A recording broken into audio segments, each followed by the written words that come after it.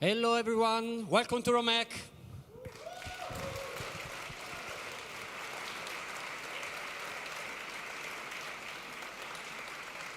Okay, so we start because we are a little bit late, but we had a lot of people in the queue outside, so we decided to wait a little bit because, we have 2 hours of break for the lunch, so we have time to manage this kind of stuff. So I start. So with me, I have Gerardo and Carola that will be the... Thank you. They will present the conference. I do just the presentation. So most of you know about Saiyan. So Saiyan is the non-profit that we started in 2017 and to do RomHack as a project. And so today we are at the 7th edition of RomHack, and the non-profit grew a lot, and we are very happy about that. So the RomHack format changed a lot. Today we have the training, we have the camp, we have the conference, we have a lot of activities, and we are very proud of that. So we have, I think, 50 associates, and we are all involved in a lot of also external activities like hacker camps, like talks, whatever. So other than that, I want just to present the today activities. So as you can see from this fantastic slide, and so we have a lot of stuff in this place. So first of all, we have the RomHack for Kids track. Most of you have kids today, and they will do 2 sessions, one in the morning and one in the afternoon, and they do live coding, hacking, I don't know, a lot of things, and so we will see later the numbers of the kids that we have today. Other than that, at the entrance we have the sponsor area, and you have 2 sponsors that have a booth here.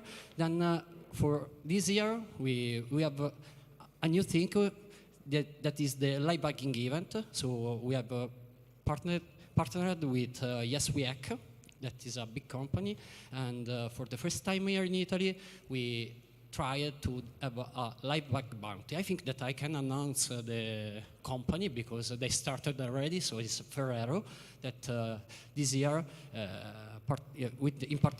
in partnership with Yes We Hack, started this bug bounty. And other than that, you have here, of course, is the conference room. On this side, you have the networking area where you have the bar. You can take a coffee, you can have a lunch, you can go outside for the lunch, or whatever you want. And then we have also a small booth of Saiyan where you can find some gift, some swag, whatever. Other than that, I think I'm done with that. And so Gerardo, it's your turn. Hi, everyone. Gabriele. So, similar to last year, we are also hosted trainings, hands-on trainings for this past week. We had 4 trainings covering all different kind of topics, from web application, Linux kernel, EDR bypassing, and hunting exploits in 0 days in embedded devices. This year we had a great response from trainings. We had 64 trainees from 16 different countries, so very international audience. And I just want to give a round of applause for our trainers that made this possible. And they are in the room, so find them. Now let's talk about some numbers in the conference. So this year we sold 1,000 tickets, and we expect approximately 800 people, more than 800. I can see like the room is full here, so we definitely are going to pass the mark. And we had registration from 32 different countries. So this is probably, or not probably, it is the most international RomHack that we ever had. We have 150, in fact, international attendees. We have 175 students. And as Giovanni mentioned, we have our RomHack kids in the other room. And we have this year 47 kids that are learning how to how to let's say, hack and upgrade to the main conference, maybe in a couple of years. In terms of talks, we have 7 talks, including our keynote, which will start soon after the presentation, and 6 state-of-the-art. I think that these topics, this year's topics really represent the state-of-the-art in cybersecurity.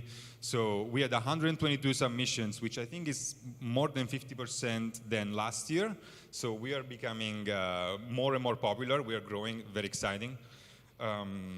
And so I also wanted to share these stats, which is, I think it's the first time we share about, RomHack is all about, we always talk about attack and defend. So we asked this year, are you an attacker or a defender?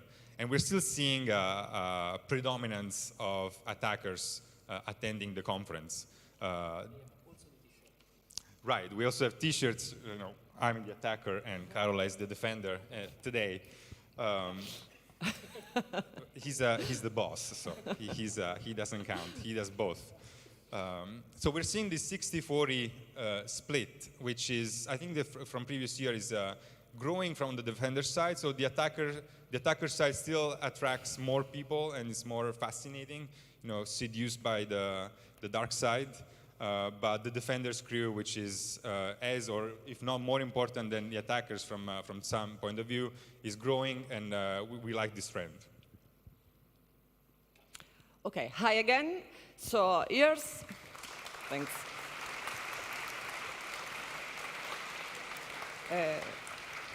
So here's today's agenda. You can see we have an exciting lineup, starting with our keynote, followed by our 6 talks that cover the latest security research.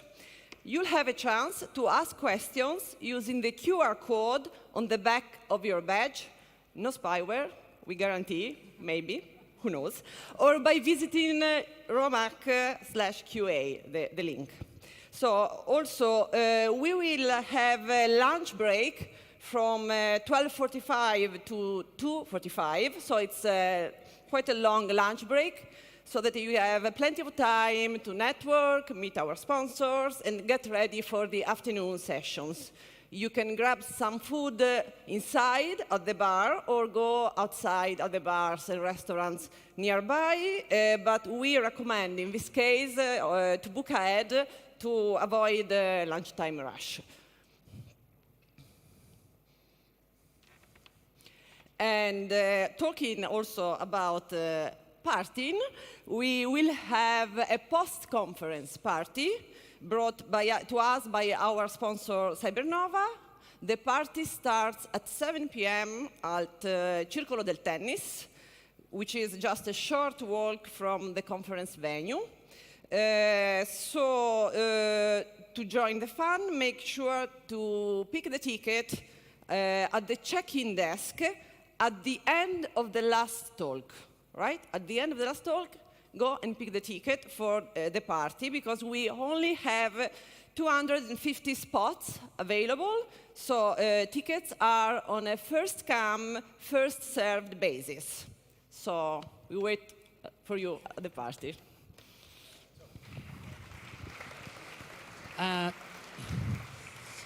Thank you. And last thing, and then we give the floor to Lorenzo. So 2 weeks ago, most of you, I know, were at MoCA. That was an hacker camp that was run by the friends from Metal Graphics. That is, I think, the oldest non-profit here in Italy, and about hacking, not cyber. It was.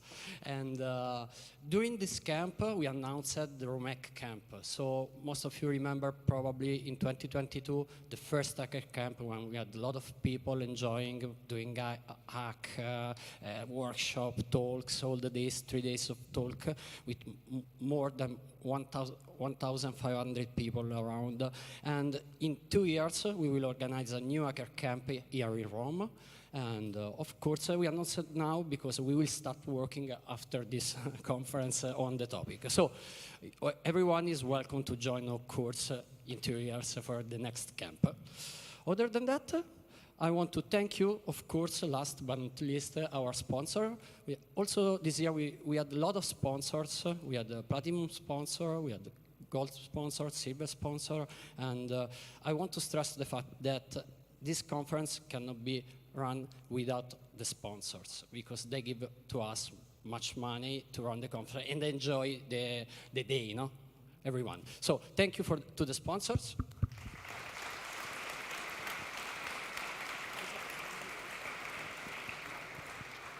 And I leave the mic to Carola. Ah, okay. So, keynote. Okay. Okay, so it's a great pleasure to introduce our first keynote, our keynote speaker, our first speaker and keynote speaker, Lorenzo Cavallaro. Lorenzo Cavallaro is a full professor of computer science at University College London, where he leads the System Security Research Lab. Lorenzo's work today blends program analysis, machine learning, and system security to build trustworthy AI for system security. So in this keynote, Lorenzo will challenge our assumptions about machine learning in system security, diving into the world of adversarial attacks and revealing how malware can bypass even the most advanced classifiers. So let's give a warm welcome to Lorenzo Cavallaro. Ah, here he is. Yes. Feels like a celebrity. Yeah, I needed that.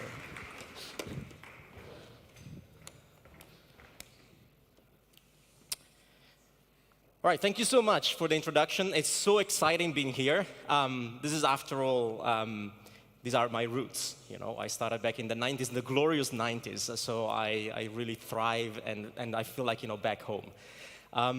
So I wanted to talk to you about trustworthy AI, but not in a traditional way. So trustworthy AI now encompasses many different properties that we're seeking for, like ethics, fairness, robustness. And usually we tend to see these things in the concept of computer visions, or maybe now in natural language. So I wanted to give a different twist and talk about system security, because those are my roots. I started off by reading Frack, Smash the Stacking for Finding Profits, IP spoofing, demystified, those kind of low-level memory corruption vulnerabilities, exploitation techniques. So I am a system security guy, and I work at the intersection of program analysis and machine learning. And this is where I want to talk to you about machine learning in this context. So we can start off by saying that no day goes by without reading machine learning fantastic advances nowadays, right? I'm sure that you can read in almost every day's issue on the newslet about advances. And this is the only moment where I'll be mentioning large language models, I guess. But to summarize the exciting period that we are witnessing nowadays. And we have reached what people call, the research community calls superhuman performance in several tasks. So if you look at image classification, so there are models that actually perform better than humans in recognizing images. And I'm not talking about recognizing between a dog and a cat, but recognizing different breeds of dogs and cats. And I have a bet that if I ask random people, including myself, whether I recognize between two different breeds, I would probably fail. So the question is, what about security, right? Is this a new opportunity for us, or have we been doing this for a little while? So actually, we've been doing machine learning in security context for a long time. I guess the first academic paper dates back around the late 80s by Dennings, talking about network intrusion detection systems. The point is that back then, we didn't really talk about machine learning. We really talked about very simple statistical models, very simple statistical learning systems, and it's only nowadays that we really use the term machine learning, or even more, AI, right? Because it's streamlined and a little bit hyped. But the question is, we've been doing research on this for 40 years, so we kind of, if you look at research papers in academic community, you can see that pretty much all the models apply to any sort of problem you can think of, whether it is window malware classifiers or PDF malware identifications, attributions, so forth and so on. They all achieve 99% F1 score, which is a metric that tells you how good you are, basically. If that's the true answer, then I would say that the problem is solved, right? So I guess that is a little bit more nuanced than that. And maybe the conditions are not there yet. And I'll try to advocate and argue why I believe the conditions are not there yet, and what are the problems that we really, as a community, and my hat is more like the academic community, but there is an intersection between academia and industry, so where we should be actually working on. So I guess now the next slide is more my homage to RomHack. And so machine learning, we can claim that machine learning already solved many problems in computer security, right? And this is my homage to RomHack theme this year. So actually, not. Okay, so this is what Mario says, not really. So let's try to understand why. There is one thing that I feel sets machine learning apart from different other domains, like whether you look at computer vision, whether you look at natural language, for which machine learning is really thriving. Security has a peculiarity. So, but before getting into this, buckle up for a second, because I wanted to summarize 40 years of research in malware analysis and detection, just with a few highlights on how we got here, okay? And I am not really stealing, but taking these few next slides from a recent keynote. So you get a keynote in the keynote from Davide Balzarotti that gave a keynote at Coda Spies as an academic conference. So fast forward, we started by creating signature, manual signature, exploiting domain knowledge. So we look in computer viruses, looking at specific patterns in which the virus would infect another piece of software. So we'll actually identify sequence of bytes that would identify a useful pattern to identify viruses. And fast forward, we learned that actually we can automate this process by creating an algorithm that actually can generate these signatures automatically. But then also we ask ourselves, oh, hang on a minute, we can actually write now attacks that blend in the normal malicious traffic. So if the signatures are not representative of semantics, and I'm going to be using semantics a lot in the talk, semantics has a very specific meaning in computer science, so loosen up a little bit. So think about actions of interest or indicator of compromise or behaviors, what you care really about the malicious piece of software you're looking at. So if the signature doesn't really match for that, you leave room for attackers to create legitimate-looking signatures, but still carrying out the malicious behavior. So then the community said, oh, hang on a minute, okay, this is not going anywhere. So we should focus on behavior. We should focus on identifying semantics. We should focus on trying to identify what is it that really carries out the malicious behavior in a specific piece of software. So there has been a pivoting point back in 2005 where people started to propose template of semantic behaviors. So this is very cool. The problem is that it's a little bit abstract because you can realize a behavior and action in many different ways. And that's the real problem. So until we're able to capture this specific component, we always leave rooms for attackers to manipulate. And the big point in this paper is also templates had to be manually specified. So there's still a lot of domain knowledge to understand, okay, what is this behavior that you care about, okay? You can think about very complex behaviors, right? So there is a point after which people started trying everything and say, oh, we should be looking at a sequence of opcodes in the binary and then build some n-grams, like, sequence of consecutive bytes that represent instructions of interest and then, build a model out of that. No. Let's have a look at APIs that are actually executed by a binary or analyzed statically, that may be executed by a binary. Oh, no. Let's have a look at Windows native API, or let's have a look at system calls, because that's really the interaction that a process can have with the system. So that's the true manifestation of behavior. Well, that's not correct. Let's actually build complex dependency graphs, so you can represent a piece of software with different graphs that captures different properties, control flow properties, data flow properties, and so forth and so on. So we end up by trying everything on everything, and we end up by having similar results, facing the same challenges, that models can always be bypassed, and there is no clear solution. So this ended up in a bunch of papers being published and real no advance of the state of the art. I'm exaggerating a little bit. There's always a lesson learned, but this is actually the situation. Then we started to say, okay, now we have a bit of better knowledge. And let's try, however, to use machine learning. So the process that we follow was like, domain knowledge, manual signal identification, automated analysis, and we started observing more and more and more data. So this is what machine learning really thrives, because it's a data-driven approach. Let's use machine learning to learn patterns of interest. And we started blindly applying a bunch of models on binaries, on system calls, on graphs, and so forth and so on. Keeping in mind also that back in the days, there was no effective ways to also learn embeddings, so to map a complex graph, for instance, into a numerical feature space, a numerical vector that is useful for machine learning. So there's been a lot of approaches even there. But it's not clear because everyone gives the same results. In a sense, if you try on a benchmarking data set, they always give 99% F1 score. So there's something missing there because when you try in real life, everything is broken. And here as well, machine learning researcher tries to do everything. Like, let's try, Bayes network, linear SVM, RBF SVM. Oh, no, now it's very cool. Let's try deep learning, right? Convolutional neural network. Let's try transformer, which is at the core of large language models. All these things learn suitable representation of the data that you provide them. But the question is this the right representation? What are the properties that you try to capture with this? Because if you don't capture the right properties, you always leave room for manipulations and for attackers to actually bypass the systems. And actually, this is where we entered this dark age of machine learning and malware analysis and detection.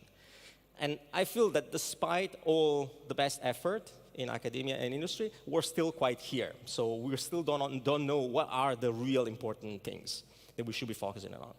And the reason that I wanted to mention is because there's one peculiarity of security that sets it apart from other domains. Security is inherently adversarial. And this is a thing that we can't just, factor out. When we reason about these things, we have always to think about adversaries. What adversaries can induce, there are different consequences. So, for instance, when you deploy a new detection system, adversaries will try actually to bypass it. That's the old cat and mouse game, right? So it's always there. But if you look more specifically at how this translates into machine learning, what you actually end up by observing is what is known as a distribution shift. Okay?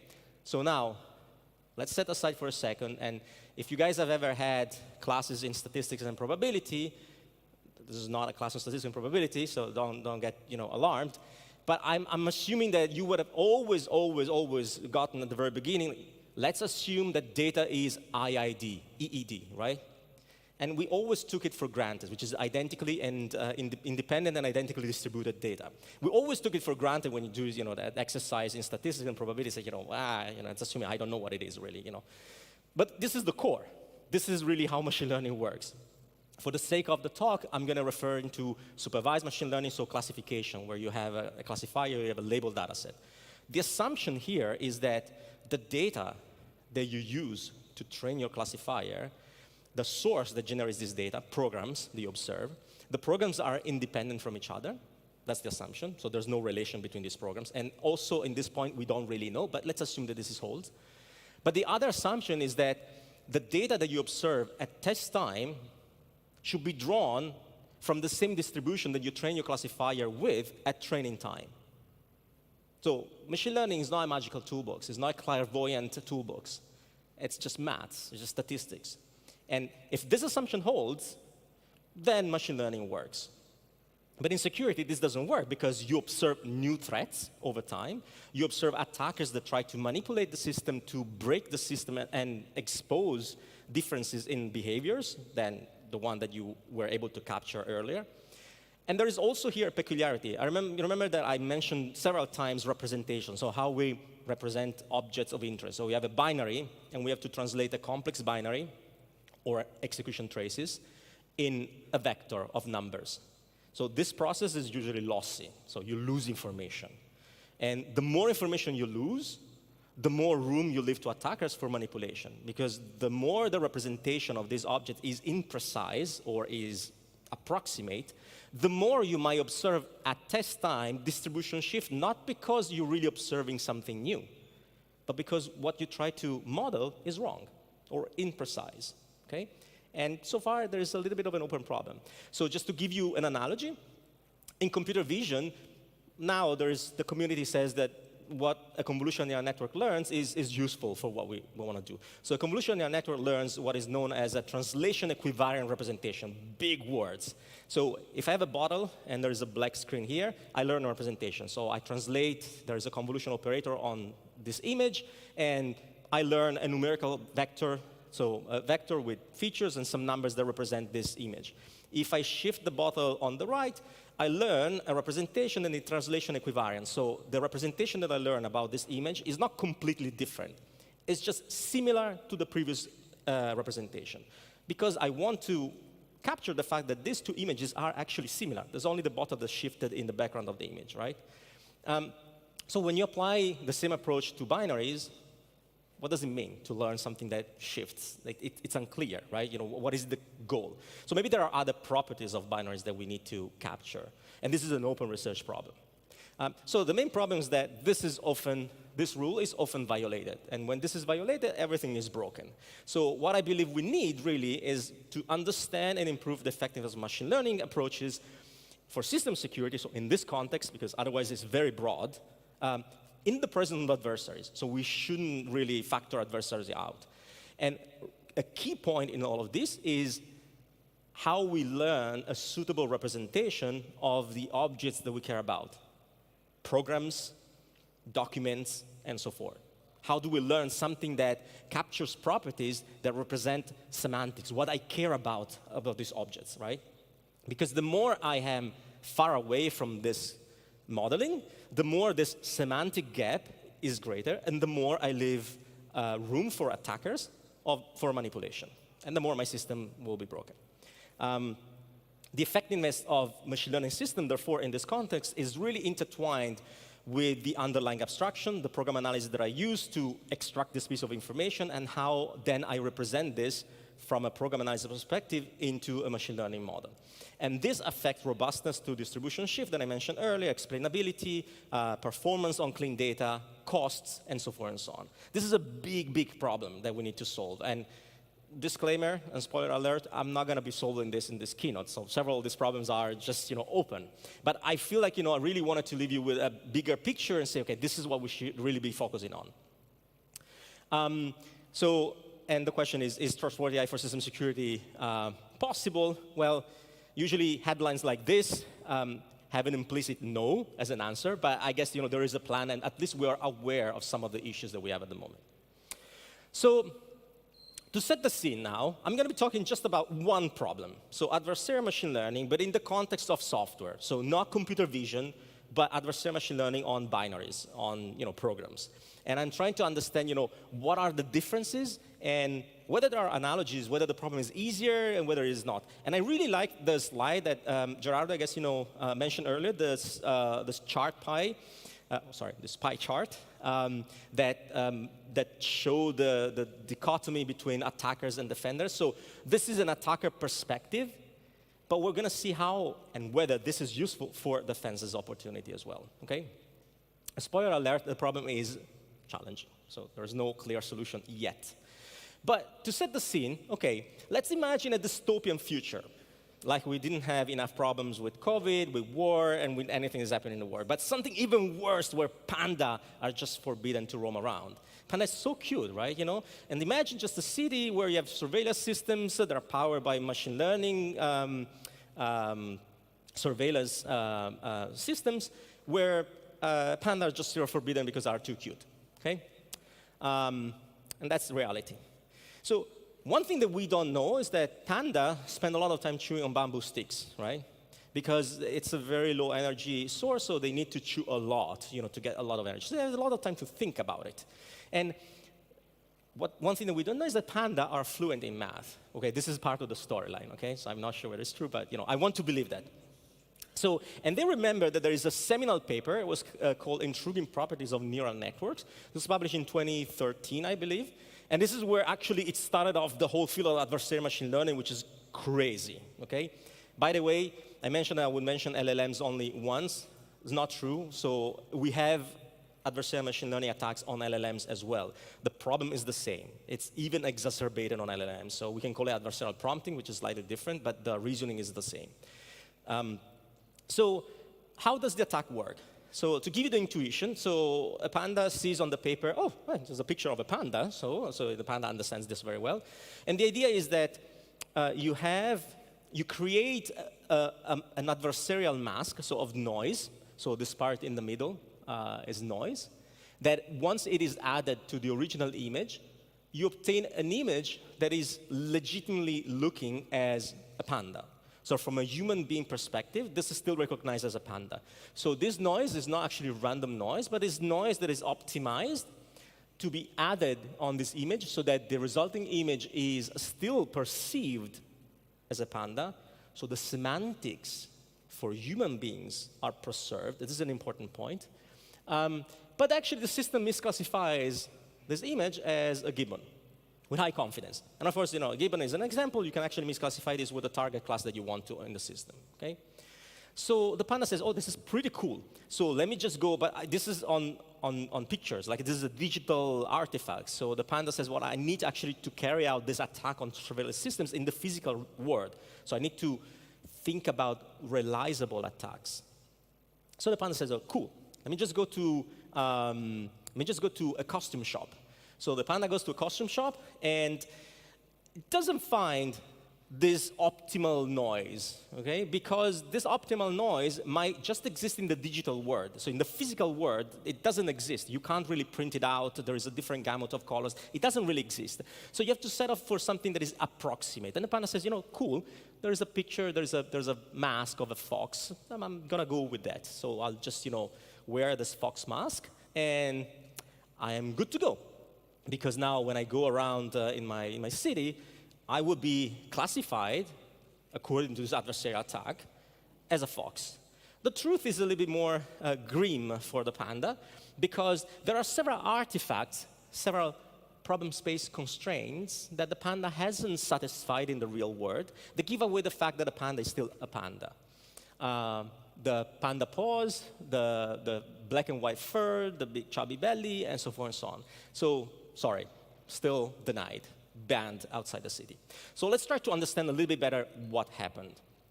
So we start off with an image of our artifact.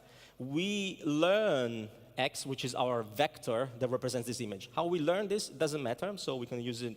Nowadays, we use a neural network, ResNet, the CNN, the convolutional neural network. But it doesn't matter. We can learn, actually specify, like in the good old days, like some features where each dimension in the vector represent one characteristic of the image that we care about. But nowadays, it seems that learned representations are much more effective than that. So the gist is that you take an image, you learn a numerical vector representation of this image, then you craft this adversarial noise, you add it, and then you end up with an adversarial image, whose corresponding adversarial representation is x plus delta, okay?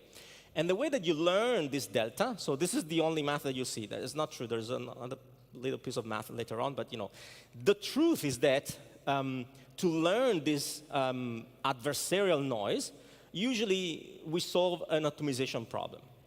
And the way that we solve this, there are different ways, different attacks, but the gist is the same. So to train a neural network, we generally try to minimize the loss function.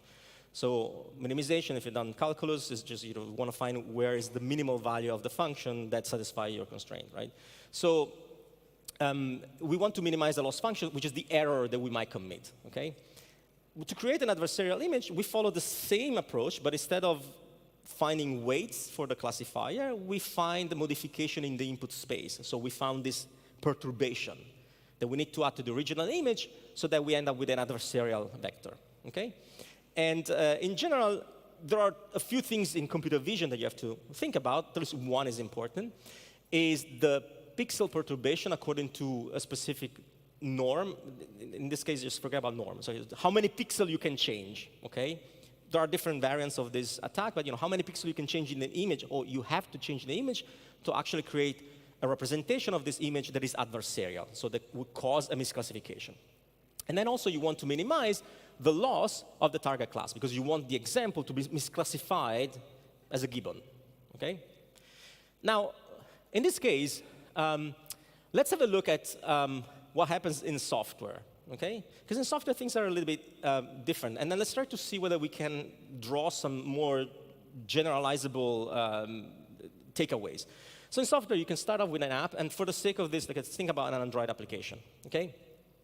So you learn a suitable representation, and again, you can use a deep learning model, or you can identify a feature vector where each dimension in the vector represents something. For the sake of simplicity, let's say that we work with a manual engineered feature representation. So we have domain knowledge, and we say that each dimension in the vector represents an API that the application might execute. And we know this because we analyze statically the application. So we have a 1. We can represent this vector as a binary feature vector for simplicity. And we have a 1 if the API in that specific example is found, or a 0 if it's not found. Okay? It's a binary feature representation, very lightweight static analysis, very simple representation. And then we learn this adversarial manipulation. So how many of these 0 we need to turn to 1, and how many of these 1 we need to turn to 0 to create, by minimizing the loss function and the target class, to create a feature representation that breaks the classifier. There are a few nuances here, though. In this case, there's no visual representation that we need to satisfy. So before, you remember that we had to minimize the perturbation to preserve the semantics. So the image had to still be of a panda. I cannot just add too much noise, because otherwise the panda is not recognized as a panda anymore by humans. So the semantics has to be preserved. In the case of software, we don't have this. There's no concept of looking of the concept of the software, right? So perhaps there's no need to minimize the perturbation. This is a key point.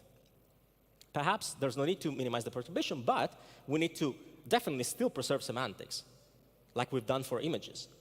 So we need to make sure that whatever perturbation we add doesn't modify the original semantics of the malware. If I have a malware, it still has to be a malware. So even more, if I have a malware, the perturbation has to translate back to code, and I have to be able still to compile the piece of software. Or if I work on binary, it has to be still able to run. And when it runs, it still have to be able to execute malicious functionalities. Otherwise, I create an adversarial vector that breaks the classifier, but it's not a threat, because the corresponding binary doesn't run, crashes, or it doesn't preserve the original semantics, okay? And this is a key point. So instead of minimizing the perturbation, there are more generic constraints that we need to satisfy. We need to be able to preserve semantics. So we need to be able to make sure that the software runs as it was supposed to be running earlier. We need to make sure also that any modification that we add doesn't give away the fact that there's been some manipulation. Because otherwise, it's very easy to strip away these modifications and actually perceive this as no longer a threat. And again, here, the distinguishing point is the fact that for machine learning, this is still an attack. But if we don't satisfy these other constraints, it's no longer a threat. And when we reason about security, we reason about threat model. We reason about things that actually work and we care about. So here in software, there is something more challenging also, because whereas to create this adversarial example in computer vision, the technicality here is that the feature mapping function is invertible and differentiable, but just keep this jargon aside, meaning that I can create perturbations that can go back to the image to change the pixel that I care about to create this adversarial image. In software, I have this blob, binary blob. I learn this representation, but then how do I go back to code? That's known as the inverse feature mapping problem, and this is a challenge. It really depends on what representation you learn and how can you go back. But this is another problem that we need to solve. OK, so now this is the only complex slide, probably, that I wanted you to focus on. And if you are going to forget everything about what I said, but just remember this slide. So this is a fictional feature space representation. We have only two features, x1 and x2.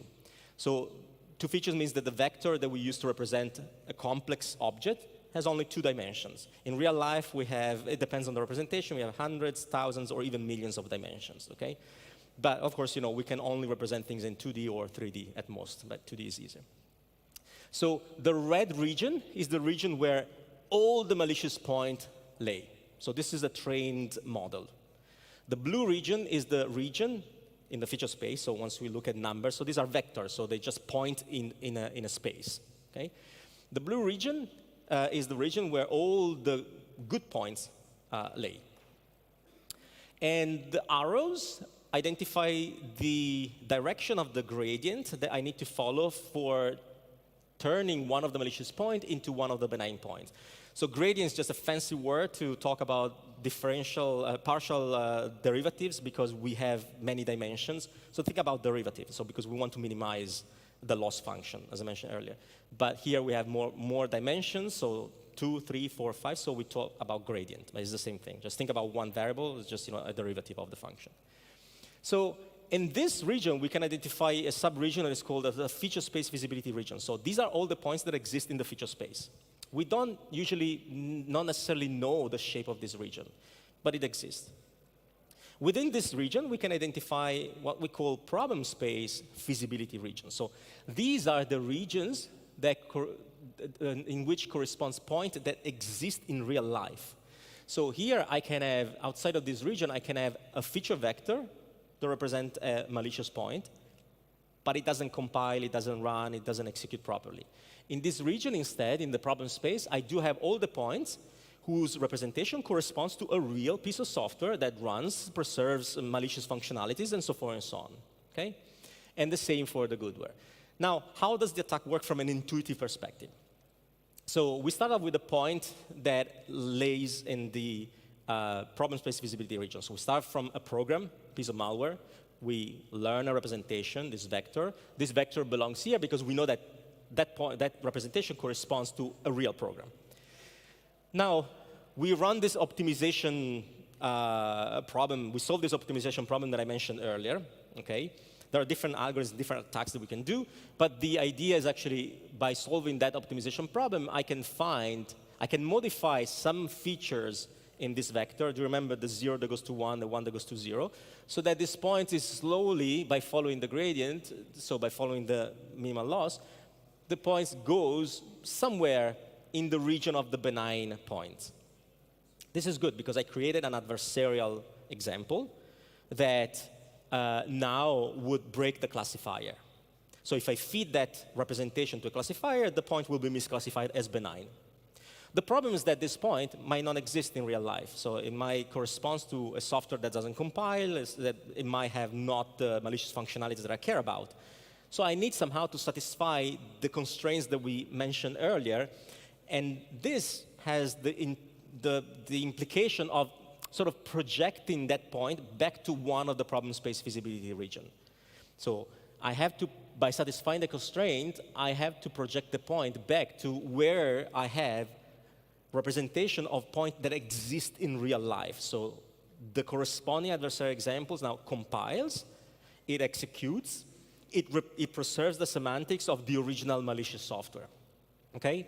So I have to do this because otherwise this is only a problem for the machine learning system, but it's not a threat anymore. I need to make sure that this actually represents still a threat nowadays.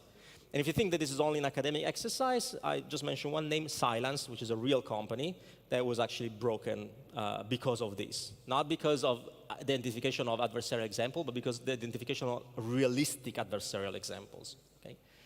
So in doing so, there is some other term that appears here, that we call it eta, which is some other features that appear because of the fact that I had to satisfy constraints.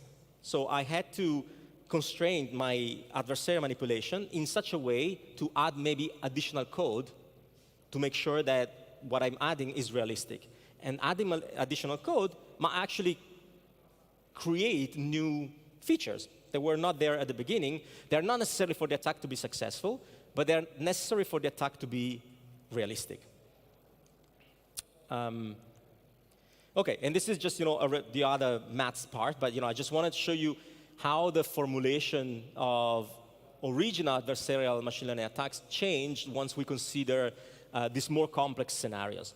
And if you look more carefully about this is all, mumbo jumbo, but it's very, simple to understand. It just tells, what are the transformations that we can do on the problem space, what are the constraints that we need to solve, and whether we can satisfy semantics, basically. And with this reformulation, we can also represent original adversarial examples in other domains, computer vision, for instance. In computer vision, some of these constraints are just satisfied by definition. You don't need to have them. So you may argue that this only applies to software. No, it's more generic. So this is just an example of an attack that some researcher performed on conference management systems. So their idea is to create a paper that was adversarial so that it would have been assigned to the reviewers that they wanted to select for this attack, okay? Because maybe they had colluding people, so they could actually do this. And here you still have to solve the same issues. So the no inverse feature mapping problem, meaning that once you find this adversarial representation, you need to go back to text.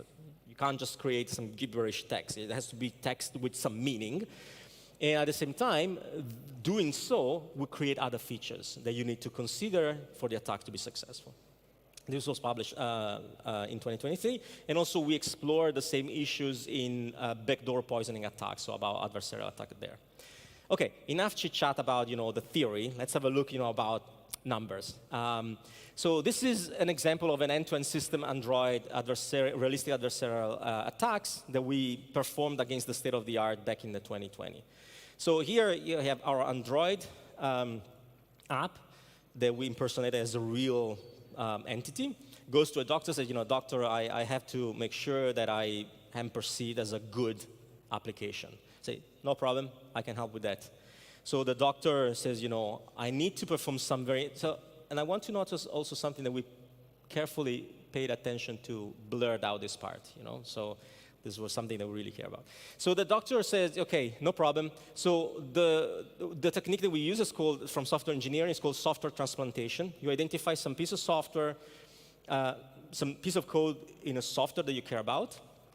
It's like organs, so you just chop it out by using a technique known as program slicing. So you take out this part of code, and you transplant it into another program. This is to make sure that we satisfy a few constraints. One of realistic, so we didn't really want to add orphan APIs or things that we care about in our adversarial example. We wanted to transplant something real that was part in the benign corpus of data. And we want to transplant it into the malicious software.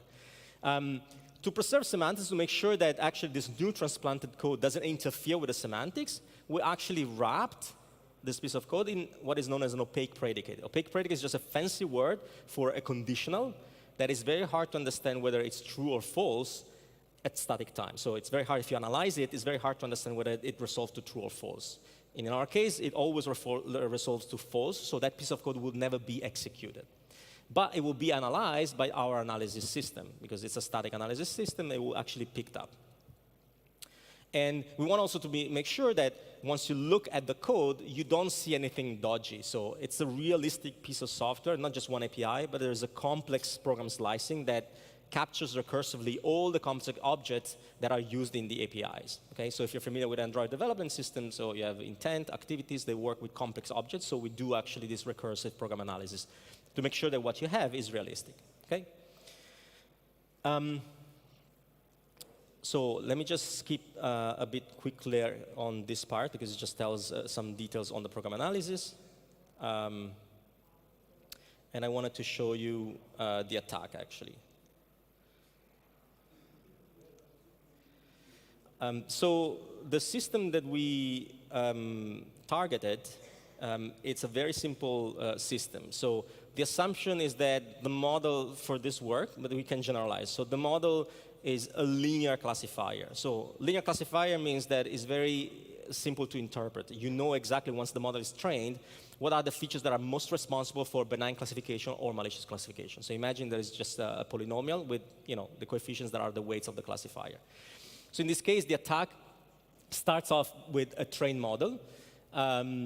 You pick up the feature with the greatest benign weight. We know it because it's highly interpretable, the model. We pick that up. We add that to our malicious point.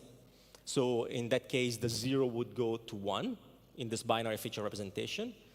We look actually in our database for the gadget, so this piece of code that corresponds to this feature. We wrap it up in an opaque predicate, and then we transplant it into the malicious piece of software.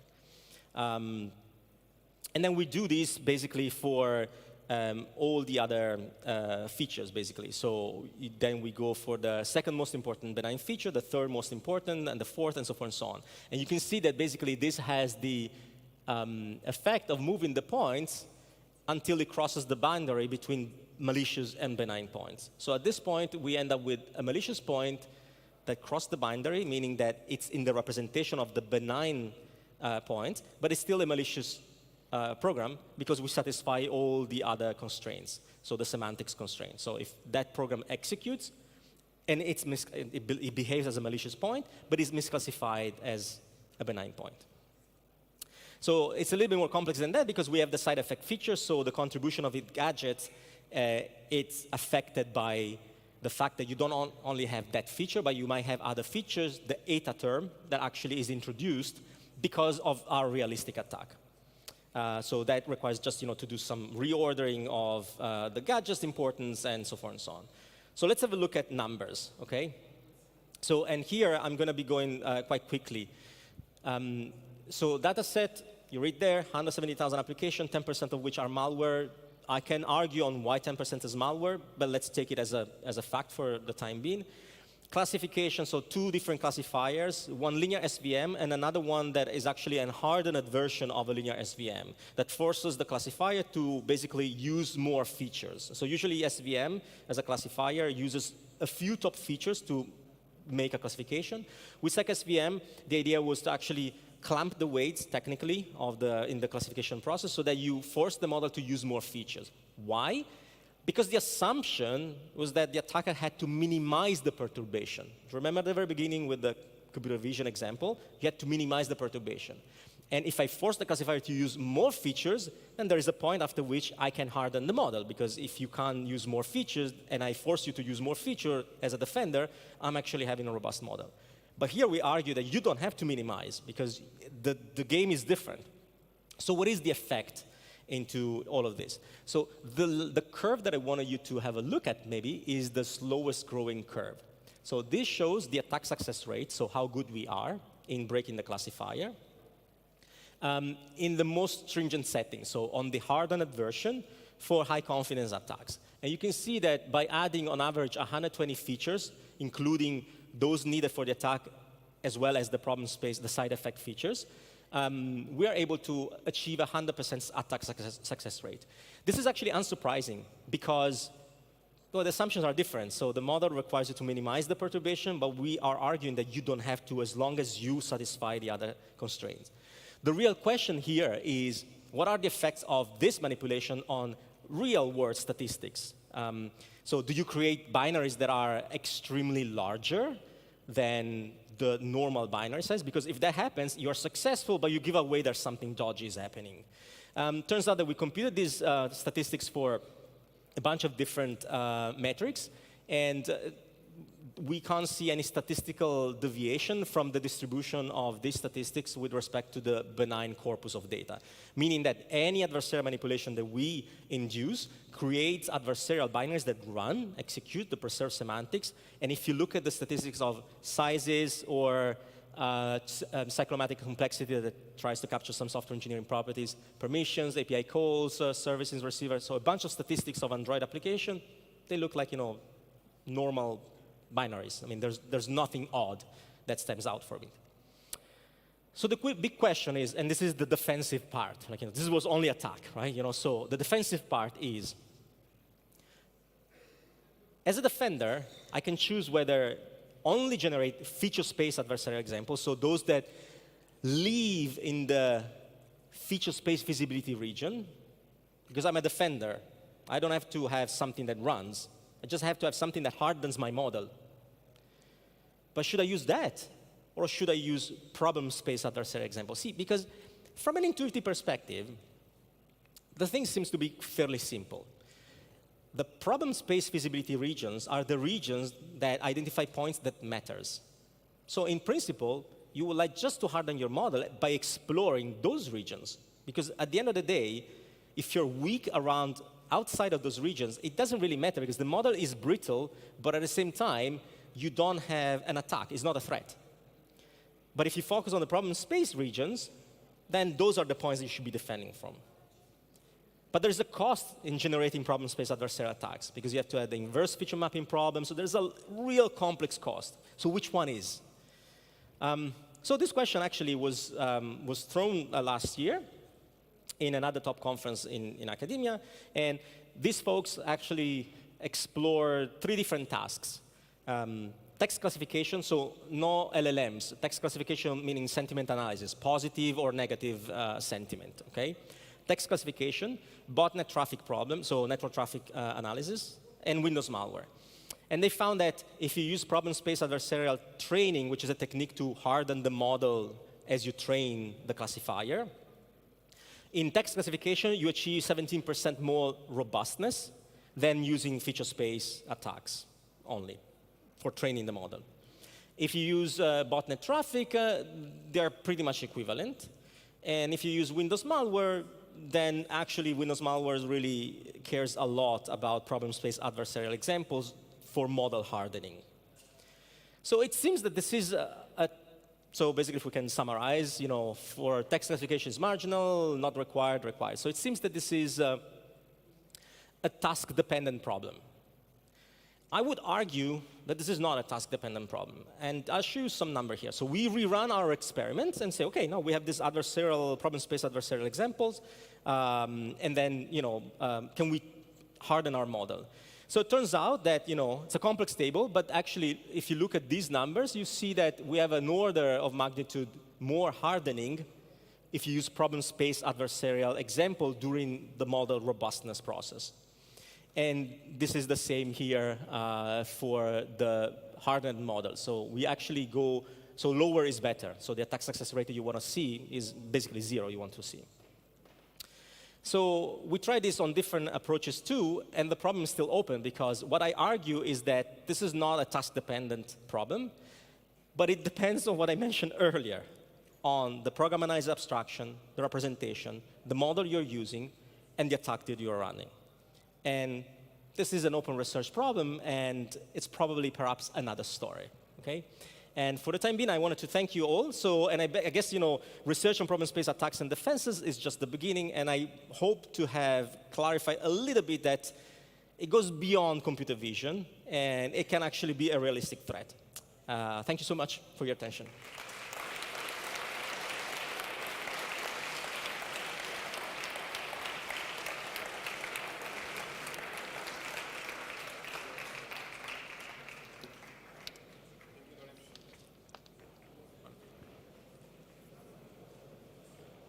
Thank you, Lorenzo, for the talk. Very interesting. And, this talk makes me feel that most people that talk about this stuff don't know much about it. And so you really showed that you know your stuff. Thank you. Thanks. In the interest of time, we have one question from the audience. Have you already experimented using a feedback-based technique which uses an LLM or AI to generate adversarial apps to model the perturbation? Yes and no. So we are experimenting at the model at the moment on whether we can create malicious examples using LLMs, for instance. And there's a bunch of issues, of course, with jailbreaking, like safeguarding mechanism. But it's actually quite doable. What we've done, though, is this picture that I haven't had time. Oh, this has already gone away. But there was another approach where we are exploring reinforcement learning to actually create this game where we have a feedback loop system to create adversarial examples that are able to bypass adaptive defenses. So what we're trying to do is not to create attacks that break everything. We want to understand whether those attacks can be useful to harden our model, because that's the key point, and whether we should focus on that. Because we cannot explore the entire feature space. It's not possible. So if we can identify just pockets of regions where those are the things that matter, maybe we have a better option. Thank you. And again, thank you, Lorenzo.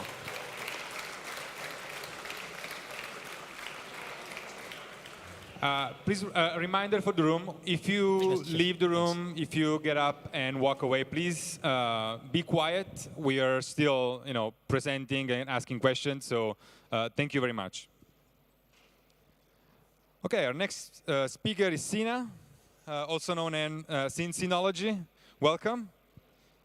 Sina's talk is titled Unveiling the Ivanti Vulnerability from Discovery to Exploitation. Thank you.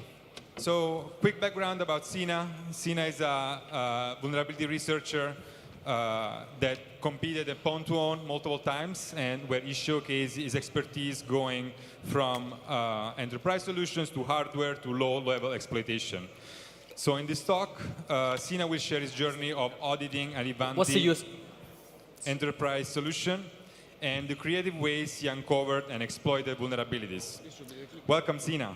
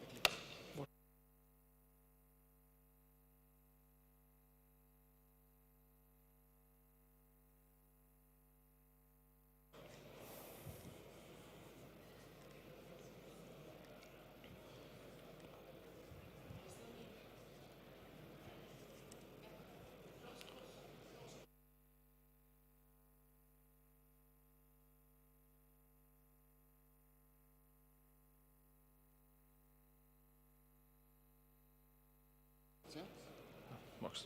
No. That works.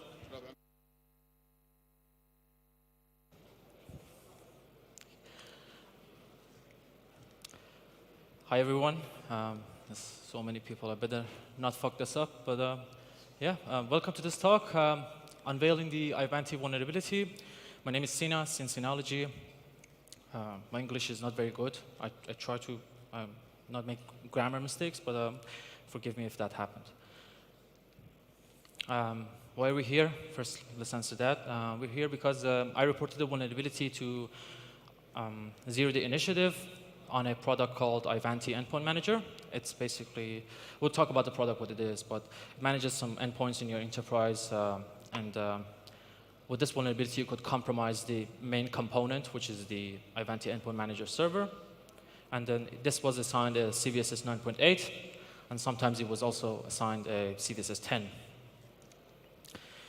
Before I do anything or talk anything further, now that we know why we're here, I just want to give a few shout-outs to two of the people who were very important in me learning about .NET and .NET exploitation.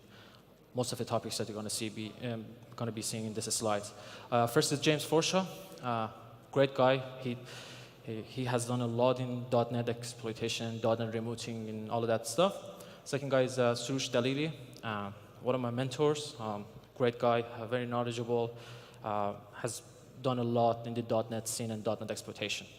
And lastly, I can't really pronounce his last name. I think it's Marcus Wolftange, if I'm not wrong. A member of the CodeWhite team, has been always answering my questions regarding .NET vulnerabilities. Yeah, I just, when I reported this vulnerability, it was like 130 days ago, and then Ivanti took its time to actually disclose the report, and then ZDA was pushing them to disclose it very soon, but it was taking a lot of time. But this got a lot of good attention. And then just a few days ago, Ivanti published a security advisory for their endpoint manager software. Endpoint manager has 2 versions, as far as I know, 2022 and 2024. That doesn't mean that 2022 was just like it doesn't update it or anything. It doesn't get updated or anything. It's just like Windows Server 2022, stuff like that. It just has 2 versions. And then there was a ton of CVEs. This product is very, very vulnerable and heavily deployed as well. But only one of these CVEs was something that was pre-authenticated remote code execution, at least known publicly. And it was this one, the one that I reported. The description says that what they publish, the serialization of untrusted data in the agent portal of Ivanti EPM before the update, software update number 6, or the 2024 September edition, allows a remote, unauthenticated attacker to achieve remote code execution. That sounds very scary. And now let's talk about who I am. I'm a vulnerability researcher. I'm a Pwn2 contester. I blog at Summoning Team, and you can find me at Cincynology. Now, let's talk more about Ivanti EPM. It's one of those fancy-looking softwares that a vendor sells to a lot of people, and it's not very well tested. It has a ton of vulnerabilities, public and private. If you just do a quick Google on what is Ivanti, they say it's an all-in-one endpoint management. I think it also does endpoint protection as well. Like it has like agents and antiviruses as well. But you can install software, push updates, do statistics checks on your endpoints. Like you have like a Active Directory environment, and then you want to manage all the machines that you have. It has won a lot of awards. This is just to add how important this product is. And then none of these awards look very good in regards to security-wise, unfortunately. While I was reviewing the attack surface for Ivanti EPM, I noticed that there's a lot to cover from basically native web services, custom web servers, .NET stuff, .NET remoting, a lot of ASPX applications, a lot of IIS application pools, you name it, everything was there. And what I was, I think, one, 2, 3, 4. Can you hear me? That's good. Okay. What I was looking for was the. Okay.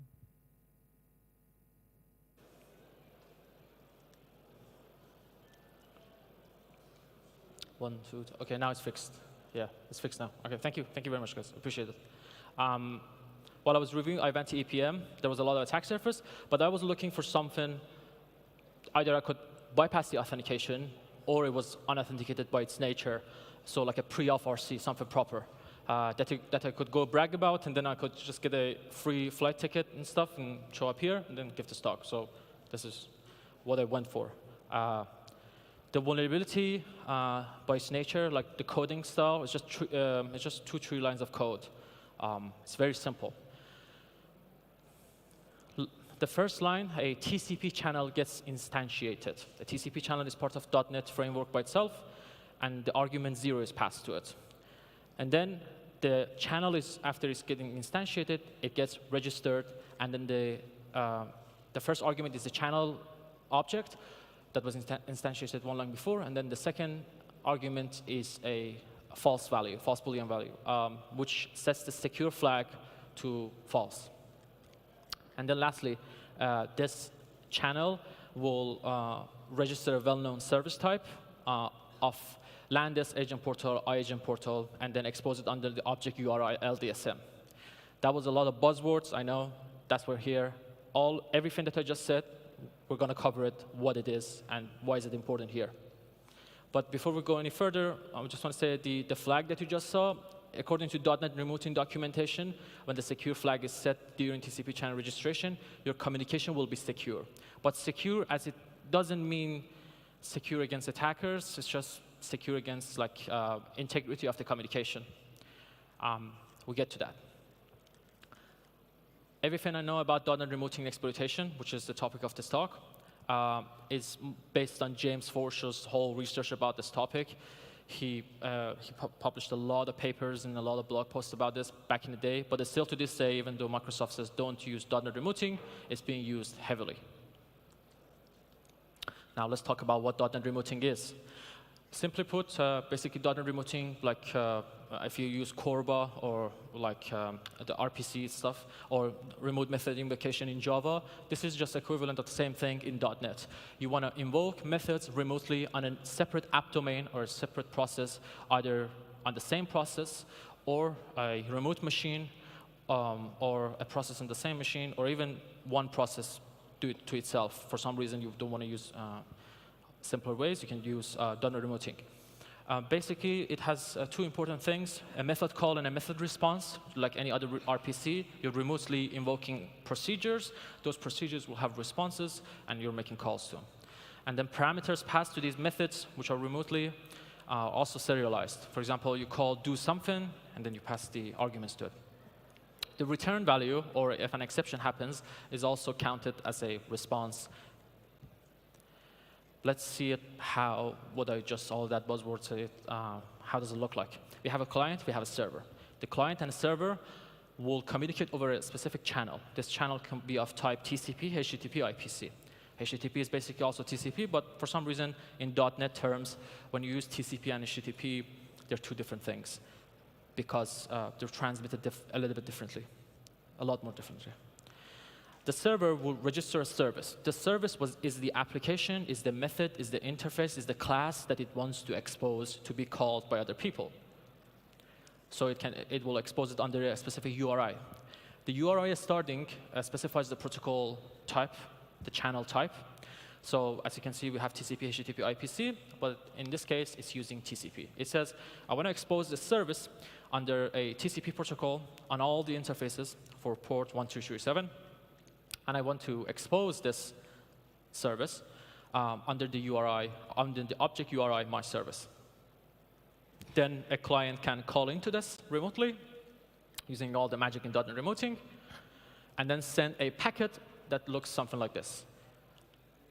Now, if you have an eagle eye, you will catch that this is a serialized object being transmitted, and serialization most of the time leads to bad behavior. So the client will serialize this packet, send it across, it gets received, and then deserialized. And then what can go wrong? These serialized messages can be transferred over default channels, such as HTTP, TCP, or IPC, but you can also implement your own custom channels. I've seen that in the wild, not that much, but you can see them in very well-known products, actually. The transmitted information, as I said, it's serialized, also known as formatted in .NET terms. If you go look into the implementation of a DLL called system.runtime.remoting, you'll notice that it's very simple. There is just a couple of classes, which their name just says this is for the IPC, HTTP, or TCP, and the sinks and everything else, which we'll talk about a little bit further. The whole dangerous thing with .NET remoting is the fact that it does automatically deserializes all your requests. And this automatic deserialization leads to catastrophic behaviors.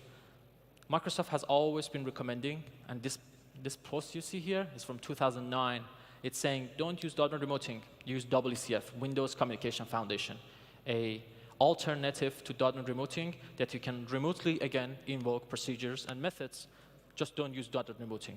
It achieves the same, you can argue with this, but at least 95%, it achieves the exact same functionality, but it's just not as bad as .NET remoting. Now, this might be the first time hearing about .NET remoting. .NET remoting is simple. A server will just write a couple of lines of code. It creates a server listening on a port 1, 2, 3, 4, 5, for example. It registers that it calls it a channel, and then it will expose a class and all of its methods under a certain URI. In this case, that URI is my remoting class. And the class that is getting exposed is called my remoting class again, under the port 1, 2, 3, 4, 5 for the TCP channel type. And then a client will simply say, I want to connect to a remote .NET remoting service under this specific URI, TCP, the IP, the port, and the object URI which was used. Now, James Forshaw has published a diagram of how a overview of the whole .NET remoting scene and how it works. Basically, you have a client and a server. They both have channels. They communicate to each other, and then they use something called a transport sync. Transport sync will pass the message to formatter sync, and this just goes back and forth. The first time that I saw this, I was like, what is this? Like, I don't understand any of this. And I think it's probably because I'm really slow to catch up, but I think it took me like a year or something to understand all the pieces in this picture and then like really dig into them by reverse engineering them. And I saw other people like saying they know exactly what this is, but they didn't really have an idea of what this is. So it can be complicated, but we'll try to make it more simpler here. That diagram can even be more messy if you dig into some custom targets, which they try to use the core implementation of .NET remoting, but they want to customize everything. So they can customize the transportation sync, the client channel or the server channel, the formatter sync on both sides, and also the dynamic message syncs. By default, .NET remoting offers 2 deserialization syncs. These deserialization syncs are where your message ends up, basically. You know, sources and sinks, all of that stuff. You send a serialized packet, it ends up in a sink. And that sink's job is to deserialize it and understand that packet. By default, we have binary formatter sync and SOAP formatter sync. And these two are horrible, horrible, horrible .NET deserializers, which basically give you code execution in majority of times. But Microsoft thought, OK, using these two basically formatters or deserializers, binary formatter and SOAP formatter, is very dangerous. How can we do something that protect against just people just nuking the endpoint and just getting code execution? What they did was they introduced a concept called type filtering. Whenever I say type filtering, this is because with .NET remoting and all of these RPC like RMI and Corba, what you're doing, you're transmitting your objects, and objects are called also types or classes. These are all just like connected to each other. So they were like, we want to introduce some sort of a mechanism that will control what types are dangerous and what types are not. And a developer can customize it or use the default one. So they introduced filter level. A filter level protects against automatic deserialization using dangerous types. They introduced two modes for this type filtering. One is called low, and one is called full. And this is how it looks like in code. The first line will create a sync instance. Whenever you're creating that deserializer, you can set a setting on the serializer called type filter level. And then if you set it to low, which Microsoft recommends, it will protect against people just exploiting your .NET remoting instance and deserializing whatever they want. And then you just pass that setting when you're creating your TCP channel. What happens when we're exploiting a .NET remoting server, which is using type filter level full, which is not the default one? Well, basically, you can achieve remote code execution. And James Forshaw did an amazing job on covering how exactly this works. As like an overview of it, basically, he realized that he can instantiate a directory info or a file info class instance, and that object will stay on the server side, and then he can access a reference to that object from the client side. So basically, you can do file system operations, as the names will give you, directory info, file info. You can basically do file system operations on the server side, and then write files, read files. But how exactly does that look like? Well, we have a client and we have a server. They instantiate a remoting channel, and then we have a server which has something called a binary server formatter sync. This is the sync it chose. It could have used SOAP formatter, but it's using binary server formatter that handles .NET remoting messages. The client will instantiate a create directory info, it creates a directory info. It serializes it and then sends it across. But the problem is, well, if you create an instance of directory info, that object is on our side, like it's working on our file system. We don't want to write a web shell or a DLL into our own file system. We want to do it on the server. So we need to trick the server into instantiating this directory info and passing us a reference back to us so we can use it to control the file system of the server, not the one that we have. And the trick goes over that, which will cover how exactly this reference leaking kind of works. But once we do have a directory info instance that is referenced by object, it's marshaled by reference, we can basically do like a create fake assembly.dll, and that makes the server to create the same file on the server side. But how does the low type filtering exploitation work? When the filter level is set to low, these limitations are applied. Objects derived from marshal by ref object, delegate serialization holder, object ref, envoy info, and sponsor cannot be deserialized. Now you might be wondering why these ones, because James Forshaw is attacking these ones so much that they put it on some sort of a default list that protects against the type filter full mode. Objects which are deserialized must not demand any CAS permission other than serialization formatter. What is CAS? Well, if you're an old school developer, you should remember that we had something called, well, I mean, we do still have it, something called code access security.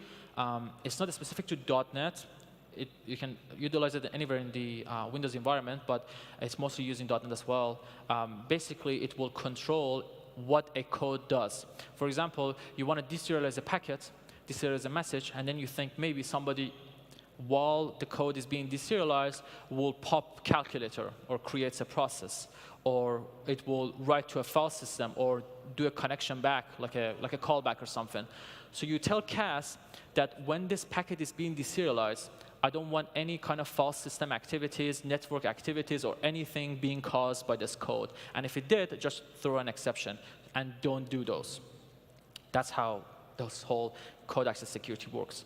It restricts untrusted code from privileged actions. Now, how can we bypass CAS? We have something called a permit only in CAS. Basically, in code level, that's how CAS works. You just invoke CAS permit only, and then you tell it that I only want certain things to be permitted. And with .NET remoting, as we said, only, we said it here in this slide in the last line, we said it only allows deserialization permissions, not file system, creating processes, or anything else. How can we bypass it? Well, James Forshaw figured out that this CAS is only applied when you're sending when you're invoking a method remotely. So if we want to send a packet which is of type method call, so you're calling a method remotely, and then you want to send a serialized packet which is malicious and creating a process or something or working with the file system, CAS will prevent you.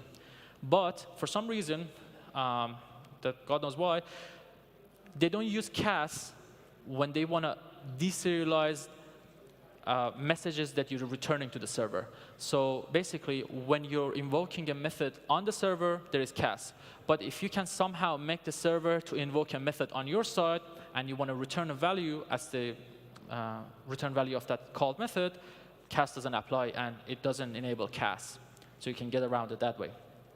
But we need to look for a universal way that we can make any .NET remoting instance will call back to us.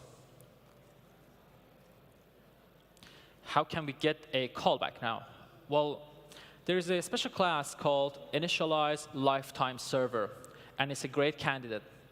Basically, this method is implemented on the server side of .NET remoting, and then it manages objects lifetime. So you can instantiate it and get an instance of it from the server. Once you do, it implements an interface called iLease. It doesn't matter really what it is for now, but it basically has a method called register that you can call. And once you call it, it makes a call to the server because it's implemented on the server side. And it expects an argument of type ISPonsor. Not exactly of type, but just it needs to implement ISPonsor. And after 10 minutes, the server will call a renewal method that is implemented on your side. So this way, basically, you create an object, and then you tell the server that this object has a lifetime. And there is a code on the server side that checks for the lifetime of the object if it's dead or not. And in order to do so, it calls a method on your side. And it's called renewal. But it takes 10 minutes.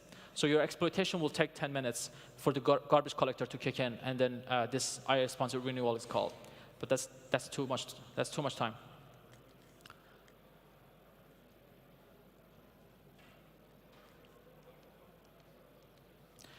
And here's how it looks like. The client and the server, they make a remoting channel. The client, us, or the attacker, will call the register method, which is implemented on the server side. And after 10 minutes, that's minimum, the server will call the renewal method on the object that we have passed it. And that causes the callback to happen. And once that method calls back to us, we can return a serialized message to it, which will bypass code access security or CAS. But is there a quicker way? Well, first I found out that if you, instead of, in the previous picture, when you're calling the ILEAVES register, instead of passing it an argument which implements the IA sponsor interface, so later on the renewal can be called on it, if you pass another object which doesn't implement the IA sponsor interface, the server will think, oh, maybe something went wrong. I'm going to fix this invalid type. I was expecting a certain type, but you've given me another type. So I'm going to try to convert it for you. And it's going to ask us, did the object that you just provided to me have a special method called change type? And if it does have this special method implemented, change type, I'm going to invoke it. Once it does invoke it, it will make a call back to us. We just need to have the object needs to be implementing, the object that we provide to the server just needs to implement the iConvertible interface, and then we implement the toType method on it, which gets called. It gets called by the change type method. And we don't need to wait 10 minutes. This is called argument coercion, coercing the arguments.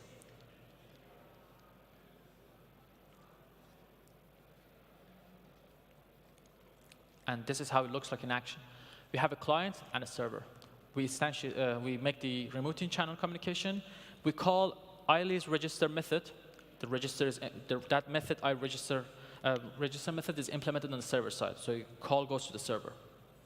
The server will receive it, but then looks at it and is like, oh, the argument that you passed to me for the register method that I have is not the type that it should have been. I'm going to fix this and call the change type method that I have on your object, which is going to, at the end, call the toType method. So it's going to make a call to us and then call the toType by the change type. And then we're going to respond to it by another payload that will instantiate a directory info instance, and then it's going to receive it, it's going to instantiate it for us, and then pass us back an instance of the directory info by reference. When we say something is by reference, that means we didn't instantiate it, somebody else did, and then they're passing us the reference to that object. Once we capture it, we can do a write what where anywhere on the file system and achieve code execution that way.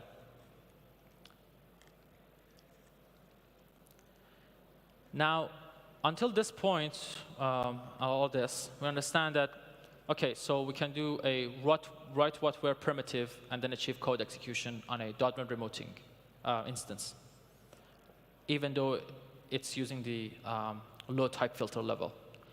But the problem that it happens now is, with Ivanti specifically, I was using it in a certain engagement, and Defender knew how to protect against this because there's like a specific flow that it goes back and forth, and then it was preventing me from writing a DLL and getting it executed. So what I did was I wrote a web shell to one of the IIS inet pub directories. Not the inet pub directory, but one of the public web directories that was on Ivanti. But once you do, the code execution that you achieve is running as a IIS worker user. In order to get around that, I realized that the IIS worker that Ivanti has configured has, in the same process, the same worker process, it has access to a lot of tokens, and there's a lot of handles which correspond to tokens that I have privilege to swap with my own token. And one of those tokens belongs to a NT system. This is a flaw in the Ivanti. This is not patched because they didn't really care about patching this one. It's not a, you can't really say it's, they can patch against it, I think. I mean, they can, but they really didn't care about this one. So it's a privilege escalation if you can write to the IIS web application and escalate your privileges. This was inspired by Kourosh Dabbagh. Kourosh Dabbagh is a red teamer, if I'm not wrong. He's a great researcher. He actually has published a web shell for this. I had a web shell privately, but then he published an article about one shell to handle them all. Basically, once you achieve a, I don't know, you did an arbitrary file upload, you did path traversal, you did a write what where, whatever, with like a .NET remoting or anything, you've achieved to write a file on the server side, and now you can browse to it, but you have low privileges. Now, these low privileges, you can escalate them by swapping your own token for another one in case the application pool has been misconfigured or the web application has misconfigured itself. You might be wondering, how exactly does this happen? Like, how does this misconfiguration look like? I'll give you an example. There's a lot of examples. Imagine you have a web application in .NET, and you've configured it in a way that it does basic authentication. So whenever somebody browses to it, it shows like a 401 unauthorized, and it asks for the username and password. Once you put the username and password, which belong to your maybe Active Directory user or whatever, you log into it, and the application forgets to call the dispose method on the object to destruct the object, so the handle will always stay on that process. And that's one of the problems with Ivanti. And you might be wondering, so does this mean that somebody needs to be logged in into Ivanti so there is a token there so we can swap it? No, because there is a worker process running somewhere on Ivanti which is always logging into the web application always. So there's always always a lot of tokens just going there, and then you can just swap them. This web shell, once you upload it and you browse to it, you just click Get Token. And then once you do, you can see the list of all the tokens. I don't know if you can zoom here. No, we can. You can see System, Network Service, and the iUser. iUser is the one you have usually. And then you can just swap your token and then run a command. We're going to see a demo of that.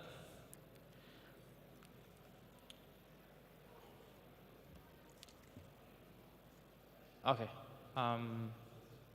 Sorry. The right corner is a little. OK. Hi.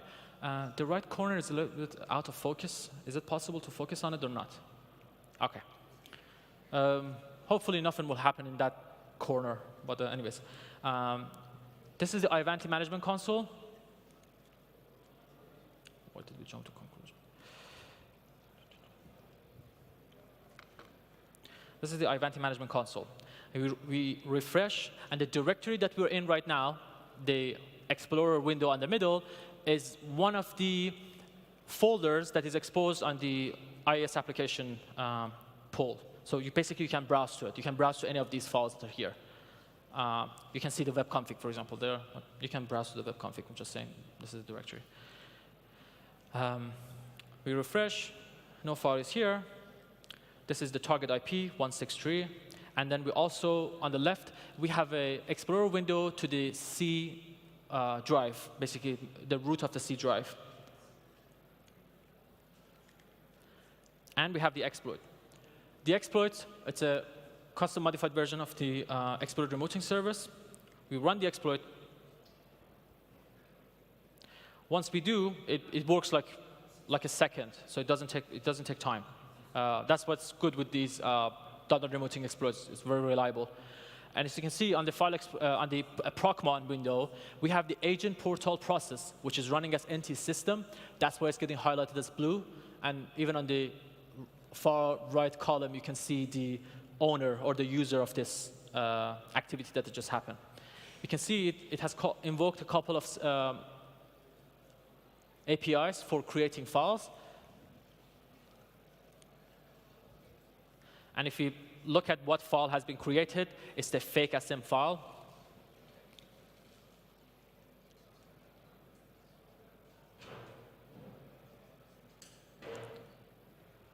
So we can browse to the file, and then the file has been uploaded there. We click on Get Tokens to get all the tokens which we have access to. And then we can see we have a token for NT system lying around. And we're just going to run a command, which is going to write a pond to C. Since this is running on session 0, if I'm not wrong, you can pop calc. I mean, you can. There is a trick for it, but it's just too much work. Just like you can just like write a file to C. It's easier. You can open it, and then the file gets created.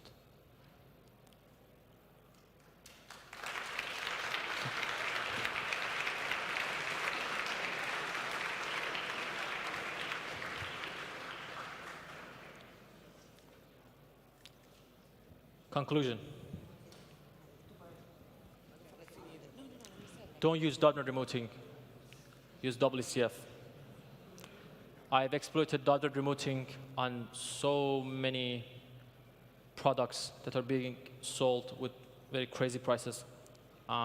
Should start a company maybe for that. But anyways, use WCF. .NET remoting is garbage. It's not good. It's a beautiful piece of technology, really. Like when you reverse it and you realize like what kind of decisions they made for like transmitting objects very fast and just like how objects are reconstructed and everything. It's a beautiful piece of technology, but it's just too dangerous to be used compared to something like WCF, or you can use gRPC from Google. Google also has something for that. Even sometimes you can implement a custom deserialization binder for .NET remoting. Even if you do that, what happens is that most of the time can be bypassed. If not public, we have private gadgets for them, just like knock them off. .NET remoting authentication is always implemented horribly. An example was Veeam backup and replication, which we exploited a few weeks ago, which had .NET remoting. It had a binder, and they were using the secure flag, but the authentication was possible to bypass because it was wrongly implemented on the .NET remoting. The binder could be bypassed, and there was like a blacklist that could be bypassed. Shout out to Kheirkhah of CodeWhite. He was the discoverer of that bug. I just did an NDA analysis on it and wrote an exploit. James Forshaw. This guy is just like an amazing human. Like, it's just so much level of knowledge he has. None of this would have been possible without James Forshaw's book. I'm just read his blogs, years, and just like read his tools, and then asked him for help, and then just like, yeah, crazy. He has published a book called Windows Security Internals. Go buy it. I've bought it and read it. It's an amazing book. It's really good. I haven't seen any book going over Windows Security Internals better than this book, and as easy to understand as this book. Conclusion, if you have any questions, you can either, I don't know if there's like a time for questions. We have, yes. You can ask them here. If you're too shy to ask it here, you can drop me an email at summoning team. I run a training by myself, so I usually do these talks to advertise my own training. It's just a one-man training. It's called Advanced .NET Exploitation. You can just Google it. If you search .NET Exploitation, it will pop up. .NET Exploitation training, and then you're welcome to come to that training if you'd like to. And that's it. Thank you.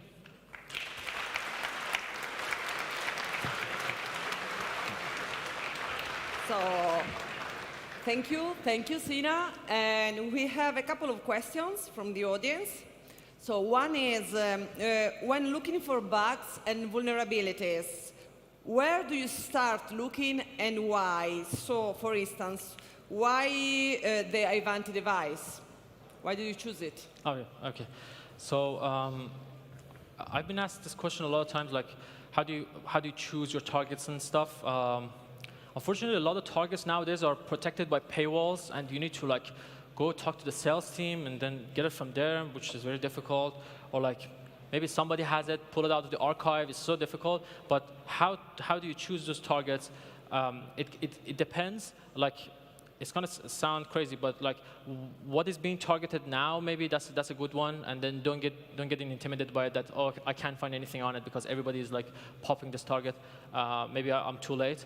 That's one thing. And then also you can look like there are some names like Ivanti, I don't know, Ivanti, Palo Alto, and I don't know, like all of these companies. They're pretty famous, right? Just like you can just go Google saying their Ivanti products, and then they just show up, and then just download them and look for vulnerabilities on them. There's another website, like you can also go to, I think there are websites which compare what's the, for example, best endpoint manager software in the market now, and then just like a top 5 list. Just take the top 5 list and then just go reverse it and just find bugs and then just exploit it.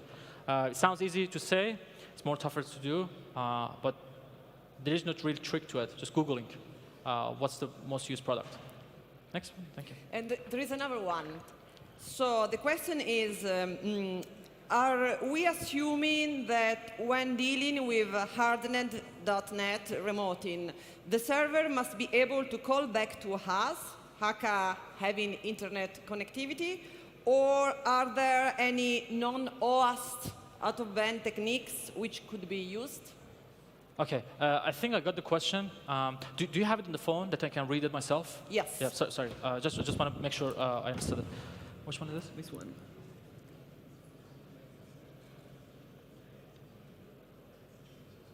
Oh, OK. Yeah, you read it perfectly. Yes. Yeah, so basically they're saying that, for example, at this step right here, that we're doing the course arguments and then just like makes a call back to us and then we send it stuff. Publicly, you always need to get a callback. I do have 3 private techniques which I use which don't rely on anything callback. It's just a single shot request. It achieves code execution without any callbacks. But publicly right now with the tools we have and the POCs we have, there should always be a callback as far as my knowledge goes. I might be wrong, but that's what I know. Yeah. Thank you. Thank you. Thank you. Have a good day. Thank you. Thank you. Thank you.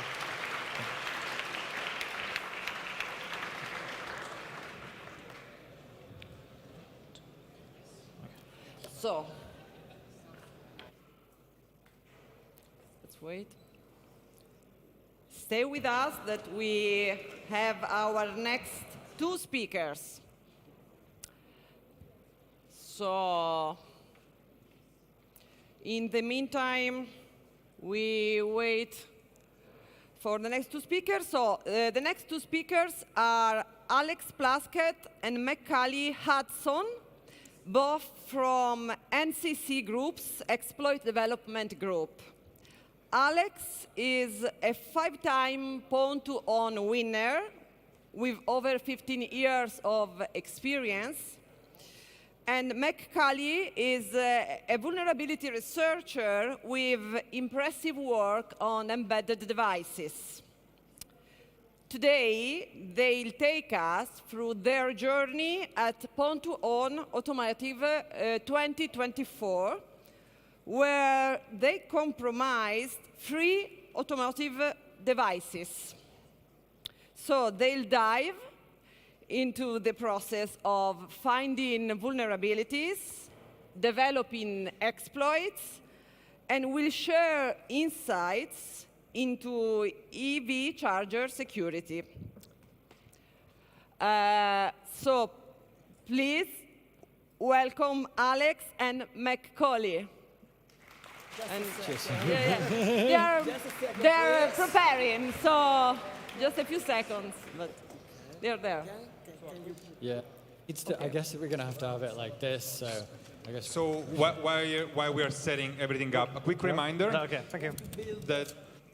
A quick reminder that we forgot, a very important reminder. So in the other room, there is beer. You can see in the map that there is a beer station. This year, we are preferring not to use plastic cups because We love the environment. We don't want to waste any plastic worthlessly. So please go there, get a cup, and feel free to refill it for free throughout the conference. But please get a reusable cup. We are providing them at the station. Yes. That's it's the beautiful. cup.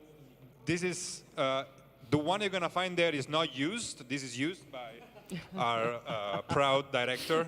We sell it at the end. Yes. So go there and grab one of these. And refill responsibly. As, Half responsibly. A quick reminder, another reminder. So if you notice, if you have a QR code on the back to ask questions, please use it.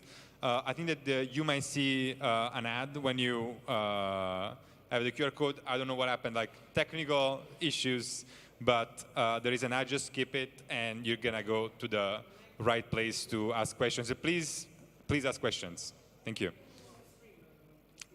We're still working. 1 second. Other reminders, don't forget to bring your tickets for the party, post-conference party after the last talk at the end of the conference. Limited seats, so please go there right after the talk, and I think that we are ready. We are ready? Okay. Are we ready? Are you ready? Yeah. Right, Okay, thank you. so Alex and McCaulay, the floor is yours. Thanks. Hi. Hello, welcome to Revving Up, the journey to Pwn2Own Automotive 2024. So just a quick introduction into who we are. I'm Alex Plaskett. I'm a vulnerability researcher, exploit developer at NCC Group. And my colleague McCaulay is also in the same team at EDG. So just a quick introduction into what Pwn2Own is. If you're not actually familiar with the competition, then it's a yearly vulnerability research competition held by Trend Micro, the Zero Day Initiative, and there's multiple different versions of the competition a year. So you have Pwn2Own Desktop, which is the original Pwn2Own, which was focusing on things like web browser security, enterprise security, the kind of things which you find in corporate environments. Then you have Pwn2Own Mobile, which is originally, it was focusing on compromising mobile devices, mobile handsets, but they recently expanded that to be embedded targets. So things like routers, printers, NASs, and so on are now in that. And then there is also the Pwn2Own Automotive, which is what we're talking about today, which is focusing on all things like automotive and vehicle security. The goal of the competition is to compromise a set of targets. You have to actually gain like full code execution, like fully get access to the target.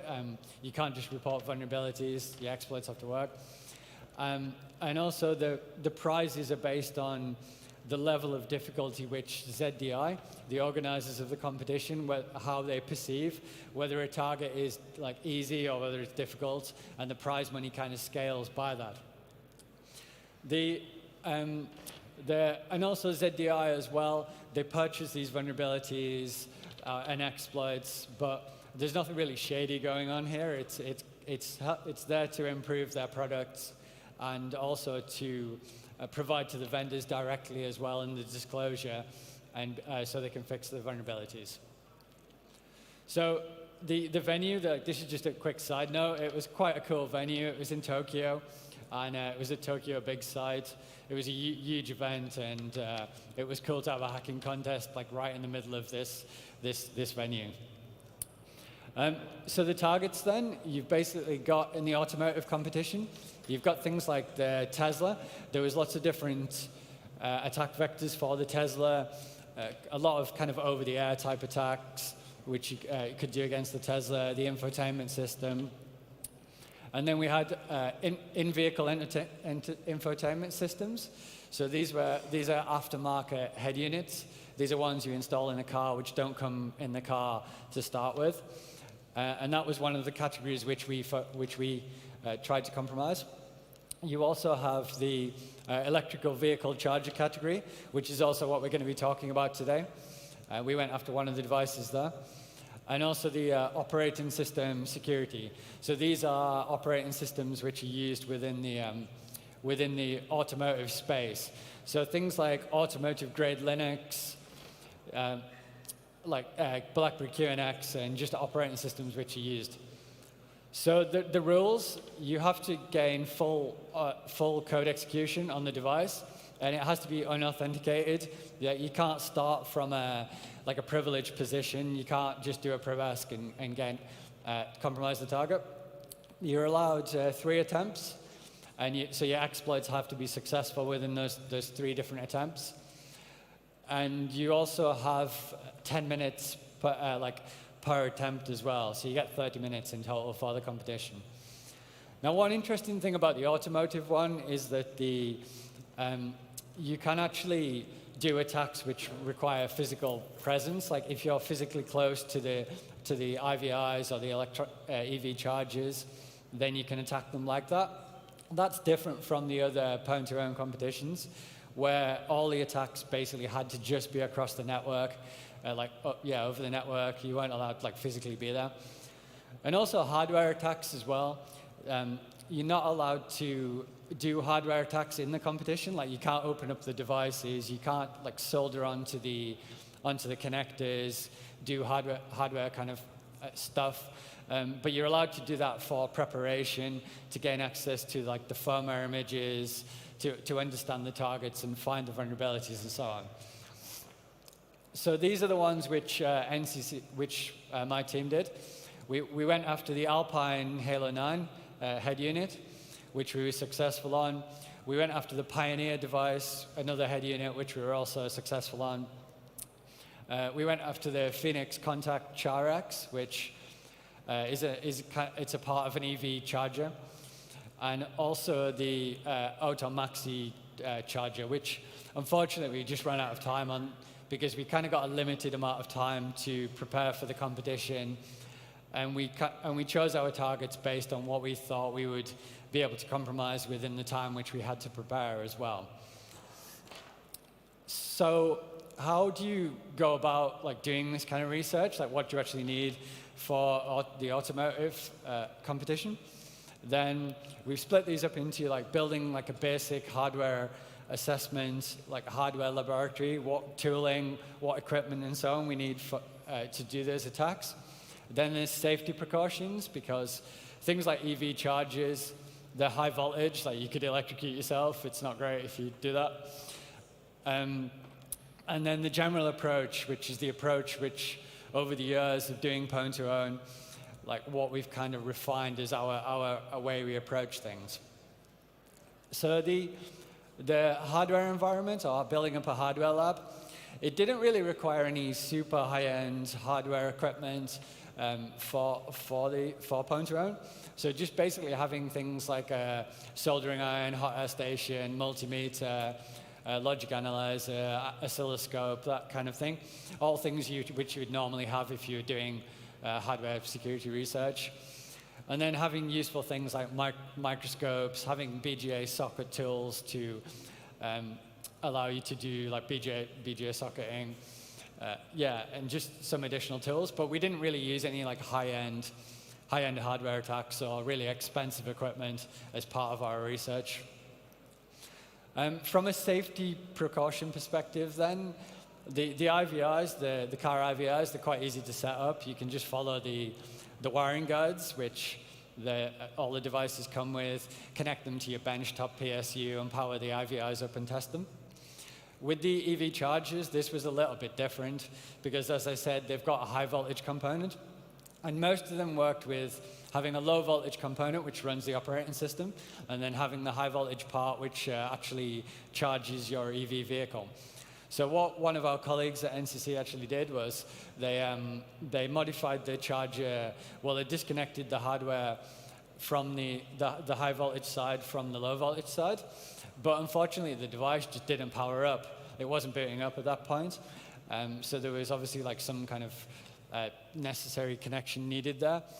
But what they did was they increased the physical separation. We kept the high voltage inside a plastic container and moved the low voltage side outside of that and exposed that so we could do attacks on the low voltage side components. The CharX didn't really require any modifications because it's like an embedded Linux device, which was like kind of separate, which I'll cover later on. And ZDI actually produced a detailed guide about how to safely test the EV chargers as well, because they're having quite a few questions about these environments. So our general approach then, what do we always do as part of Pwn2Own? The first things we do is we take a target and we'll do some background research. We'll basically see what research is already out there, which is in the public domain. So we'll go through like previous vulnerabilities, like research publications, and examine those and see what other people have done. Some devices, there's nothing being done in this space, so we're just starting from zero. But in a lot of cases, other people have published. Then we try to build like device visibility, so building a debug capability on the devices. So it's not just a black box. Being able to inspect, being able to decrypt the firmware, being able to do reverse engineering, we have to gain that capability. And also being able to debug on the device to see if our exploits are successful and so on. We try to get that.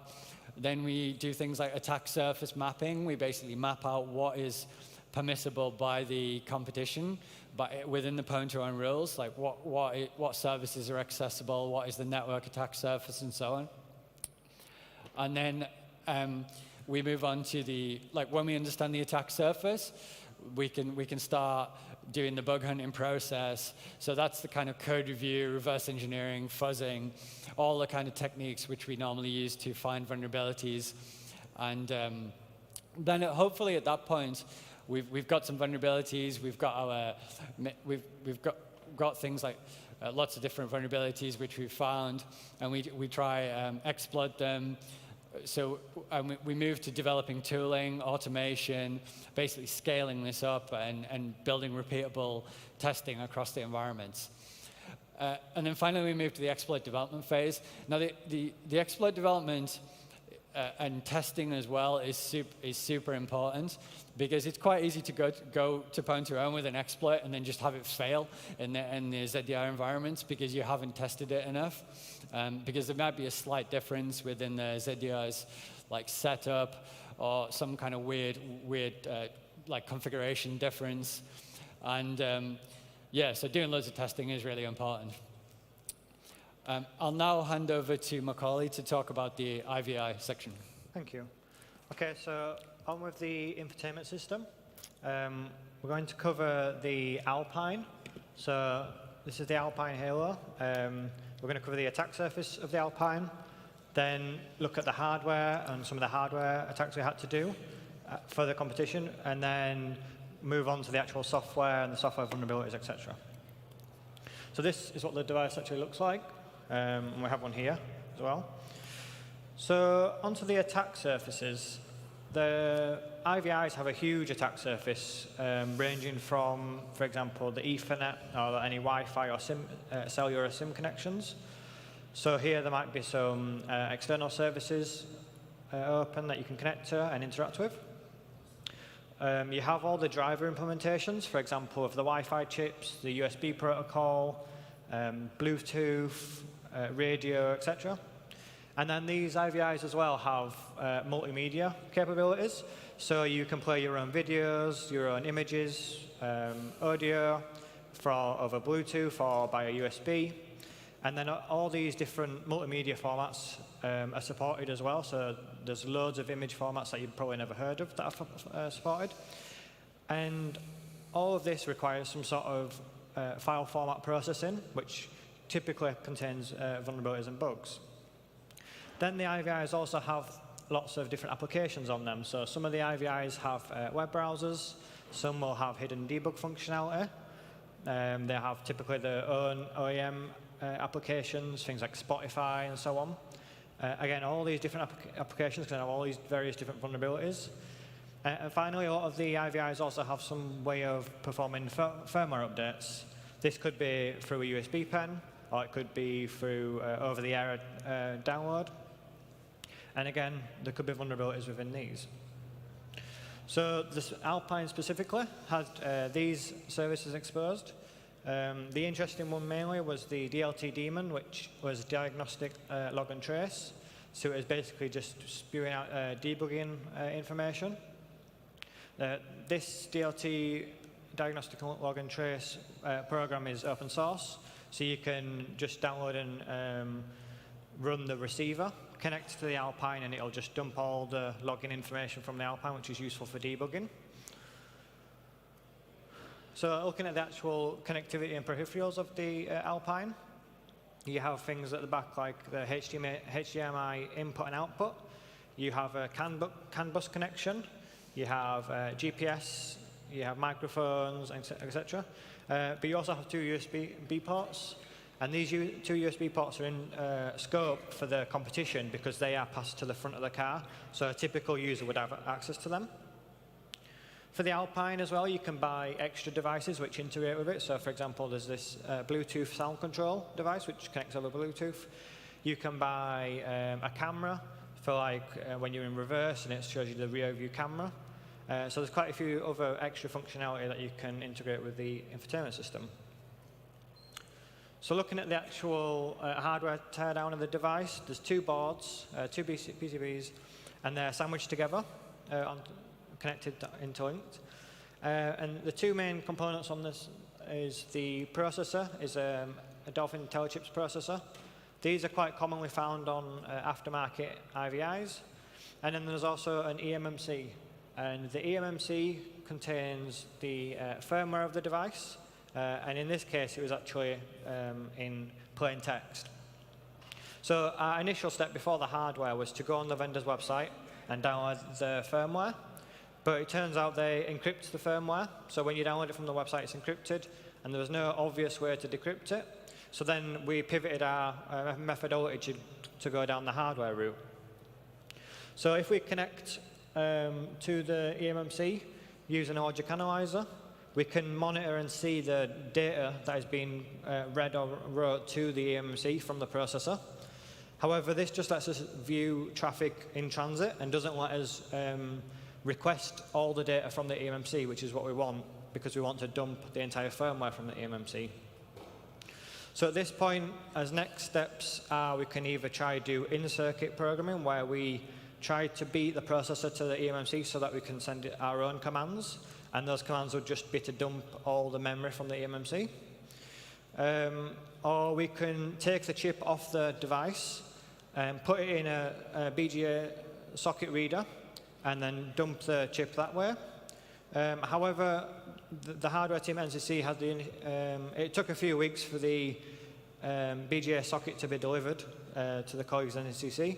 And we didn't have much time for the competition, so the route the hardware guys at NCC took was to basically solder and connect the wires from the back of the eMMC to this SD sniffer, and then you can just read it like an SD card and dump the firmware like that. So that was the only hardware attack we had to do. The firmware wasn't encrypted on the actual device, so we could just dump that off, and now we've got the firmware, we can start actually looking at some of the software bugs, reverse engineer some of the functionality that Alpine implemented. So the first bug is a command injection in the car-by-car functionality of Alpine. So car-by-car is essentially Alpine's custom function to change the boot screen on the device. So for example, if this Alpine is put into a BMW, you can just put the logo screen as a BMW, so when it boots, it shows a BMW screen. And the way this works is there's a binary called update MGR, which scans for a particular directory on your USB pen if it's plugged in. And the code, if you can read that, it essentially performs a SHA-256 hash of a file, an image file on your USB pen. However, the way it does it is by running a system command called OpenSSL with the file name of the file you can control. And because it's using the C system command, you can do a command injection there and run your own commands within your file name. So this triggers on boot, it also triggers when you insert a USB pen, if that file exists, and you can also manually trigger it through the settings. So if you have a malicious USB plugged into the device, every time it boots, so every time the USB is inserted, it will automatically execute your own code. So this is the command that runs in a normal scenario where you have this logo image, which is a H.264 file, on your USB. So the SDA1 is your USB, and then the rest is what you can control. And in this example, we are injecting, for example, a semicolon, reboot semicolon, and that will just reboot the device. So by doing this, if you plug the USB pen in, it will reboot the device. However, we want to do much more than that. So, but the issues were there were some restrictions on the file name. For example, you couldn't use a pipe character or an ampersand, etc. And the solution for this was to run a HTTP server and then perform a HTTP request to our server, and then perform an eval on the response to execute that code that we return from the web server.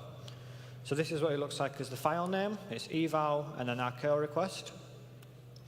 And then here is the web server code, which essentially just runs a simple web server on port 80, and it sends the text back of what we want to execute. In this case, it's running mount-l to get the USB pen's mounted file path. It then executes the binary telnet D from the USB pen itself on port 23 and executes bin sh. So when we insert that USB pen, it triggers the HTTP request and then triggers the code execution of telnet, and then we can just telnet and get root code execution on the Alpine. So here's a video of that. So this is the USB pen. You have in a bin directory just a telnet D binary, and then you have this car by car functionality. And here you have the image file with the file name with the command injection in, and that will perform the HTTP request. So here, when I plug the USB pen in, it performs that HTTP request, and you see that here on the PowerShell. It triggers that, and then it should be running telnet at this point. So then we can just simply telnet into the Alpine and get root code execution.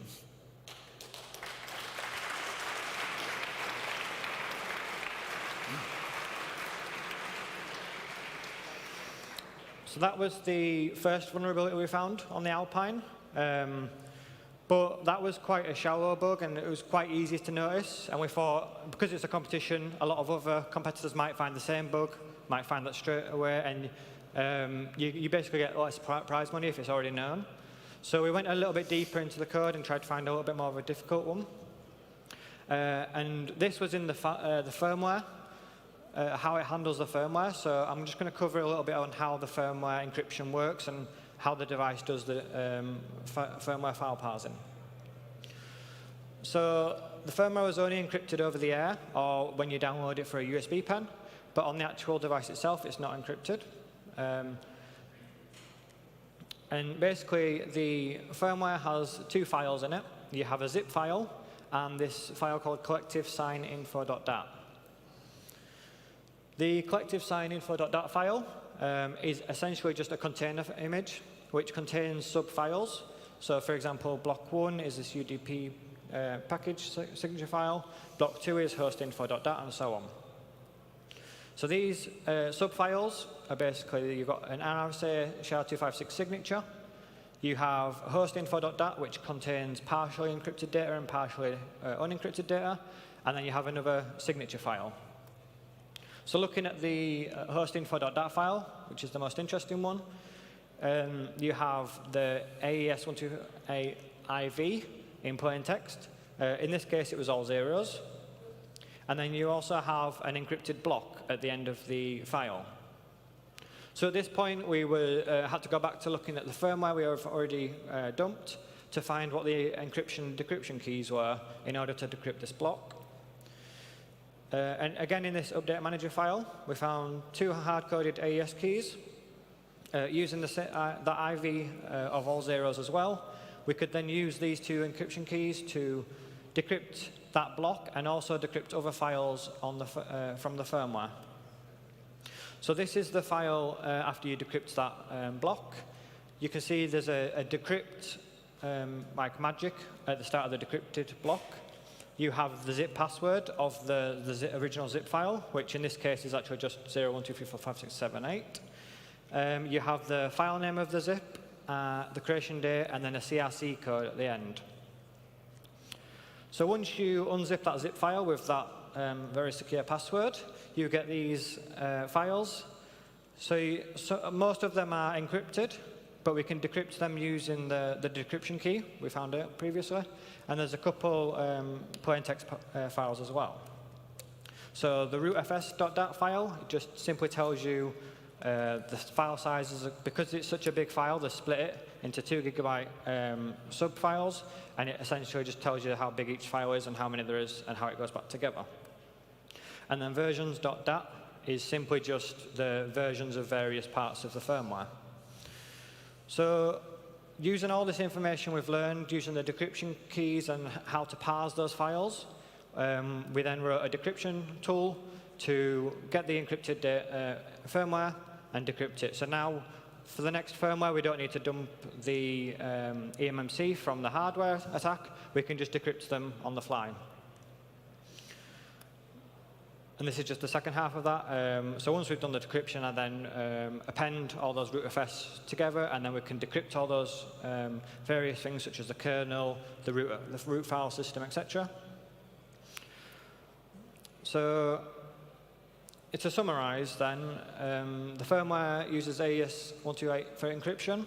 The keys were hard-coded in the binary. The IV was in plain text in the hostinfo.dat file. There is multiple SHA-256 signatures, and the zip password was encrypted in that file, although you didn't need to decrypt that file. You could have just brute forced it because of how simple it was. So now you understand how the firmware decryption and the firmware files work. We can follow on to the second vulnerability we found in the Alpine, which again was another command injection. This time within the firmware handling. So when it processes the firmware from a USB pen, it tries to parse those files, and it reads that host info function, file from that function, and then it parses the update package. Now within this read host info, it decrypts the block, and then it copies the zip password from that file into this package info password structure.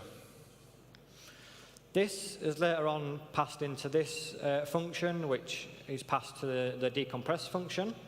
And at this point, you have to keep in mind that the password file can be controlled because we are able to recreate that firmware. We have the encryption key, so we can recreate the encrypted part of it, and we can essentially create a fake firmware. Although there is signature checking. And then this password eventually gets passed to this system command, which just performs 7-zip to unzip the zip file with the password that we can control. And again, because it's past the system, we can just, again, do something like semicolon, reboot semicolon, and get code execution. But the issue is some of the update files are signed. So if we did modify them in any way, then it would break the signature, and then it wouldn't reach this step. So the next issue was, how do we bypass the signature verification? Well, luckily there's some code already there by Alpine which lets you bypass the signature verification if a particular file exists. So looking at the UDP file exist function, it gets the UDP file's full name and then checks if it exists. And this, they tried to hide it a little bit by hard-coding the string using XOR encryption. But once you XOR decrypt that, you get the string of forceupdate.bin. And then towards the end, you can see it just checks if that's on the root of the USB, which we can control. So as long as we have this forceupdate.bin file in the root of our USB, we can skip that signature verification, create our own firmware to a point, and then trigger that command injection. So again, another tool we had to write was just to create this fake firmware file with the password of, in this case, it does a semicolon. It changes directory to the directory on the USB pen, and then just executes a binary called D. It also needs to update the CRC check, because the CRC check is still checked. But the signature verification doesn't happen because of that bypass, because of the force_update.bin. So once we've modified that host info.dot, this is what it looks like when it's decrypted. Obviously, after this step, we encrypt it so that the device can read it. And this is essentially just what the USB pen looks like. So we have the update file. We have an empty zip file because it doesn't actually need to be able to unzip it. And then we have the collective sign info.dat, which we've modified and customized with that command injection. So to trigger this on the actual device, we just go to setup, about software update, software version update, connect to the USB, and then press OK, and it will trigger trying to perform that update. But before it gets to the update part, it will trigger the command injection, and we'll get code execution. So that's the way we use for the actual competition to get code execution. But we wanted to do a bit more than just show a root shell, and we just wanted to make it a bit more interesting for the competition. So we thought, can we run Doom on it? And in hindsight, this probably took more time than finding the vulnerabilities themselves. But it was an interesting side quest. So the very first issue we had to figure out was, how do we control the screen? And I spent quite a lot of time trying to intercept the existing communications, updating the screen, until eventually I figured out I could just kill everything, and then the frame buffer would let me control it. So then, once I stopped all the apps which were running on the device from running, which interacted with the screen, I could then just cat dev random to the frame buffer and control the screen. So at this point, we're able to control the screen to put whatever pixels on we want. But then, how do we get Doom running? So there's this open source project called Doom Generic. And this lets you basically implement a few functions. And once you've implemented those functions, you can get Doom running on pretty much anything. We also use the FBG library just to make it a bit easier to work with the frame buffer. Yeah. So the draw frame function is actually pretty simple in hindsight. You just basically, the Doom open source repository gives you the Doom data, which is the pixel frame buffer, and then you just map that and clip it to the screen's image. And so at this point, we have the visuals of Doom running, but we don't have any way to interact with Doom. So then the only way you can interact with it on this device is by touchscreen. And there's a dev input touchscreen 0. And when you read from this, it gives you the Linux input event structure. And this lets you track, for example, touching up, down, and touching X and Y coordinates of the device. And at the minute, I only implemented it for a single touch. So you can use a single touch, and it will let you trigger where you're touching on the screen. And then I just simply mapped out areas programmatically of, for example, if you touch the right-hand side, it will look right. You touch the middle, it will shoot, and so on. So now I'm going to attempt a live demo. If you can see that. OK.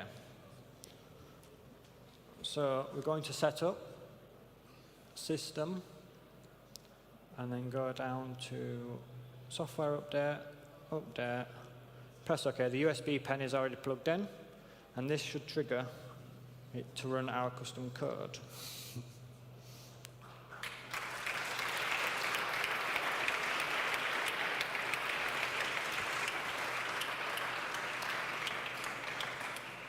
I've just noticed, I think it's mirrored the opposite way around, so apologies if it's backwards. So at the minute, it's loading all the various things into memory.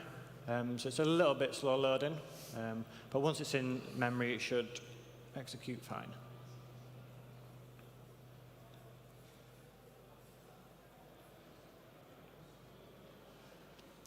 So at this point, we can touch and load Doom. And then just by touching, we can shoot and play Doom.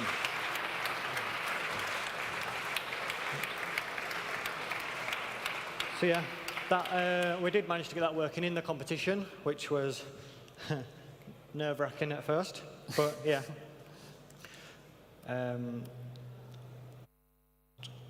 So in terms of patches, this was the statement ZDI released, and essentially Alpine determined that the vulnerability is classed as sharing the risk. So they decided not to release a patch. So if you have an Alpine aftermarket head unit, you can replicate this and get Doom running on yours. So now onto the EV charger and back over to Alex. Thank you. So yeah, just talking about the EV charger then.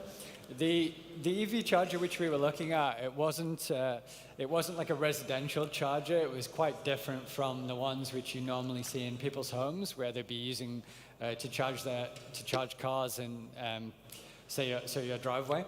We were looking at the Phoenix Contact CharX SEC 3100, and this was basically it's just an embedded Linux device. And it was a part of the EV, like part of building an EV charging infrastructure. So you'd essentially have this embedded Linux device, and you would connect it to the different components within the EV charger, like to build your own kind of EV charging infrastructure. So you'd connect the cables, the charger cables, and you'd also connect the power distribution leads and so on. But it would be more used in like a charging park, or managed by like a charging point operator.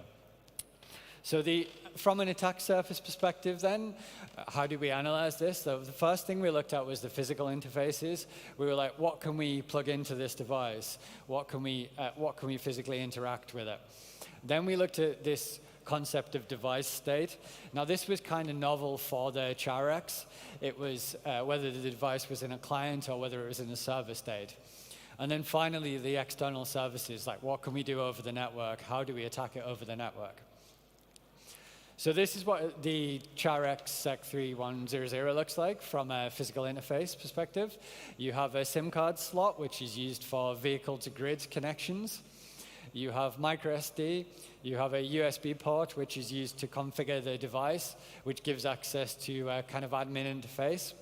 And then you have two Ethernet ports. You have one for WAN and one for LAN.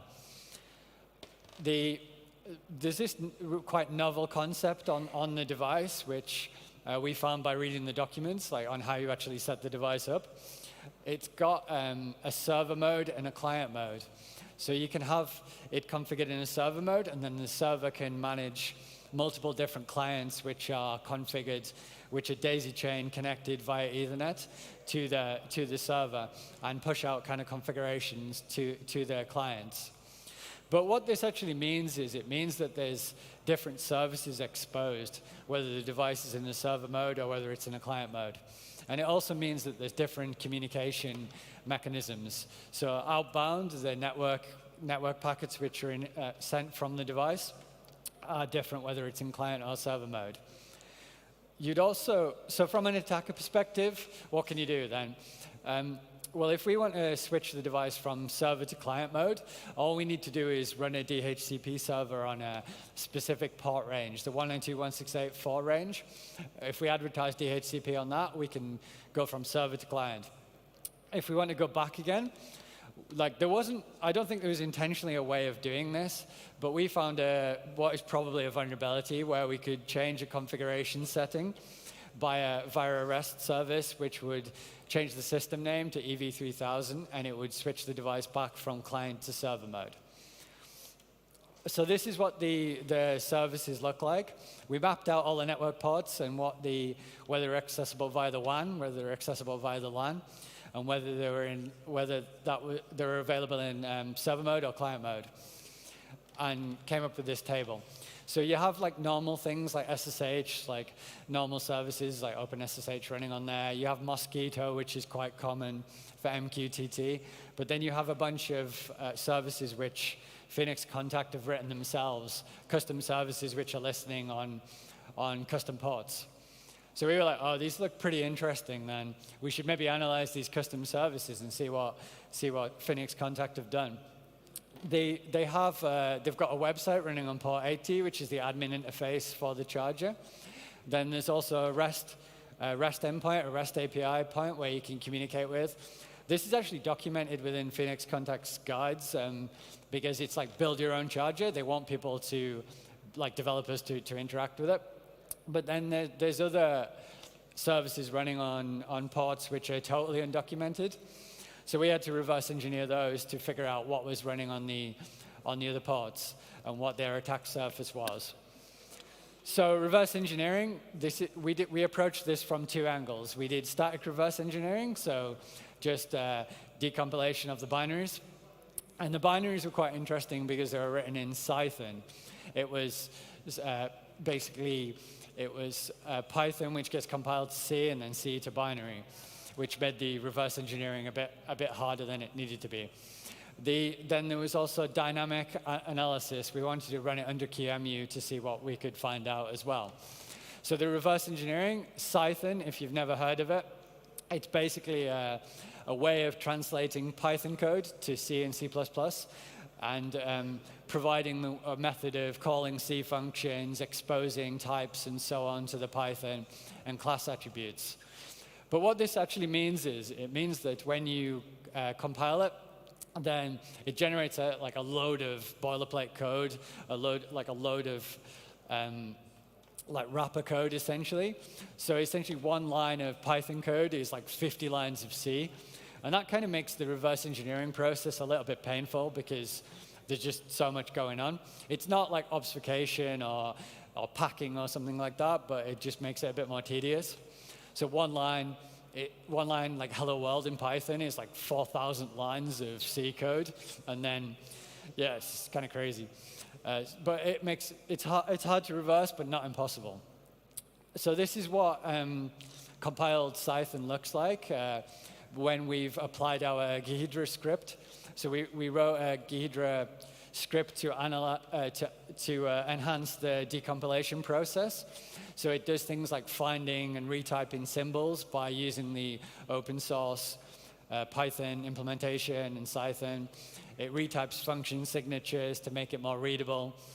It takes things like the string table, adds them as comments, and uses the string table to add more type information to make the disassembly a lot more easy to understand, the decompilation a lot more easy to understand. So at this point, we were like, okay, now we can reconstruct the string. We can reconstruct what the Python looks like and what the variables and so on are.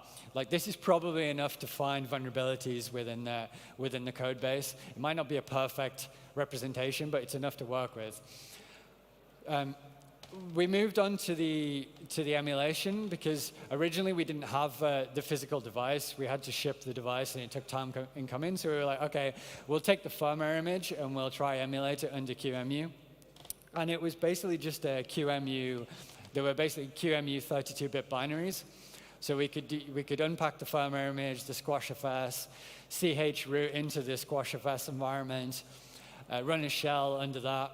And due to the magic of QEMU bin format, we can emulate the ARM32 binaries and see what's going on, because it's just an embedded Linux distribution under the hood.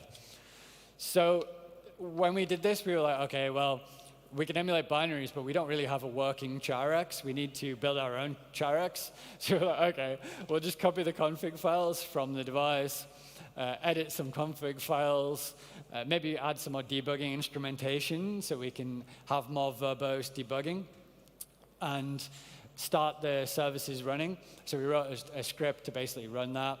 That gave us a semi-working environment without actually physically having the device, and we could examine it for vulns.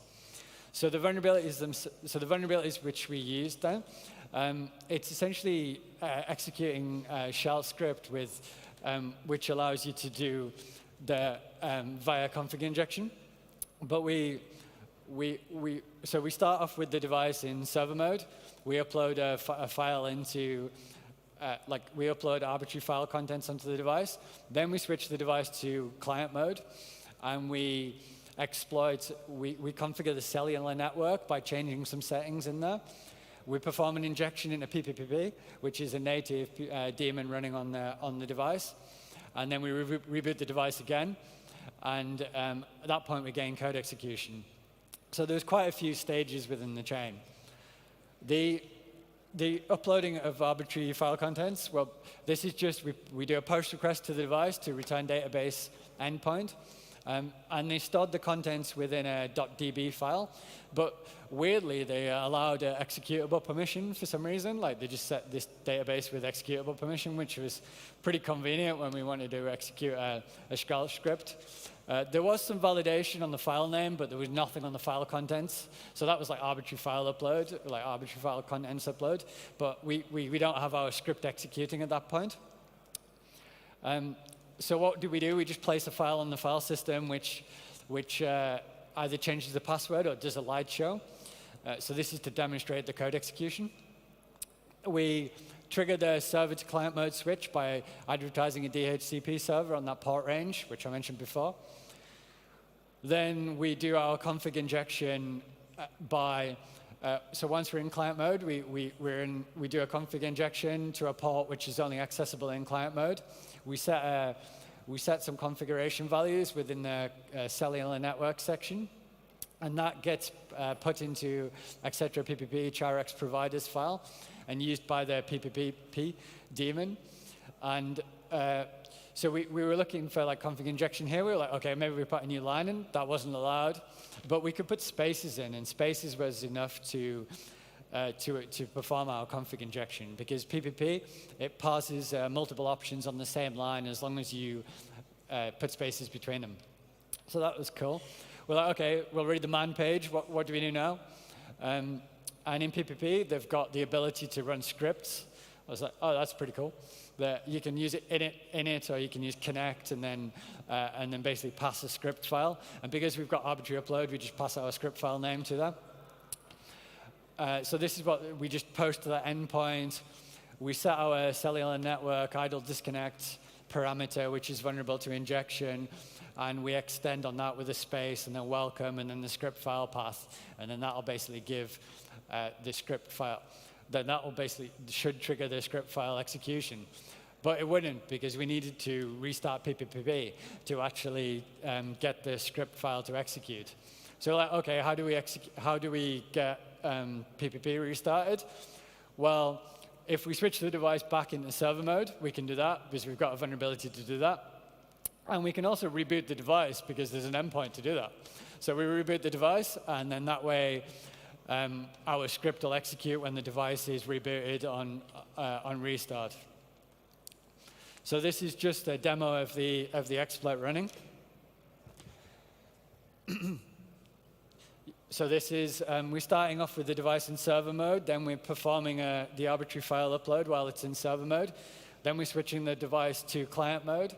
We're doing the device will reboot into client mode. Then a REST service endpoint has started. We're posting to the REST service endpoint with our config injection. We're triggering the config injection, we're triggering the reboot, and we're demonstrating a light show. So if you look at the top, the top right of the device, you can see a pattern now going on, a light show happening to blink the LEDs. The reason we did that was because at Pwn2Own, we're constrained by the time limits of the competition. We could have like done SSH, but we were running out of time. We weren't sure it was going to execute within the time constraints of the competition.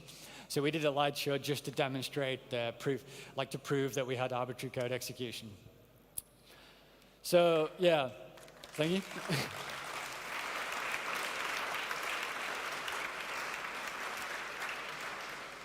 So to wrap up, this was 2 CVEs. There was one about the arbitrary file upload, and they fixed that. Then there was a second one due to the missing authorization functions being for a critical function.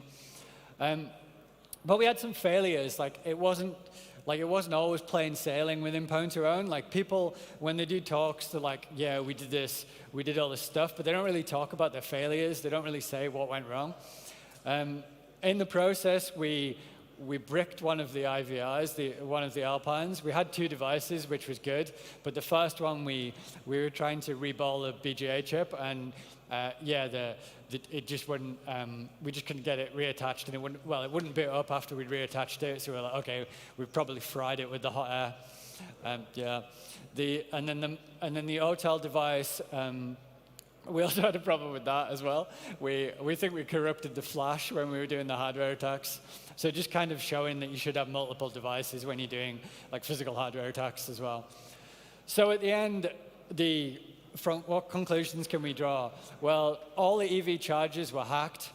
They were like fairly simple bugs. Like this wasn't any kind of crazy memory corruption chains. These were fairly simple bugs, but we chained them together with multiple steps in the chain.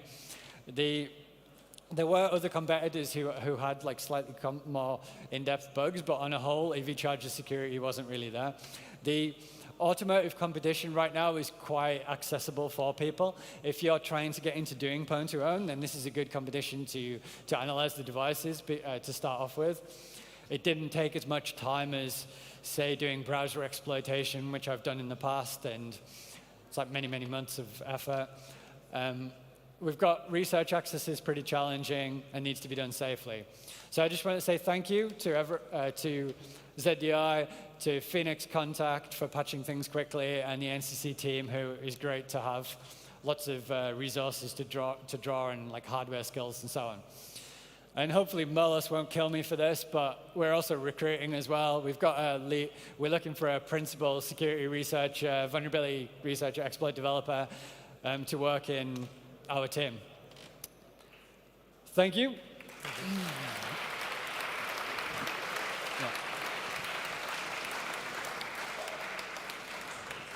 All right, a couple of questions that we get. Thank you very much for the talk. Extremely interesting.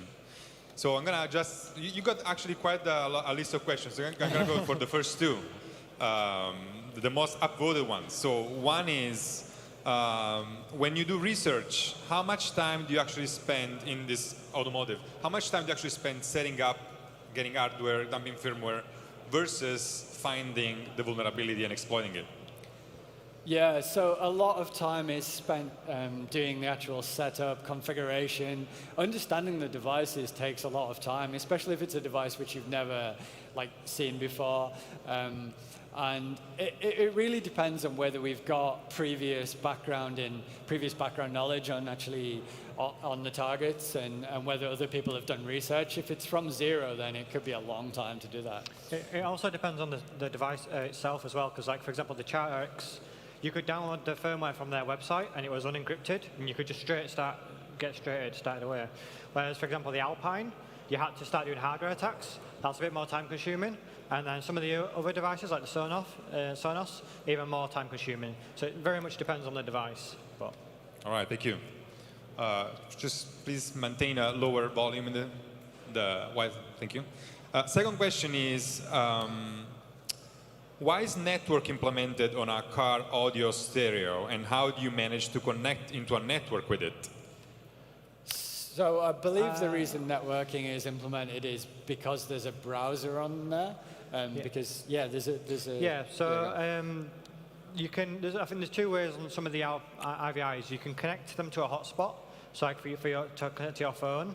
So then they can share the internet connection with your phone, so you can stream things like Spotify, use the web browsers. But they, from memory, they also let you connect to the phone as well. To the IVI from your phone. If it's, for example, got a cellular SIM card connection. But yeah, again, it's for things like the web browser. It's application specific, basically. Yeah, application specific, yeah. All right, thank you. Thank you. Another round of applause. Thank you. Thank you. Cheers, thank you. Okay, so it's lunchtime. We'll be here at 2:45 p.m. Please be back by then.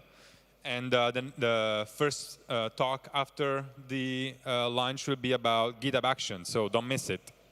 See you later.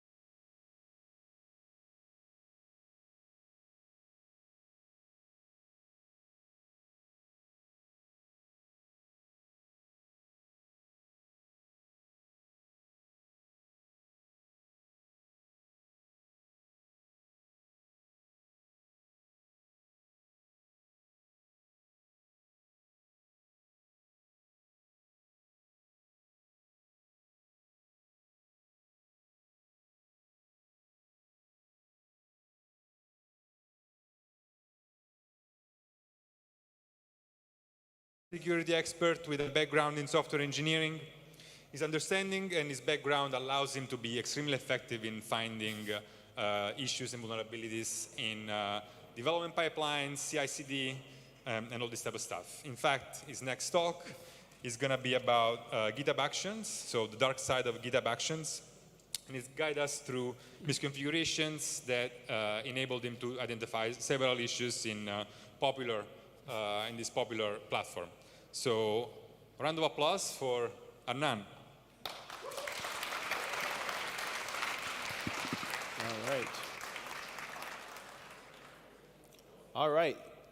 All right, everyone. I hope everyone had a great lunch, and thank you so much for coming to my talk and such a great introduction. Today, I'm going to be talking about the dark side of GitHub Actions. So, quick information about me.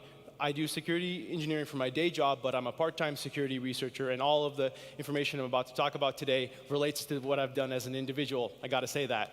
And I've spoken at both Black Hat and DEF CON this past year on actions related to GitHub security research. And I also have 2 cats. Here's some pictures of them. I gotta show them if I have cats. So, all right. All right. I'm going to start off today by talking about some impact. These issues I'm going to talk about have some really high impact, and I'm going to prove that to you during this presentation. But I'm also going to try to give everyone a brief primer on GitHub Actions, but I'm not going to go in depth because that would be the whole talk. Then I'm going to show you how you can find these vulnerabilities using an open source tool that I have on right now that you can download called Gato-X. And then I'm going to go into 2 in-depth case studies about how I could have used some of these vulnerabilities to cause worldwide impact. And then I'm going to end with how you can potentially fix them if you have a company that uses GitHub Actions. So this is a really powerful technique. Someone with malicious motivations could use this to conduct a worldwide attack. At Black Hat, I talked about how someone could have used a GitHub Actions vulnerability to steal Intel's CPU designs from the internet. No prerequisites. That's pretty scary. And then today I'm going to talk about how you could have backdoored software published by one of the world's largest companies. And the list just goes on and on. Now, this isn't a complex vulnerability. Earlier today, I saw some attack paths that required a lot of preparation, a lot of reverse engineering. But this doesn't require any of that.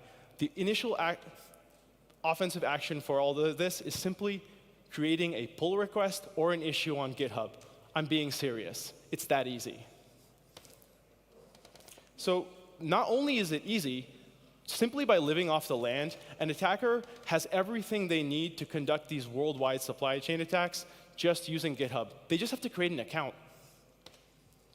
So this leads to this point, that GitHub, for better or for worse, has become critical internet infrastructure. Open source projects around the world typically choose GitHub as their platform of choice. There are some exceptions, but it's just where the open source community goes to develop software. And similarly, large companies that publish software that happens to be open source often use GitHub as the platform for active development of that software. So GitHub Actions is a CI/CD system that GitHub offers. And if you use GitHub repositories for public open source projects, you're able to use GitHub Actions for free. And this is important because open source projects can choose GitHub Actions. They don't have to pay anything, but if they use another platform, they have to pay money. So typically, that's what they choose for their tests and often their releases. So I'm going to quickly give an overview of how workflows are in GitHub Actions. Other platforms might call them pipelines, but GitHub calls them workflows. So workflows are initialized by certain triggers. These are all handled by GitHub and happen on GitHub's side of their shared responsibility model.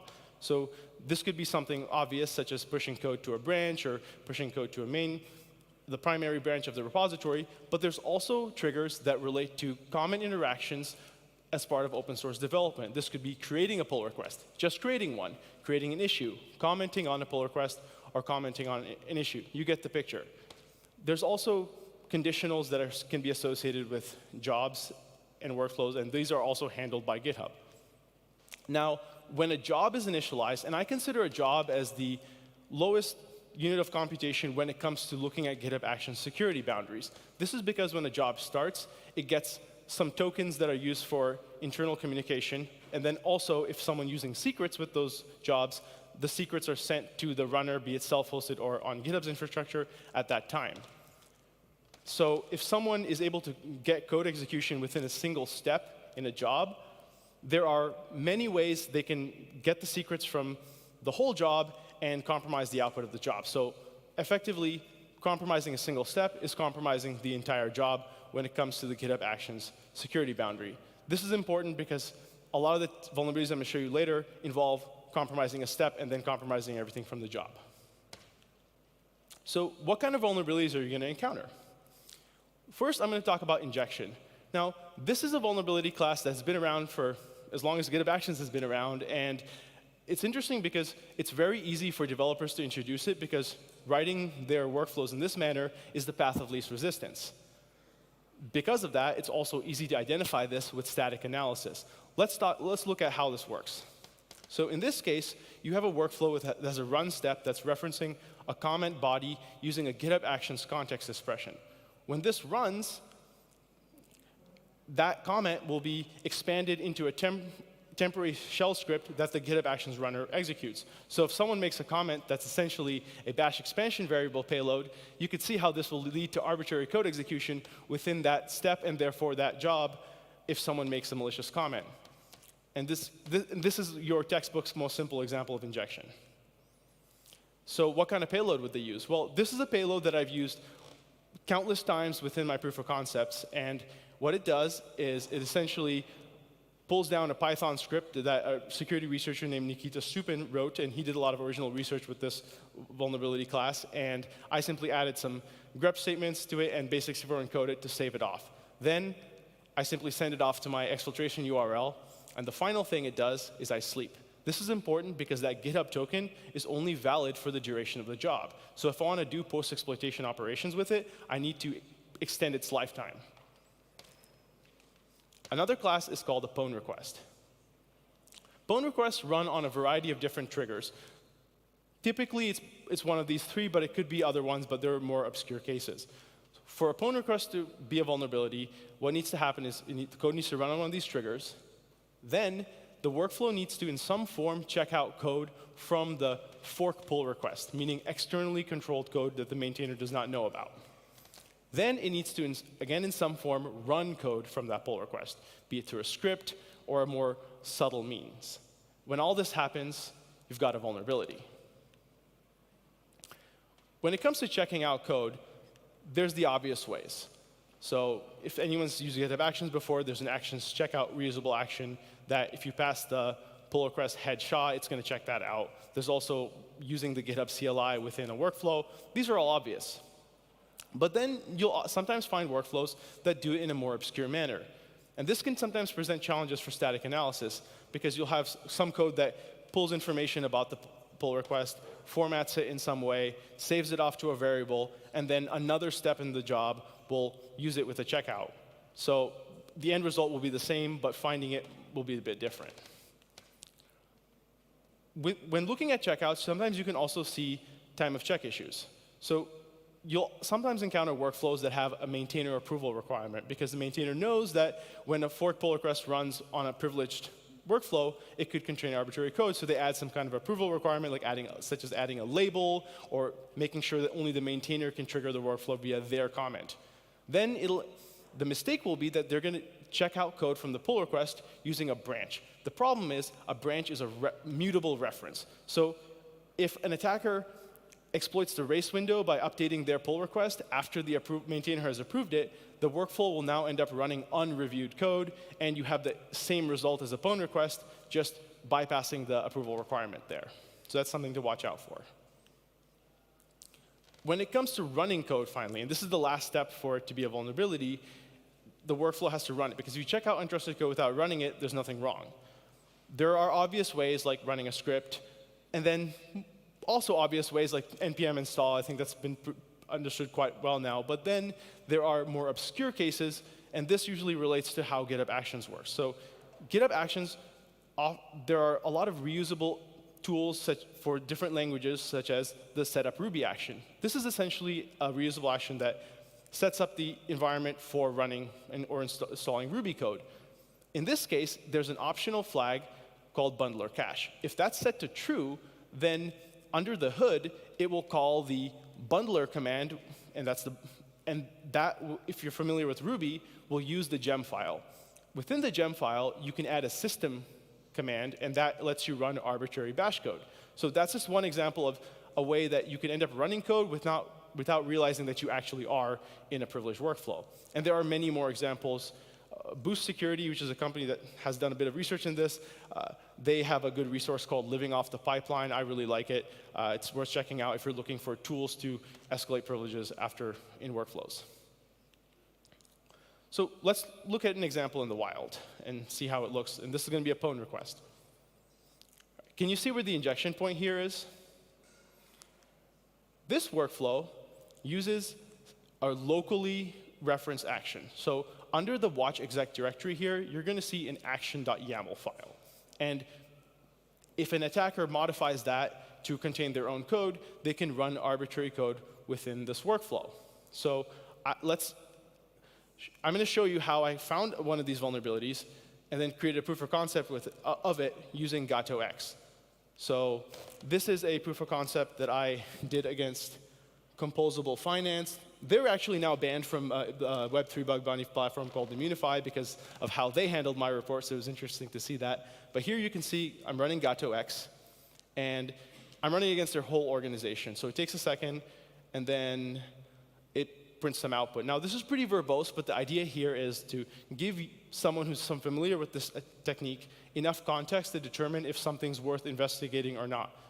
So here, I'm very certain now that it's checking out code from the fork pull request. So I'm going to go ahead and show you that same place in the code. So I open that PR workflow file, and I scroll down. And you can see here that it's running, it's that same command that GatoX picked out as potentially interesting. So there's the sync in watch exec, and then there's the checkout right before it. So now the next thing I'm going to show you is a video of me exploiting this. This is what I sent to Composable Finance when they didn't believe my initial proof of concept. They said, oh, you hacked Hetzner. I'm like, no, that's how I got on your machine. So I'm going to go ahead and create a pull request, and I'm just going to update the title real quick, set it to a draft pull request. And for GitHub Actions attacks, draft pull request is important because when you make a draft pull request, it doesn't notify the maintainers that something's ready for review because you don't want someone to look at your exploit. So here I'm just going to say test for POC. And what I'm doing here in this is I'm just adding my public key to their authorized keys file because it just happens to be a non-ephemeral self-hosted runner that they're running this pull request test on. It has nothing to do with pwn requests in general, but this is why that payload worked in this case. So at this point, the workflow started. There's a lot of jobs in this workflow, and jobs can happen serially or in parallel, depending on how the workflow is configured. So here you can see their Hetzner runner is queued up. OK, now it picks it up. And at this point, you can see my IPA call and some other ls command that I ran here. Now, I'm going to jump forward just a bit, because the next thing I do is I take that IP address and just SSH into it. So I'm just going to quickly copy and paste that over there. And you're going to see that I can, once I jump forward more.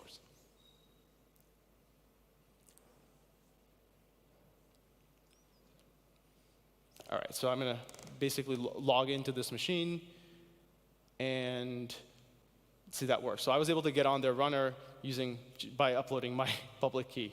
So that's just an example of how a pwn request can lead to compromise. Now, if you want to take this tool and find these kind of vulnerabilities by yourself, here are two commands that I've used extensively during bug bounty hunting. I mean, I've made a lot of money just using these two commands. So it works. If you run these, you'll find issues, I promise you. And what this does is it pulls a set of candidate repositories using SourceGraph and then runs a deep analysis on it. All right, now let's get to the real case studies. For my first case study, I'm going to talk about Puppet Forge. So Puppet Forge, if you're not familiar with it, is a package repository for the Puppet infrastructure as code system. So it's running in a privileged area.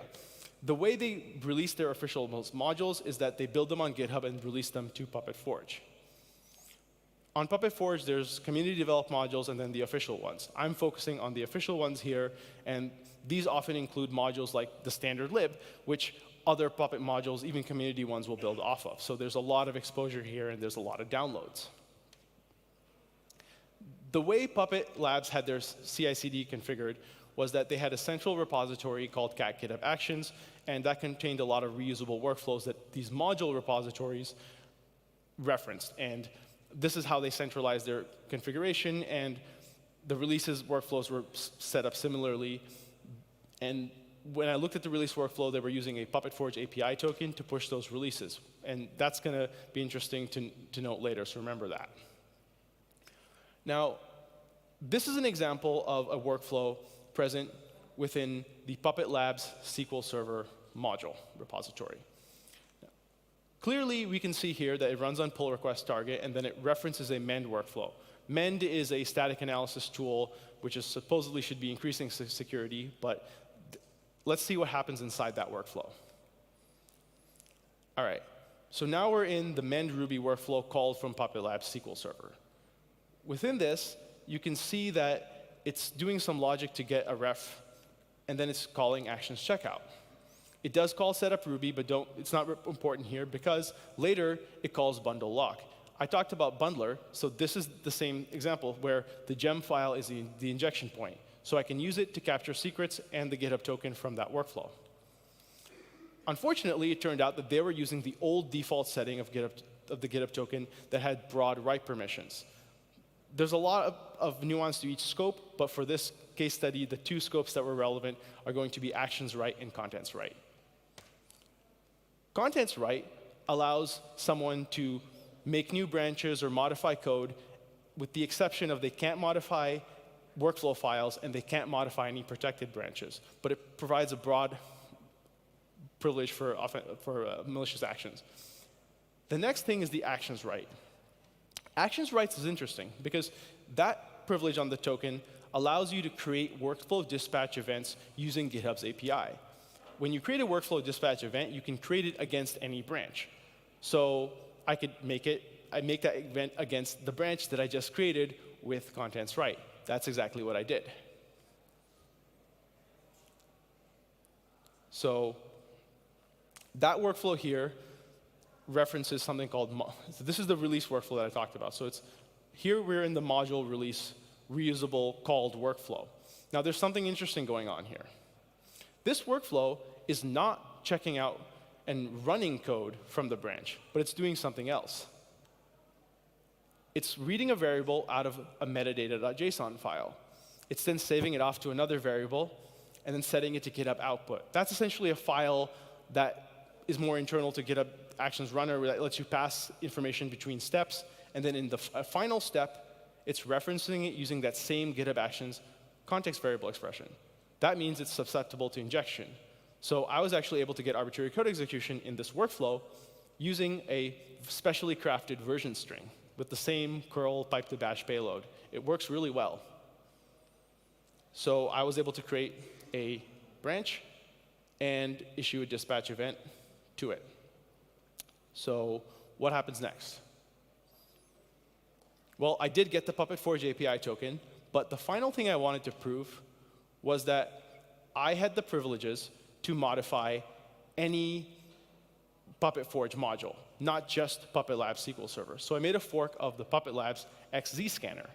The XZ scanner module was a small module released to identify backdoored versions of the XZ utils library. So I found it was interesting if I could backdoor something that looks for a backdoor. So I added the Puppet Forge API token to my fork.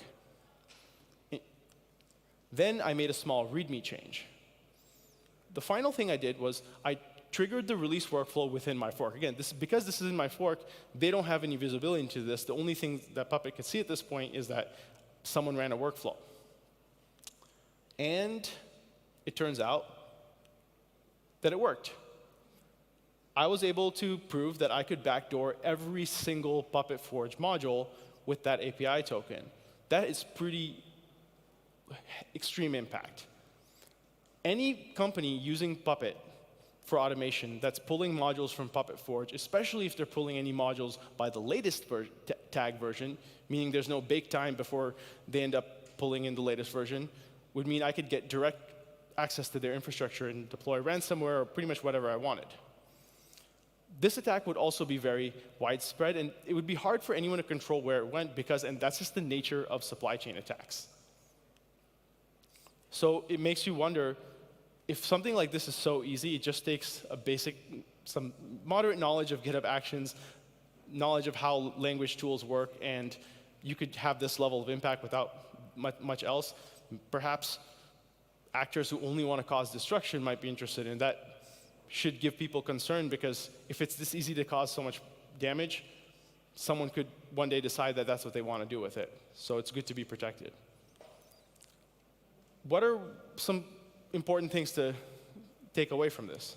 Well, I think everyone knows that long-lived secrets are bad, and that when you use the same secret for all your releases, that's a single point of failure. But then it's those little things that also come into play. Often within any system, you'll have a lot of vulnerabilities that might not be considered vulnerabilities on their own, but when you put them together as part of an initial compromise, meaning that pwn request that I exploited to get the initial GitHub token, that could end up leading to a critical compromise. Had Puppet restricted the GitHub token permissions, then the worst this initial vulnerability would have been a low-risk informational disclosure of their MEND token. It would have stopped there. But it didn't because of the lack of defense in depth. And finally, these attacks are not hard. It took me all of 5 minutes to do that initial proof of concept. Now, what if someone could go ahead and backdoor releases from a major company? Not Puppet, maybe they want to attack companies that are more on the cutting edge. What would happen there? Well, the next case study I'm going to talk about is brand new. No one's seen anything about it outside of a couple teaser tweets that I've made before RomHack, so I hope everyone enjoys this one. Next one is maybe not surprising to a lot of people, but I'm going to be talking about Azure. All right, well, let me finish it first. All right, so this vulnerability started off with injection in a small repository called Azure AI CLI that had just become public maybe hours or maybe a day before I had found the vulnerability. When I saw it, I was very excited. So there was actually a lot wrong with this one. There were all of 4 injection points within that workflow for arbitrary code execution in it. And it ended up using some pretty interesting secrets. One for Azure DevOps and one GitHub personal access token. At least that's what the name said. I jumped on it very quickly, and I made a proof of concept. Now, this is very similar to the injection I've described earlier. It's just formatted a bit differently because it was Linux PowerShell. So I used the same payload as well, so that let me get the secrets. And there was an Azure DevOps token, and there was also that GitHub personal access token. But when you look closer, that says GHP. So tokens with the GHP prefix are classic GitHub personal access tokens, meaning they belong to the user that created them, and they are not under control by an organization. And they are also pretty easy to enumerate with. There's no audit log events when you enumerate. So I was pretty happy when I saw this, and I knew I'd probably have a lot of access. And there was one problem, though.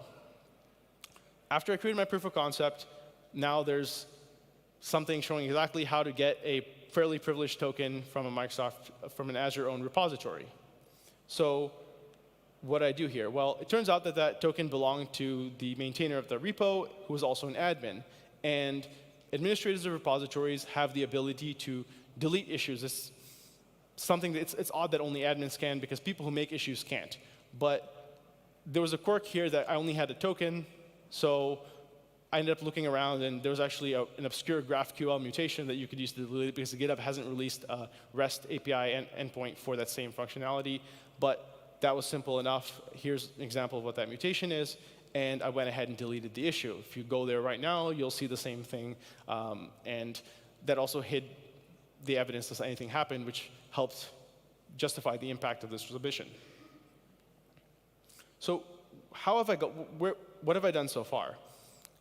I found injection, and then I got some secrets. I could have tried to pivot to Azure DevOps, but I didn't. And then I was able to clean up after myself. But things really got interesting with the final step.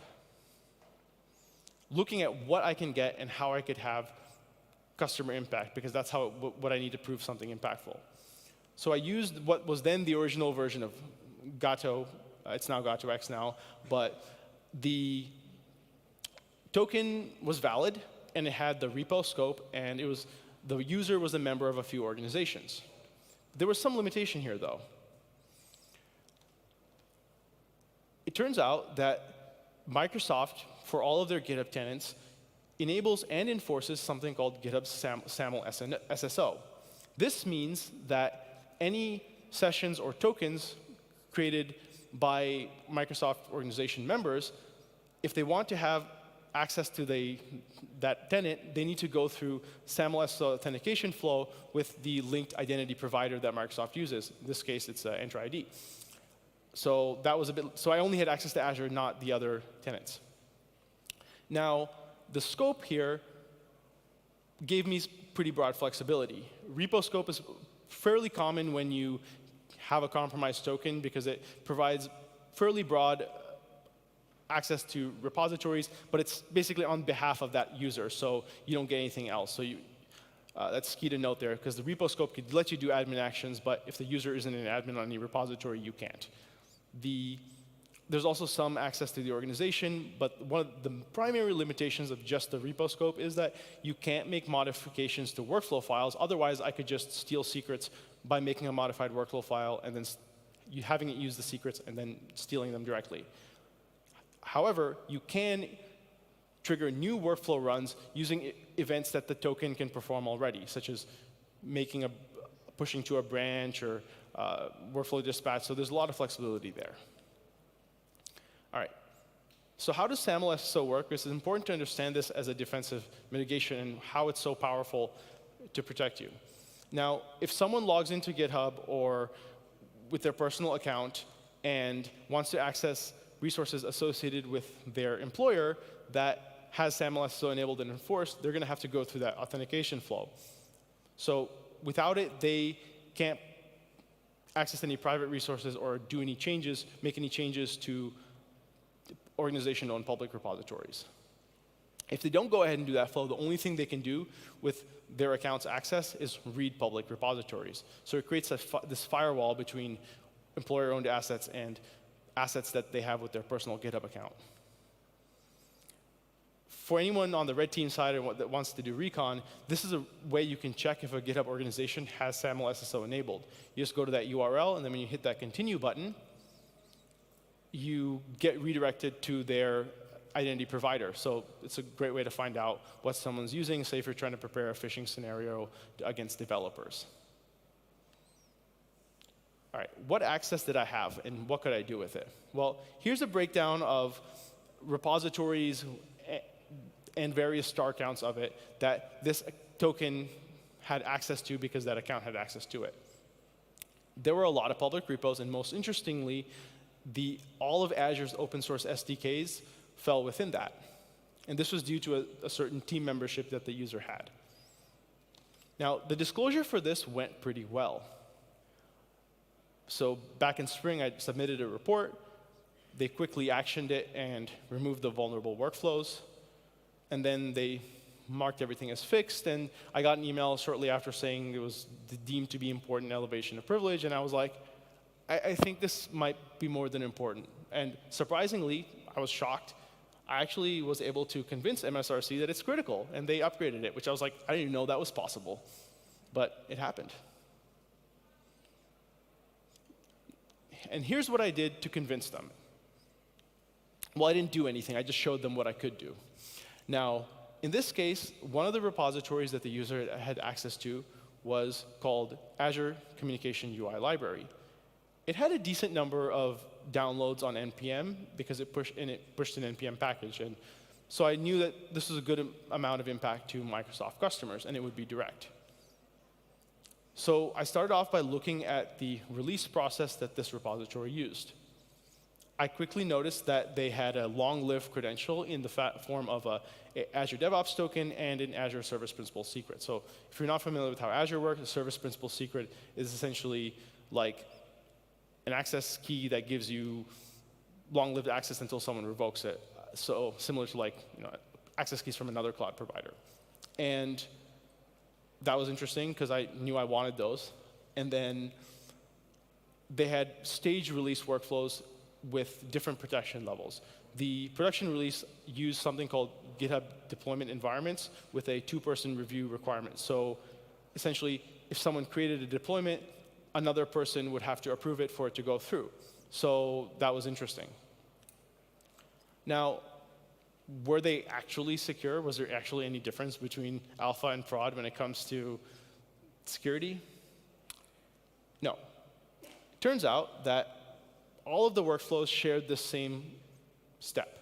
They used that long-lived credential to log in, and then they uploaded a built tar file to an Azure blob. That's like a bucket. And it was the same one for all the pipelines. So I was like, OK, this is interesting. And the next thing that the workflows do is that they trigger a pipeline using that Azure DevOps token. Now, the only thing different here is that they're passing a tag for dev when it's an alpha workflow, and they're passing the actual release when it's production. So they're using the same pipeline, the same credentials to upload the build binary. So it's effectively, if I get access to the secrets from the alpha pipeline, I can just trigger my own production release and impact their customers. This is something that actually happens more often than you think, and I've seen it quite a bit with GitHub Actions misconfigurations, where it's just imagined. It's just a facade that makes someone think that there's security, and then someone with the access to the least privileged pipeline can just push to production if they can just inject arbitrary code into it. So this is what I would do if I actually wanted to carry this attack out. And this actually would be pretty similar to what happened with Puppet Labs. So the main difference here is that instead of having a GitHub token, I have a repo scope classic personal access token. So I could just make the branch and then trigger a release. And because while it's building, it's calling code, I would just get arbitrary code execution there and get the secrets, stop the workflow early, and I could trigger a production release and end up having the package on NPM. I didn't do that, but it would be very easy. Now, the fix for this is that now the workflow doesn't use long-lived credentials. They use something called OIDC federation with GitHub Actions. And essentially what happens here is GitHub will, excuse me, let's go back here. So they'll essentially get a signed claim from GitHub and then present that to Azure, and then Azure will create a session for them. So this is a more secure way of authenticating than having a long-lived service principal key. They also added additional approval requirements to even the alpha pipeline, so someone couldn't just create a branch with modified code and trigger a workflow on it using that GitHub token. So that was good to see as long-term mitigations for this vulnerability. So again, what can you take out of this? Again, manage your secrets. And sometimes when it comes to looking at your attack service, it's not just the repositories that have the most amount of stars, the most people using it. Sometimes it's like those new repos that just become public. It's a form of shadow IT where someone can leak a credential or have a credential that can be easily stolen, and that could have outsized impact to other repositories. And then when looking at how many users have write access to repo, if someone's not actively developing on it, especially for public repos, they might not need write access, because in GitHub, write access to a repository is very powerful. Now, there was one thing. I'm not done yet. Yeah, that happened. So that token stayed valid for over 4 months until I told them. And this actually, again, happens more than you think. It's not just Microsoft. I've had it happen at least 3 or 4 times. This is because of GitHub's bring your own account approach, where people onboard their own GitHub accounts to their employer's organization instead of having an account created for them. There is a feature in GitHub for that, but it's only for private repositories. So it's a whole different thing to go into. Another thing here is because you bring your own account, the tokens also belong to your account. Your employer actually has no way of revoking a classic personal access token belonging to your account unless they have your credentials. So if you have a leaked credential situation, the employers only have a few options. They can go and try to get the person to revoke the token, and that might not always be possible, especially in the case of IR, where you can't reveal information about what's going on to someone that doesn't have a need to know if it's privileged. So that could be a factor. You could commit it to a public repo or a public gist, and GitHub will auto-revoke it, which is kind of ridiculous, but that is actually the fastest and only way right now. Or there's another way. For only if you have SAML SSO enabled and enforced, you can just specifically revoke the SAML SSO grant for that token. And this is an example where this would really work. Say you suspect someone has a leaked token, you don't know what the token is, and the person that might have had the token leaked is on vacation and they don't have their phone with them, or you'll get yelled at if you contact them. What do? One option, and I think this is where a lot of people would jump to, and maybe it's appropriate, is that they would just remove the user quickly from the organization, and this would remove all their access and their tokens access, and it would. But the downside here is it would break a lot of things. If the user has scheduled workflows that are running as part of automation, if they're members of any teams, all of that would break, and that could potentially require a lot of work to fix. The other option is to go and get that specific grant and revoke it. That will just make it so that the token can no longer access the organization, or even the web session can't. So in combination with, say, resetting their credentials, that could create a good protection without having to kick them out of the organization. Imagine if you got fired when someone got malware installed on your laptop.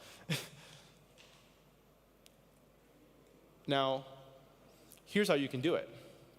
So, and this isn't obvious because I've talked to a lot of people that don't know this is even possible. So as an org admin, you can list all of the credential authorizations linked to a particular GitHub user in your organization. That'll give you some IDs, and with those IDs, you'll also see the last 8 characters, I believe, of the personal access token, and then you can use it to specifically delete the SAML SSO grant associated with that session or personal access token. So that's a way you can mitigate blast radius without having to pick them out of an org. Now, some of you might be saying, wait, didn't you say an SDK? That was a library, it was small. But yeah, I did say an SDK, if anyone saw my Twitter. So let's see what happens next. That's one of the SDKs. Now, let's fast forward a bit. So the token's still valid, but Azure has also, since maybe related to this, maybe not, added some more protections to a lot of their SDK repos. But I wanted to show some impact. So I noticed that one of the SDKs, the Python one that I showed, had a gap in one of their protections. So in GitHub, there's something called the code owner protection rule set. Now, the way this works is that when someone creates a pull request and modifies a specific file, and that file is listed within the code owner's file, and that rule set is active, then it'll request all the code owners to review the pull request. One of those code owners needs to review the pull request in order for the normal merge to go through. So if it's just one approver, then that approver can approve it and merge it, and then it's just like it falls back to the normal merge approval requirements. This is really good for protecting more sensitive files in a repository. So there's one issue. GitHub specifically calls out that when you have the code owner protection rule set, you should also make sure that the code owner's file itself falls under a rule set, because otherwise, anyone with write access to the repository could simply make a pull request to change that file and then merge it. So this, unfortunately, for the Python SDK repo, it didn't have that. And this is how the bypass worked for this repository. So you can't create and improve your own, approve and merge your own pull request because of the other protection rules. However, it's a public repo. I can make a pull request to my attacker account.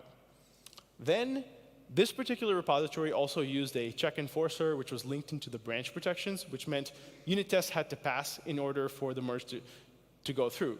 But they also implemented a bypass where you could just comment override, and it would just say you're good to go. So nothing to see there.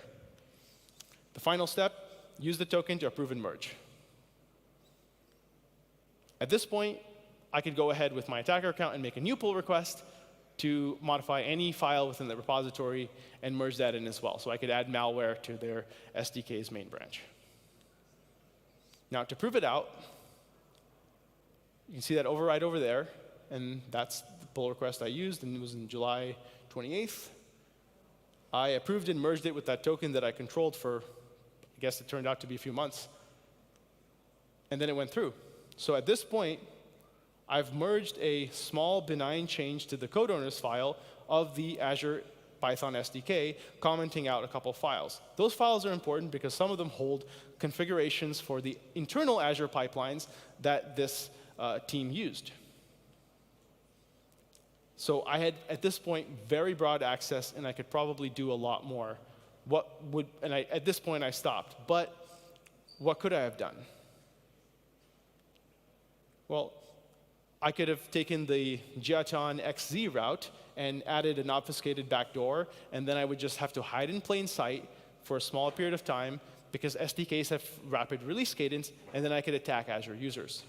Or I could have modified configuration for internal Azure DevOps pipelines, such as those that push to PyPy. Then I would just wait until they run and see if I could steal secrets from them and try to pivot internally.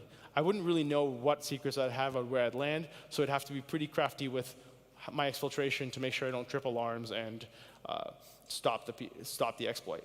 But again, all of this is theoretical because this was probably getting too far at this point. But there are a lot of options. So there's also some other techniques. There's self-hosted runner takeover, and I spoke about this at length at Black Hat, so don't have time to cover that here. But the general idea here is that workflows on fork pull requests run in the context of the fork head branch when it comes to what code is executing. So someone can become a contributor by fixing a typo, and that if that settings also default, then they can get arbitrary code execution and persist on attached non-ephemeral self-hosted runners, and that opens up a whole range of attack paths. So if you're interested in that, definitely check out the talks. Next, there's GitHub Actions cache poisoning. This isn't a vulnerability by itself, but it's a privilege escalation technique. And I was able to actually show that I could have used it to backdoor a package for Katex, which is a LaTeX rendering library, and it has quite a few weekly downloads on PM. So the way GitHub Actions caching works is that it's used to speed up builds, but there's a reusable action called Actions Cache that is how most people use it, but there's also language-specific reusable actions that have caching as an option. I talked about that earlier. Some even, such as setup Go, will have it on by default, and you have to force disable it if you don't want caching. And then there's also a limit on how big the cache can get per repository. So if it exceeds a certain size, then GitHub will typically run a nightly eviction job where it will remove the least recently used cache entries. And this is important because if a cache entry is present, you can't just overwrite it. In terms of the security boundary, the branch where a workflow runs determines how cache poisoning, what you can jump to. So the main branch or the default branch, depending on what the repository has configured, is what every cache will bubble up to if it doesn't have a hit on itself. So say someone makes a feature branch and it checks if there's a cache entry. If that's not there, then it's going to go up to the main branch. So when you have a hit, that's how you can move laterally, and I'm going to go into that a bit later. And the way it handles cache keying and cache versioning, those are the two values that GitHub uses to differentiate cache entries in addition to a branch. Those are just free-form strings, and they're all handled on the client side. So when you're setting one, you can set it to whatever you want. So here's an example of a cache hit. So you can see the key there, and the version is calculated. It's not, you don't see it, but it's just a combination of the version of the cache toolkit and the OS that it's having a cache hit on. So if there is a cache hit, it'll download it, but the way it extracts it is that it's just a tar TZST archive. So it also, if you notice, it has the -p flag, which is preserved paths. That means a cache hit on a poisoned cache is effectively arbitrary file write in the consuming workflow. And that is almost always code execution in GitHub Actions, because I can simply overwrite the actions.yaml file associated with the cleanup step of an action that executed. And I know one executed because that's how I had a cache hit. So it's arbitrary RCE in a different workflow that consumes cache. If you get code execution in the main branch, you can always jump. And it's pretty scary how many repositories right now in public have this issue because they think they lock down their pwn request. The way authentication works, and this makes the problem even worse, is that there's a JWT that is minted when the job starts. The problem here is that it's valid for a very long time, and GitHub currently does not revoke it when the job finishes. So when you combine that with the 10 gigabyte limit, what you do is you fill up the cache to contain a lot of stuff, wait for the old entries to get evicted, and then set new poisoned entries all within that same 6 hours, which is crazy that it works that way. And this is an example of the cache JWT in the context of Katek. And you can see that it's associated with the job, branch, permission there, and if you did math, you'd find that that's 6 hours. And that's how it looks like when you just fill up a cache. You just fill it with garbage, and now you'll wait until the eviction, and that'll clear out the reserved cache entries for you to poison. Now, I didn't go through that, but if someone wanted to complete this attack, they would just craft a payload and then wait until the consuming workflow triggers. In this case, it was any push to the main branch, and then because that main branch used an NPM token to get it, and now they could backdoor a package that has 1 million weekly downloads. The takeaway here, and this is the only fix that the maintainers applied after I reported it, is simply not to consume the cache. So they technically still have their pwn request, but they accepted the risk that stealing their browser stack token, which is the initial vulnerability, is an acceptable risk for their repository. All right. Now, where do I think things are going with this vulnerability class, GitHub Actions attacks in general? Because a lot has changed over the last year even. Because 2 years ago, you could go out and find just ODAs in major companies just sitting there for months, but now the landscape's changing. Tooling is getting a lot better when it comes to identifying and exploiting GitHub Actions vulnerabilities. So I released Gato X back during Hacker Summer Camp in August, and that is a fairly powerful tool to detect vulnerabilities at scale. You can use it to scan, say, 5,000 repos in minutes with a fast internet connection. And it has a higher false positive rate, but it's tuned to be an operator tool, not a SaaS tool that cuts tickets. But Boost Security has Boutine, SemGrep rules are getting better. GitHub's working on a big CodeQL upgrade for Actions, so that'll probably change things a lot. Ultimately, this will lead to rapid discovery. Already within public repositories, if there's a bug bounty program and there's a pwn request committed, bug bounty hunters will be on it within hours. It probably might even be 30 minutes now. It's fast. It's like subdomain takeover now. But there's a caveat here. Even if a bug bounty hunter can identify a vulnerability within hours, if a malicious hacker jumps on that vulnerability and jumps on that vulnerability and exploits it, it doesn't matter because for the hacker, there's no duplicate. So this will mean that there's more complex cases that require manual analysis and deeper digging to see if where, for example, you might have the vulnerability exist in JavaScript code that's called from a workflow instead of with the workflow file itself. So SaaS tools might not pick it up. So there's still value in digging deeper when it comes to CI/CD misconfigurations.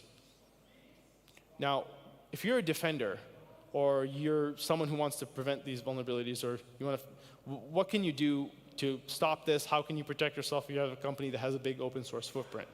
Or even private repos, because if someone gets a developer token compromised, a lot of these same attacks apply. Well, learning about these attack classes, learning about GitHub Actions, learning about what misconfigurations to avoid is very important. Especially when it comes to injections or pull requests, because developers don't need to make a big change to fix it. Often the fixes for it are 1 or 2 lines. So it's just a factor of keeping that in mind while developing CI/CD. And then monitoring changes. CI/CD misconfigurations are almost a form of new shadow IT, where there's really no oversight to developers when they're updating them. They update them, they make a change, their teammates review it, it goes through, and now they've introduced a vulnerability into the repository because it's not scrutinized the same way as release code, but it's code that does releases, so it should be scrutinized if it has privileged secrets or pushes to customers. And finally, it's important to have response playbooks ready. If you don't have an idea of what to do when you have a pipeline compromise, you'll be in the dark and miss things, such as Microsoft and not revoking a token. So it's important to know how to scope a pipeline breach and how to respond to it. All right, thank you very much.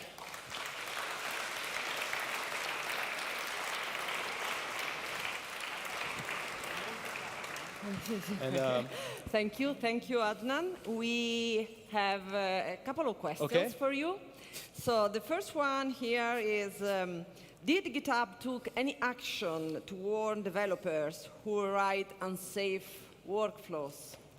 Okay, so if I understand the question correctly, has GitHub done anything to prevent developers from introducing these vulnerabilities? Okay, so for the most part, GitHub has not done any major sweeping changes to limit this vulnerability. So they have made some changes. For example, back in spring of, I think, 2023, they made it so the new default for the GitHub token is read-only, but that only applies to repositories or organizations created after that time. They also briefly made the cache token valid for 90 minutes, but I think they changed it back because it might have broken some things. So it's been minimal. GitHub is very afraid to break anything. They're very DevX and keeping things working focused instead of security. And for good reasons. They've become the company they are because of it. Yeah. And actually, we have another one, which is, how surprised are most companies when you contact them? The engineers. So typically companies, when it comes to reporting vulnerabilities, will not, even if they might be surprised internally, you're not going to see that. That's just how a lot of external contact programs work, especially with larger companies, because if a company says, oh my God, this is a very bad vulnerability that could potentially lead to liability if something happened down the road. So I think there's a very much like being careful of what you say to a public researcher in that sense. But I'm sure some companies are surprised because I've found some pretty impactful issues. All right. Thank you again. Thank you, Adnan. All right.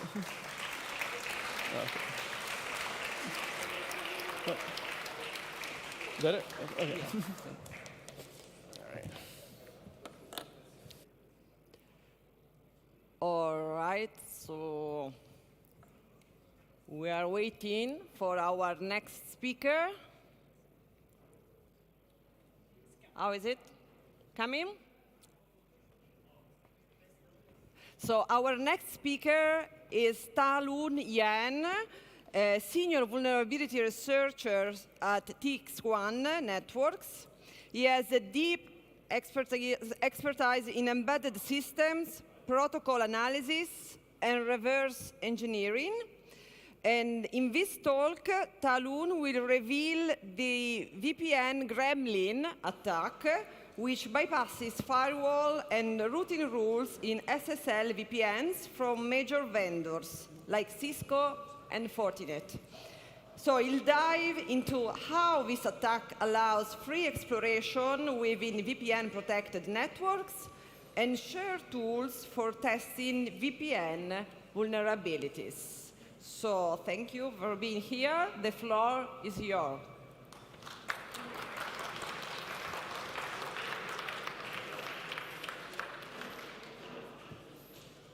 Okay, thank you. Hold a moment.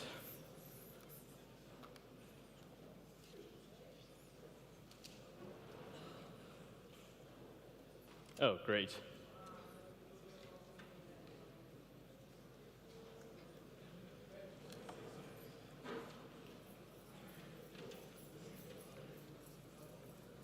Good, it is working right now. So, yes. So, afternoon, everyone.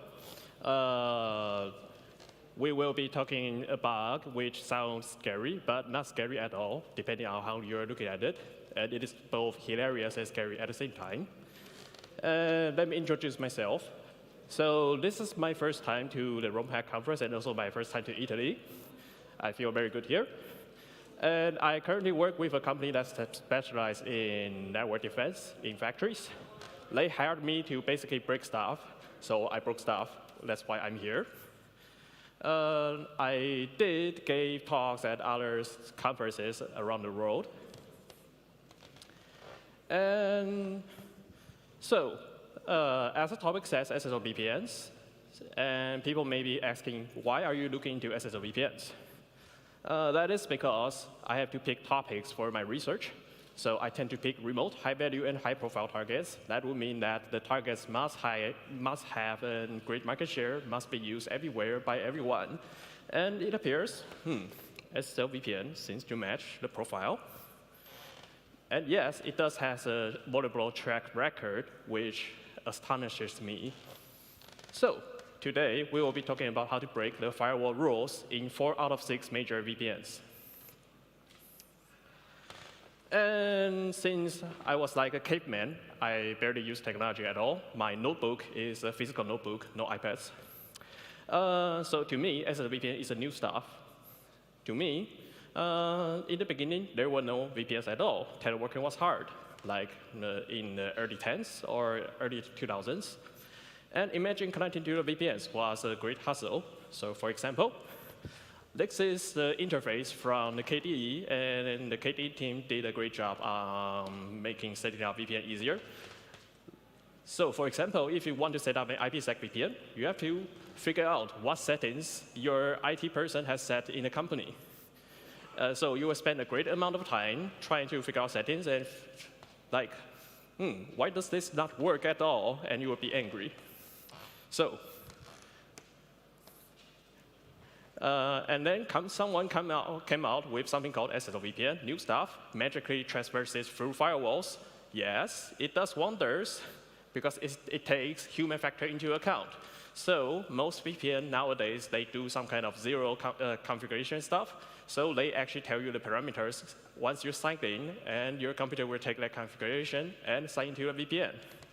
However, since 2021, the US NSA and CISA actually recommended against using SSL VPNs.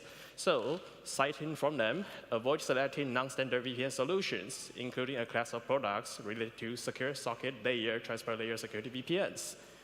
Well, they are actually correct, because these products, they actually include custom and non-standardized features. And as all of the SSL VPNs, they are not standardized. They all implement their own rules and protocols. Well, this sounds something very easy to mess up. And that's true. So calling back to Orange High, he was here like a couple years ago, speaking about SSL VPN box. We can see those vendors are writing their codes like maybe in 1990s. Imagine, why will you write a code that crashes when you put a lot of A's inside?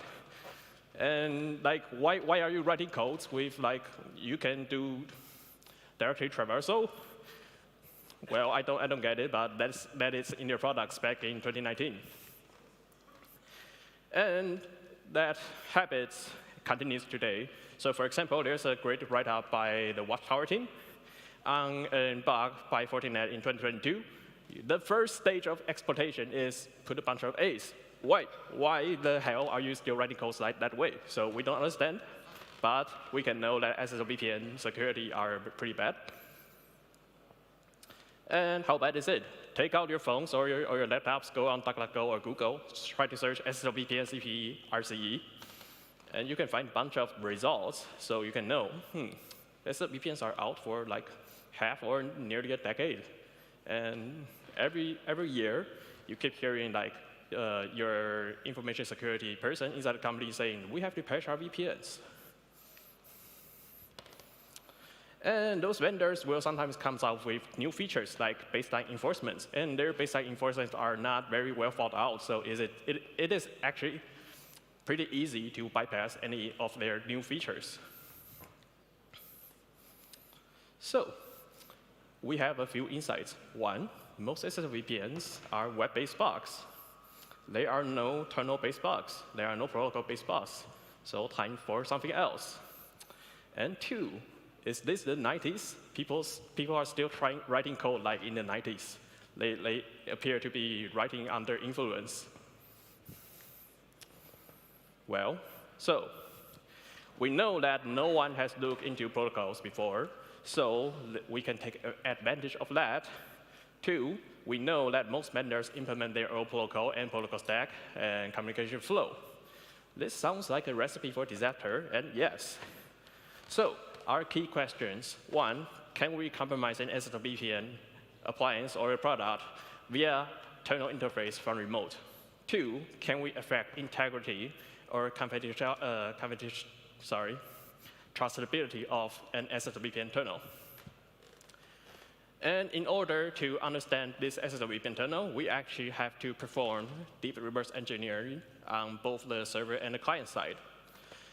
Well, for client side, it is pretty easy to obtain. You just put in Google like X VPN client, file type exe, file type tar.gz or whatsoever, and you will magically get a client package.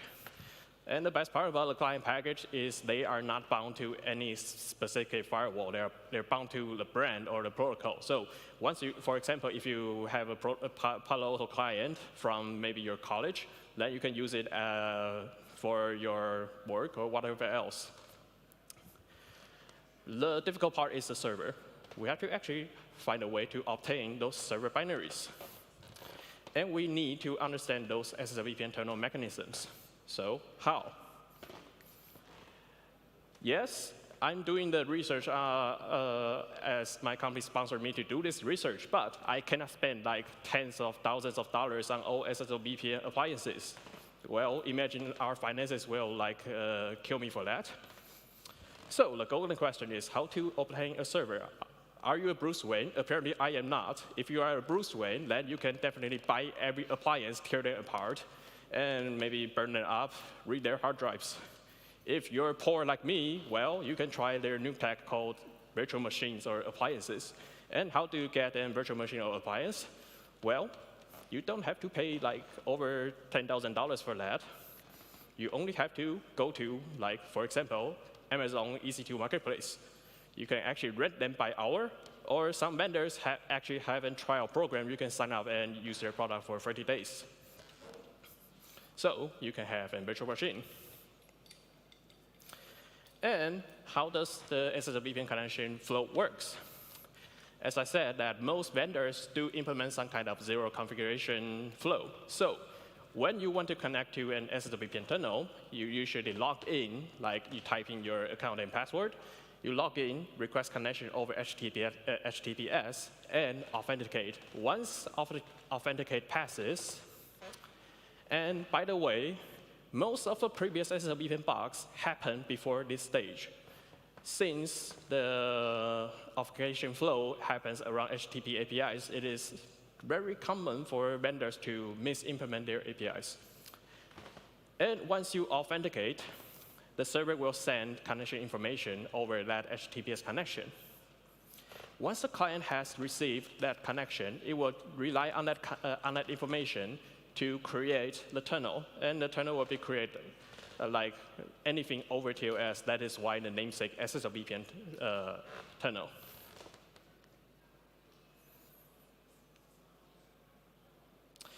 And how does this SSL VPN tunnel works?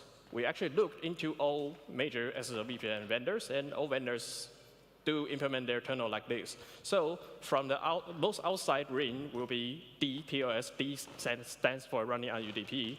It can both run on UDP and TCP.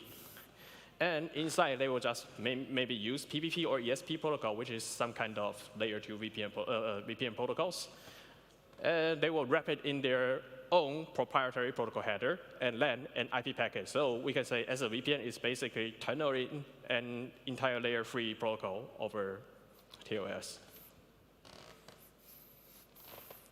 And how does this look like exactly? So we actually looked into those vendors' tunneling protocols, and we basically wrote an, let's say, compatible version in Python. So you can actually use this code to connect to, well, since the vendor's name is on there, to this VPN, but we actually have created for most implementations. And by the way, we do plan to open source this in GPL 2, yes. But I have to actually discuss with legal, and I'm still pushing for that. And you can see, like, the vendor actually has implemented their own metric header. In front end, you can see the Ethernet type, which may look very familiar, and the other stuff. So basically, they're stuffing an entire IP header inside the TLS tunnel. And how do you use this? Well, you just send it. That's simple. So that's how the building industry works. And what happens does a client tries to tunnel traffic over SSL VPN. Once you have connected to this tunnel, your client will create a physical network interface on your system. For Linux, it is usually another networking interface. So it will create a route to use that route as default. And once traffic has pumped through that virtual interface, your client will do some kind of encapsulation, which means they go back and put that magic header and stamp it through the DTLS tunnel and throw it to a server. And what happens when the server receives SSL VPN traffic? This is our guess at that moment because we didn't completely reverse engineer the whole stack from the beginning. Like, imagine, like, there's some vendors like combining all of their services into one binary, and the IDA profile for that binary is like 800 megabytes. So we did not reverse engineer through all of the implementations. But to our understanding, like most SSL VPN servers, when they receive an incoming traffic, they try to validate that traffic and do de-encapsulate. So which means they take off their vendor layer and check if the packet source and destination matches firewall rules, and if matches, route it and send it. So we have a little test bed. We actually do not want to spend time re-implementing those connections, like zero configuration stuff. So the way we did it is we actually combined our script with the Python project man-in-the-middle proxy. So we use our client with a genuine SSL VPN client to connect to this proxy to the VPN server, and through our script, we inject legitimate SSL VPN packets. So that's how we test. And we decided to fast because we know very little about the protocol. So we decided to ask goddess of luck. We throw all of the fields into Pyrodamsa and sleep for a couple of weeks. And it turns out to be not very effective because there are some vendors, upon receiving an embedded packet, will straightly crash and disconnect all SSL VPN clients, which is why. And some of the vendors will just close the tunnel if it receives an embedded packet. So the fuzzing is not very effective, but at least it works. And as our fuzzing has gone not very successful, we tried to test the impossible during fuzzing. There's a field called IP source. What if we change it to something funny? And it turns out, OK, it appears that my social credit has gone through hell because we have 6 vendors in our testbed, and 4 out of 6 vendors accepted our forged packets. So as we change the source packet to anything else, the SSL VPN server receives the packet and deems the packet valid and sends it out to the network behind that SSL VPN appliance. And the best part is the multi-port mode on affected vendors do show the packet coming from the forged IPs.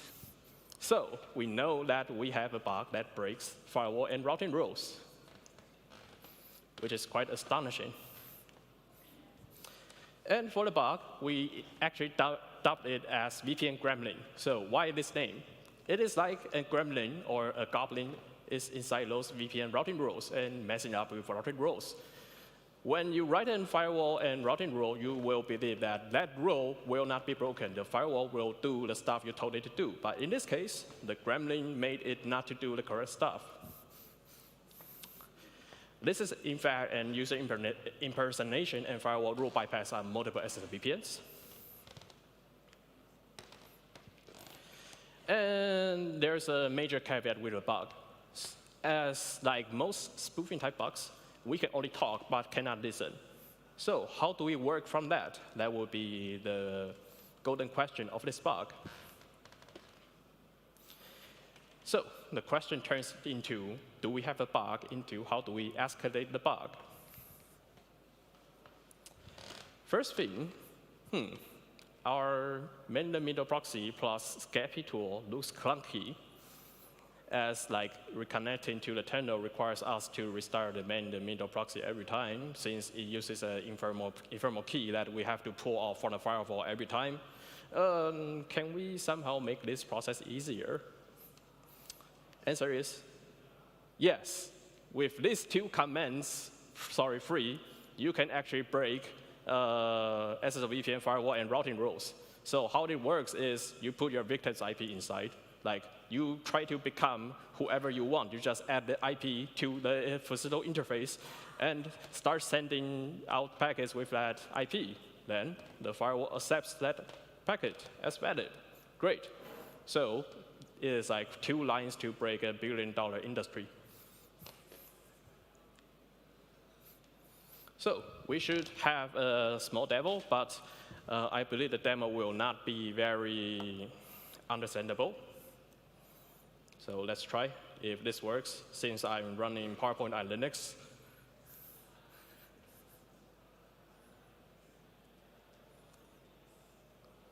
So even though we used one of the vendors as a POC, we actually have 4 different POCs which follow the same flow. So on all device tested, we use either a single or a multi-interface setup, and we all set the firewall rule as user can only reach target 0, and user 1 can reach target 1. That is very common in most network setups, so maybe you will have a weak network segment or a sensitive network segment, and you don't want anyone to touch that segment, so you close it off. But in this case, we can actually break into the sensitive segment. So on the top left, we have client 0, and on the top right, we have target 0. And like client 1, target 1, usually the client 0 can never reach target 1, and client 1 can never reach target 0. But in our case, we can actually break this assumption.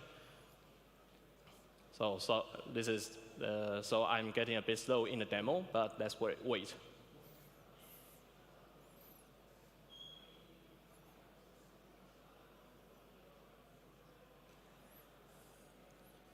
So I shall be running the attack script soon to inject packets into target 1.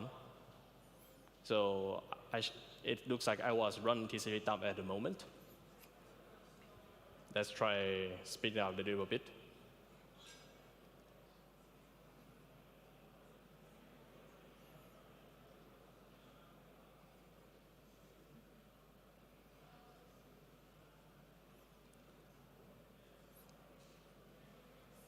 OK, so it's finally getting to the point where I actually run the attack script. So let's run the attack.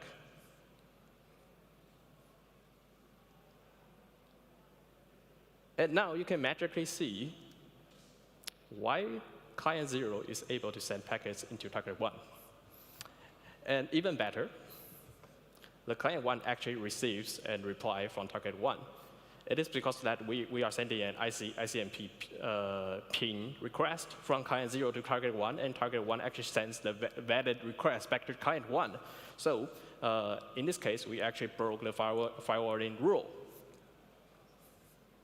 And we have an even better one at the end of this POC. And in this case, the firewall actually thinks that our forged packets are valid and be coming from our spoof target, which means that we can send packets at client 0 and having the firewall think that our packets are coming from client 1, which is very good. This can definitely escape network monitoring, like we have a scapegoat. So let's get back to the slides.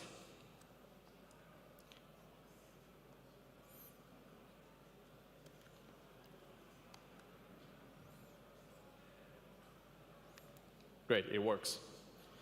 So what actually happened with the demo? Because the demo is not very understandable, we shall consider this classic network design. So in most corporate networks, some of the corporates, they will put gateway and VPNs together as one device, but with very large enterprises, sometimes it will become 2 devices. This doesn't matter with this POC. But for clarity, we split it up in 2 in this presentation. So considering that you have a network, you have the main gateway, you have a VPN appliance behind the gateway, with the gateway exposing the VPN appliance to the outer world. And you have 2 networks. You have a network called network A. You have a network called network B.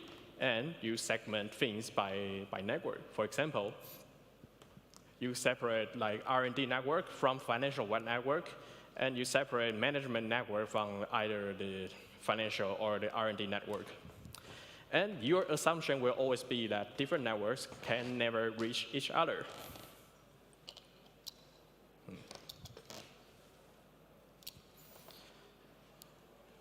However, in our case, we can actually break this assumption. And more to say, when you are designing such network infrastructures, you will assume that some of the unpatchable or vulnerable or sensitive devices, you can place them safely inside the sensitive segment. In this case, we say it is network B. And you will assume that device will never be hacked by anyone else because only a selected few elites in your company can actually reach that device. In our case, we can prove different. So by applying our attack, usually you will assume that no one can actually reach the protected network. But applying our attack, we can actually break this boundary and step into another network. So how serious is it? And we have to perform some investigation. So a few caveats with this bug. One, we have to actually be authenticated into the tunnel. But considering that spear phishing is commonly seen and commonly successful in large enterprises, so it would be very great for attackers if they can basically escalate privileges in their VPN tunnels. So imagine an attacker being successful to spearfish an intern, and the intern has VPN access, and attackers uses this bug to escalate the intern's access to like either IT or financial network. And we know that this is a one-way bug, so we call it a off-path blind attack. But can we write any arbitrary source IP? We should investigate it. We know that SSL VPN are layer 3, so we cannot do any ARP or DHCP spoofing. But if we are able to, then we can turn this into a very powerful primitive, especially with standards nowadays that prohibit bit tunneling. That means like every device is once connected to SSL VPNs must tunnel all of their traffic through the VPNs. And question 2. We can surely inject packets with source, but can we perform an entire, like, for example, DNS spoofing? And can we perform attacks on any ICMP and UDP devices? For this one, I can already say yes. They do exist, the bugs that runs on ICMP or UDP. For example, like Windows is pretty bad in handling IPv6, so there are numerous IPv6 either Stack Overflow-based bugs on like Windows. And there are several protocols actually runs on UDP and ICMP and only requires like 1 or 2 packets to successfully attack and overtake the device. So for the last question, yes, we can actually perform attacks on any ICMP or UDP-based devices. Sorry.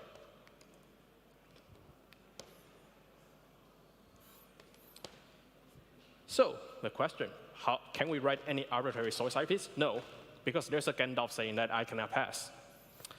The reason is that most firewalls perform some kind of NAT and routing, and it does check routing tables. So if I haven't connected to this SSL VPN, I don't have that IP, and I cannot use that IP because it requires my IP to be in the routing table to perform routing for me. So in this case, we are actually limited to any connected clients. So we cannot create IP address out of thin air. We must spoof someone has been connected to the VPN tunnels. And how about the possibility for DNS hijacking? Because most blind TCP off-path attack. So off-path means that you are next to the network that you are trying to attack. For example, if you are trying to hijack your, let's say, your colleague's connection, we call it an off-path attack because you're not your colleague's router or switch or something, so you're off-path. And most blind TCP off-path attacks will require you to perform some kind of either leaking or DNS hijacking. And for DNS hijacking, we think it is highly impossible, even though Dan Kaminsky has claimed possible on Black Hat maybe back in 2008. But to perform a DNS hijacking nowadays, you need to bet against 2 times 35565, which is nigh impossible. So what can we effect? We can attack against any protocol on status L3 inside protected network. And this evades network monitoring because the gateways actually accepts our packet as valid. We can send out legit packets from spoof IP. This also escapes network segmentation and routing restrictions. We basically punch a wall in their firewall rules, like saying all of your firewall rules are null and invalid. But with one major caveat, we need to know the target and victim's IP. So we will assume this bug will be very useful for like red team engagements or for those nation-state attackers already having a complete map of their network. Well, and we can also give a few attack scenarios as for example. So they are actually some kind of one-shot DOS attacks. So for example, if an attacker managed to spearfish someone with access in network A, and he knows like where network B is, well, he can one-shot and memcache request to the memcache on and protect the network, and he can actually set anyone as a victim. And 2, it is possible for the corporate ITs to place multiple devices inside protected network. And it is very often for those devices to have a vulnerable networking stack or a vulnerable service that is able to be compromised with one shot. So for example, we know there are some services that runs on either SNMP or ICMP or UDP that is vulnerable to these kind of attacks. So we can actually one-shot through this network barrier and overtake that device and started to pivot from there. And don't even forget that we can actually escape network monitoring in this case. And like example 3 is the one I said impossible, because you have to perform DNS spoofing, and we don't think this setup is quite possible. We wouldn't understand that why would anyone design their network like this, because it requires you to have your DNS server inside the VPN tunnel. So if you somehow set up a DNS server inside the VPN tunnel, then yes, we maybe can spoof responses by the DNS server inside we may be able to spoof DNS responses by using this attack. But we don't think this is quite possible, because who the hell will put a DNS server inside VPN?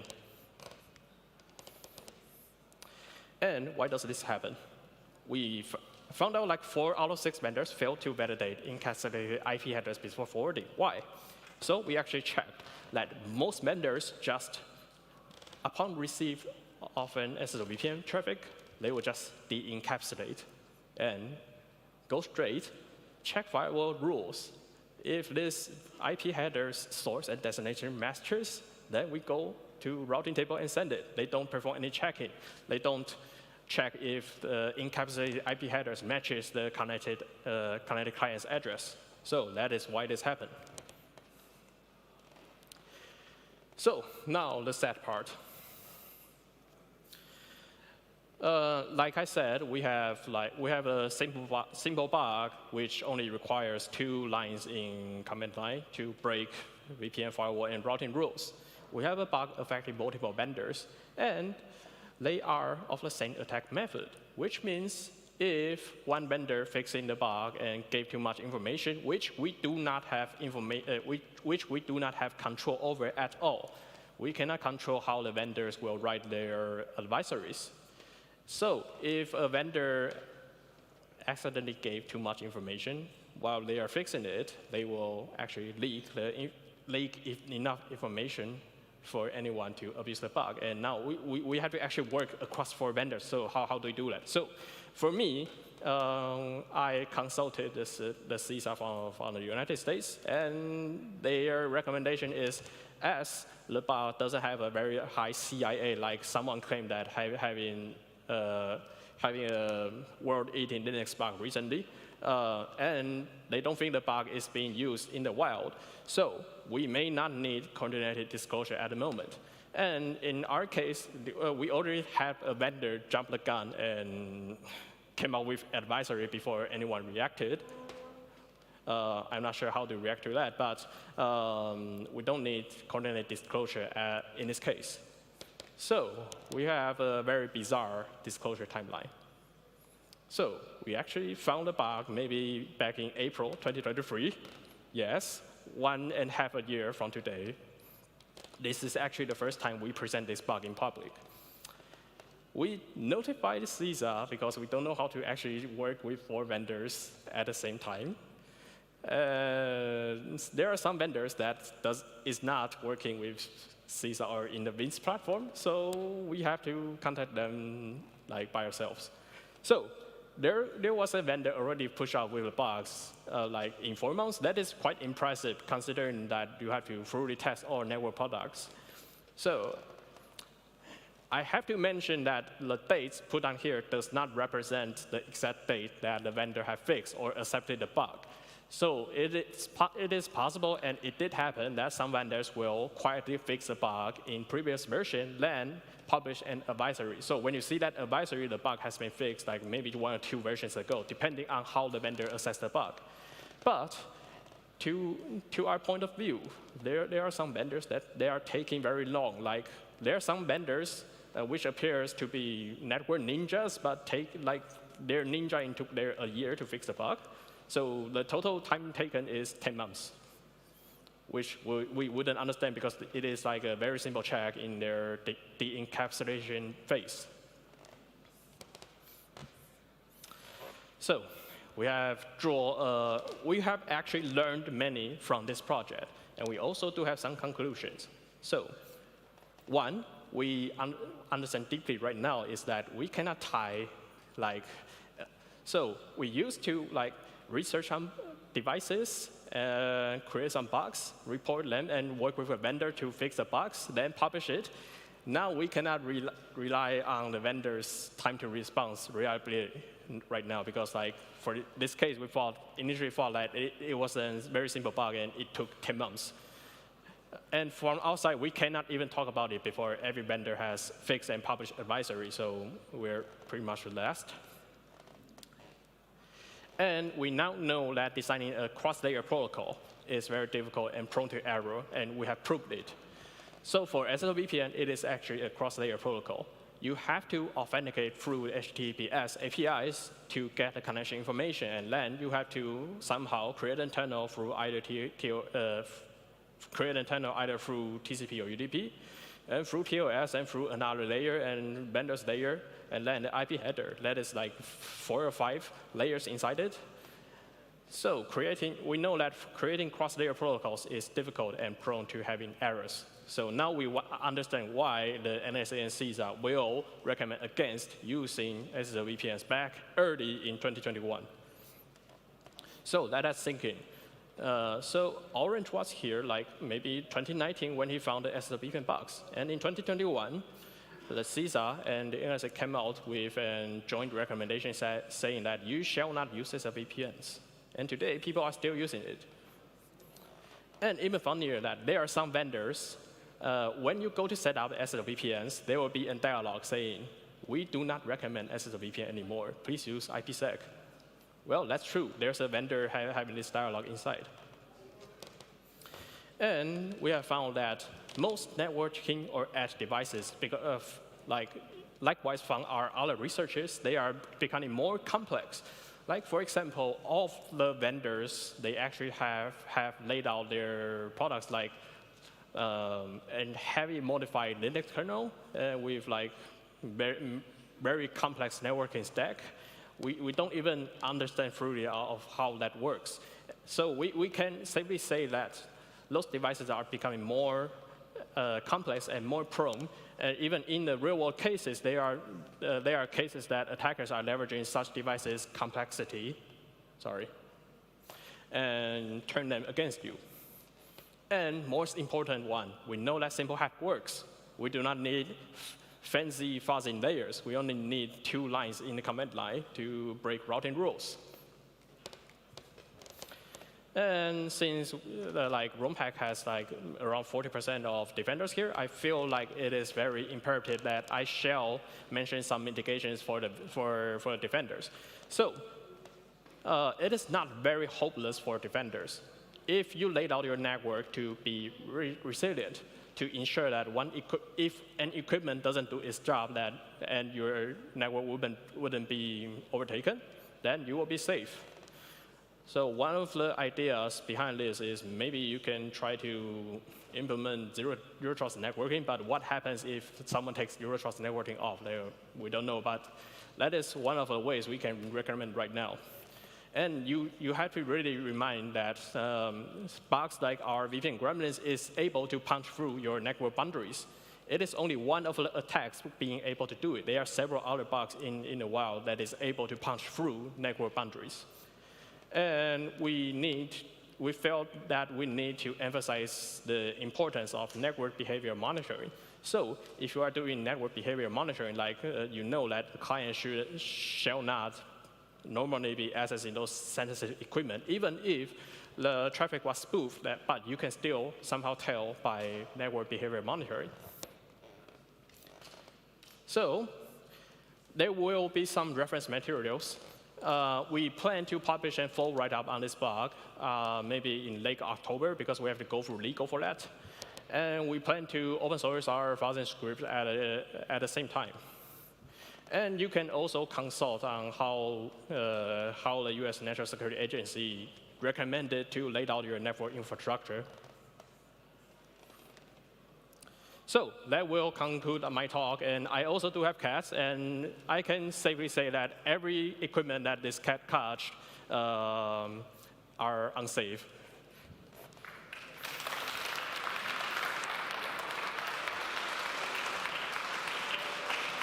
Okay.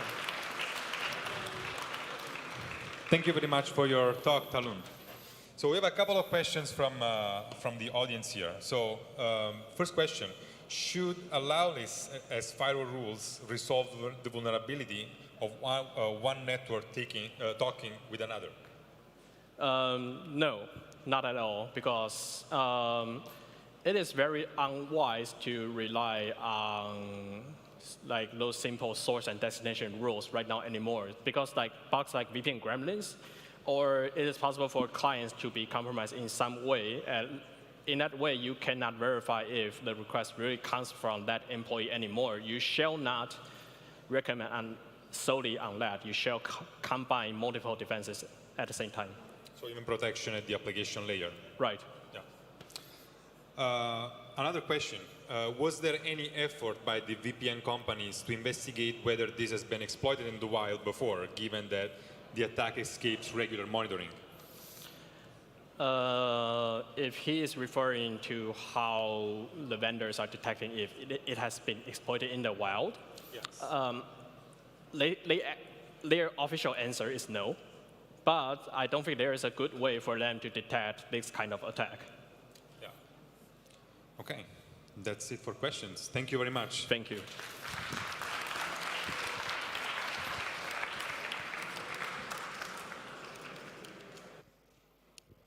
OK, time for our next speaker.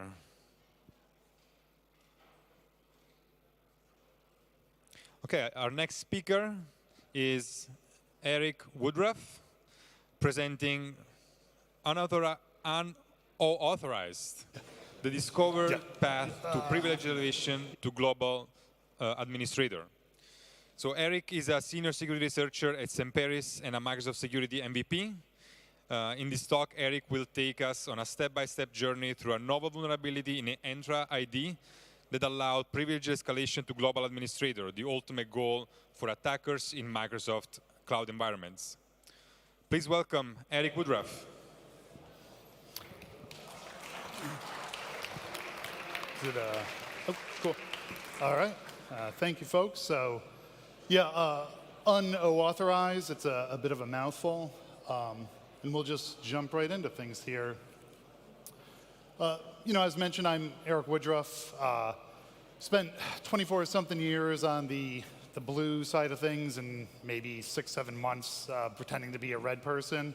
So I don't have any sort of, fancy hacker name, but hopefully Eric and identity is, sort of easy enough to remember. You want to reach out to me. And also beyond just, trying to entertain, hundreds of people, my wife traveled over to Italy with me, and she's a creative director. So I also have to make sure that, the design and hopefully the slides don't suck, right? Because she'll criticize me after the talk as well. So as far as the name UnOauthorized goes, right, we take unauthorized, and if we take OAuth 2.0, right, which is a sort of modern way for authorization to occur out there on, the cloud and SaaS apps and all that sort of stuff, right? That's where unauthorized comes from. And again, no help from AI or marketing or anyone with the name. I like names for bugs and things, so I was proud of myself. So we'll kind of jump into the background of things and then progress deeper into some knowledge around multi-tenant applications and Entra, and then look at the findings and whatnot here. So right with the background itself, there's been a lot of research on applications and service principles within Entra, which was formerly Azure AD for pretty much as long as it's existed, and a lot of other researchers out there, probably some of these you may know, in particular Dirk-Jan Malema, hey, butchered his name there, right, has done a lot of research 2019 on service principles and applications relative to Microsoft apps, and found at the time there's like 100-something applications out there that you could essentially assign credentials to and impersonate. And actually at that time I was working at Microsoft running Azure Active Directory assessments for our enterprise customers. I was in services, and in doing that, we had an indicator that at the time looked for credentials assigned to Microsoft applications, and it was hard even within Microsoft to try to understand or find an answer internally as to why we're looking for this thing in customer environments. And it always kind of stuck in my head. But again, being a blue person, working sort of in consulting light, like I didn't really care. I just sort of stashed away in my mind. But up until more recently, for the past couple of years, I've been at Semperis, where focused on like Active Directory and Entra security, trying to apply a lot of that sort of blue knowledge I've built up from customer behavior and what things look like in the cloud, and trying to see if there's some interesting stuff out there. Right, and when we're talking about the cloud, again, right, if we want to own the cloud, if you're more familiar with something like domain admin, right, a global admin essentially is the keys to the kingdom out there, right? If you get global admin, you get basically whatever you want, whether it's an Azure, Microsoft 365, you've got, SaaS applications federated, right? So global admin ownership is pretty severe. You can even pivot right back into Active Directory if, you're running domain controllers out in the cloud. So, the severity of getting global admin is something to not be taken lightly.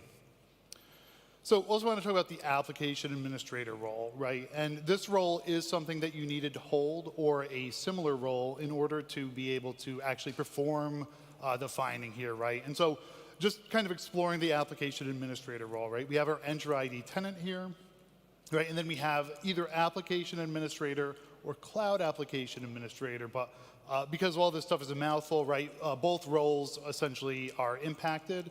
But we'll just refer to them both as application administrator. Right, and so we assign this role to, a user, and it's common to see in enterprises this role being used, right? And then it's basically for the lifecycle management, again, of those SaaS applications, right? So your Salesforces, your multi-cloud, right? AWS, GCP, all this stuff that you may be trying to tie back to Entra, right? For authentication, authorization, all that good stuff. But again, enterprises can have 500,000 plus SaaS applications, so the role's pretty commonly used. But if we take other roles, right, like global admin, again, that keys the kingdom, and we go try to, manage roles, right, we're not allowed to do that, right? And roles, in their simple definition, right, it's sort of like the do's and don'ts, right? You have these swim lanes you stick in, and so an app admin is not allowed to manage roles in Entra in a, greenfield tenant.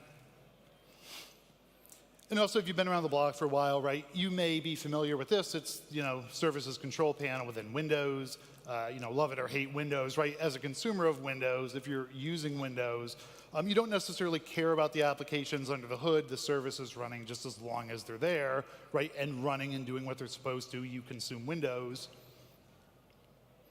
And, the cloud, right, a Microsoft estate is very similar. And there's some services that exist out there, right, that may look familiar, like Azure Key Vault and the Azure portal and things like that, and Exchange Online and SharePoint Online. But there's actually hundreds and hundreds of other Microsoft services that run in an estate. I've seen organizations that have had up to 800-900 Microsoft applications, service principals in their estate out there, right? So there's a lot of stuff that, again, we don't really know or care about, right? It just is there as we're consuming Microsoft stuff.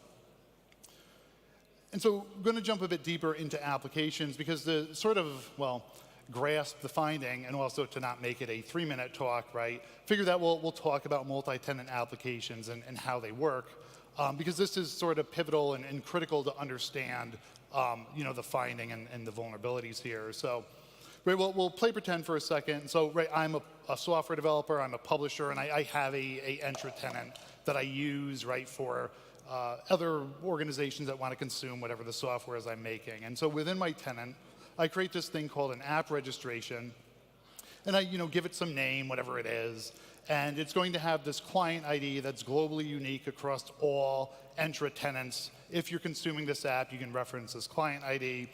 And then there's going to be permissions in here. And again, right, as a dev, I'm basically saying these permissions are the things I need for whatever it is my application is to do, right? So here we have user read write all, directory read write all, and group read all. And then I assign credentials to it, right? So this can either be a secret, which is effectively just a password for an application, or we can use asymmetric keys, right? So certificates or whatnot for authentication within Entra. Right, and then I go build my actual application. So the application, it doesn't matter if it's running in, Azure, AWS, on-prem, Kubernetes, right? You have that application, and there's a relationship here because that app has the client ID. It's also going to have your tenant ID and essentially these credentials, right? And now it's able to, authenticate to Entra. But I need customers, or right, I'm going out of business pretty quick here. So, right, generally speaking, a customer comes along, and a global admin will show up at the door, and they go to the application, and sort of high level here, they'll perform what's called an admin consent or an admin consent grant.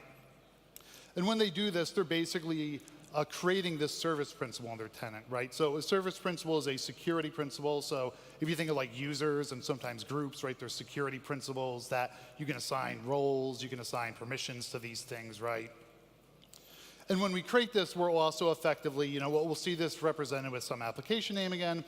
And in particular, we're agreeing to allow these permissions, right? So the developer's like, hey, I need these permissions for my thing to work. And we're like, yep, give us these permissions. Or we'll allow these permissions in our tenant for whatever your app is. Right, and so we essentially have this relationship here between this app registration and the service principal. And there is a many-to-one relationship. So if I have 100 customers, each tenant's going to have its own service principal, so there'll be 100 service principals all tied back to my app registration, right? And again, as the developer, I kind of manage the life cycle of this thing because I'm, dictating what the software does. But this in itself doesn't do anything. Right, we need APIs, we need things to go do stuff against. And so generally when we're talking about identity out in the Microsoft world, we're looking at Graph API. Right, and effectively what we can do is we can go authenticate to the customer's tenant. And as long as that's successful, right, we're using that credential we have, we'll get an access token back. And we can then pass that access token for authorization to Graph API under the context of that customer's tenant, and go be able to do the stuff as we've have defined in our service principal. So if we start to look at Microsoft applications, right, these function in very similar ways. They have a little bit of secret special sauce to them, right? And as consumers of Microsoft stuff, we don't get to really see under the hood. So we sometimes have to sort of make educated guesses as to how some of this functions. But in Microsoft applications, they have their Microsoft tenant, and they have app registrations, right? So there's app registrations for Exchange Online, SharePoint Online, and again, we all have all these hundreds and hundreds of service principals that exist in our consuming tenant. And so in this example, we have device registration service.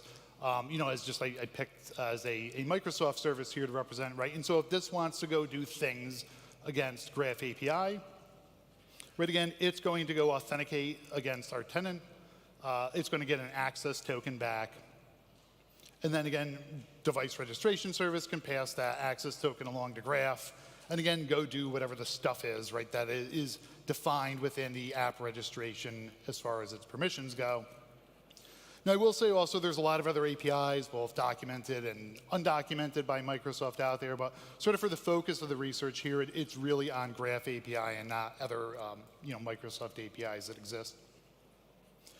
Right, so this pivots into the research, right, which is really looking to impersonate Microsoft applications. And right, when I'm saying impersonate, what we're actually looking to do is act as Microsoft service principals for multi-tenant applications, right? Again, another mouthful, but essentially, right, we're looking to borrow their identity. We're looking to impersonate these applications, right? So from a Entra perspective, from a Graph perspective, it thinks that we're, whatever the Microsoft service is.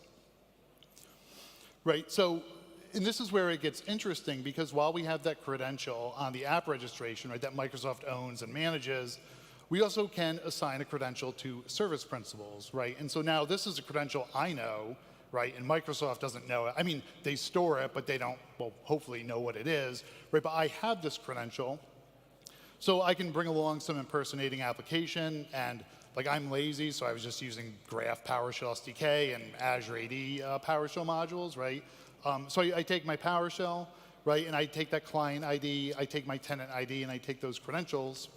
Right, and then again, I can, right, we have Graph API show up, authenticate to my tenant, right, as long as that works, get an access token back, and then again, pass that access token off to Graph API, right, again, be able to do the same stuff that device registration services is supposed to do via Graph. Now, getting a bit more into the weeds, this only works in an OAuth 2 client credential grant flow, and so when you start to get into some of these, exploring some of these ways of authenticating and authorizing yourself into, Entra and Graph and all this sort of stuff, right?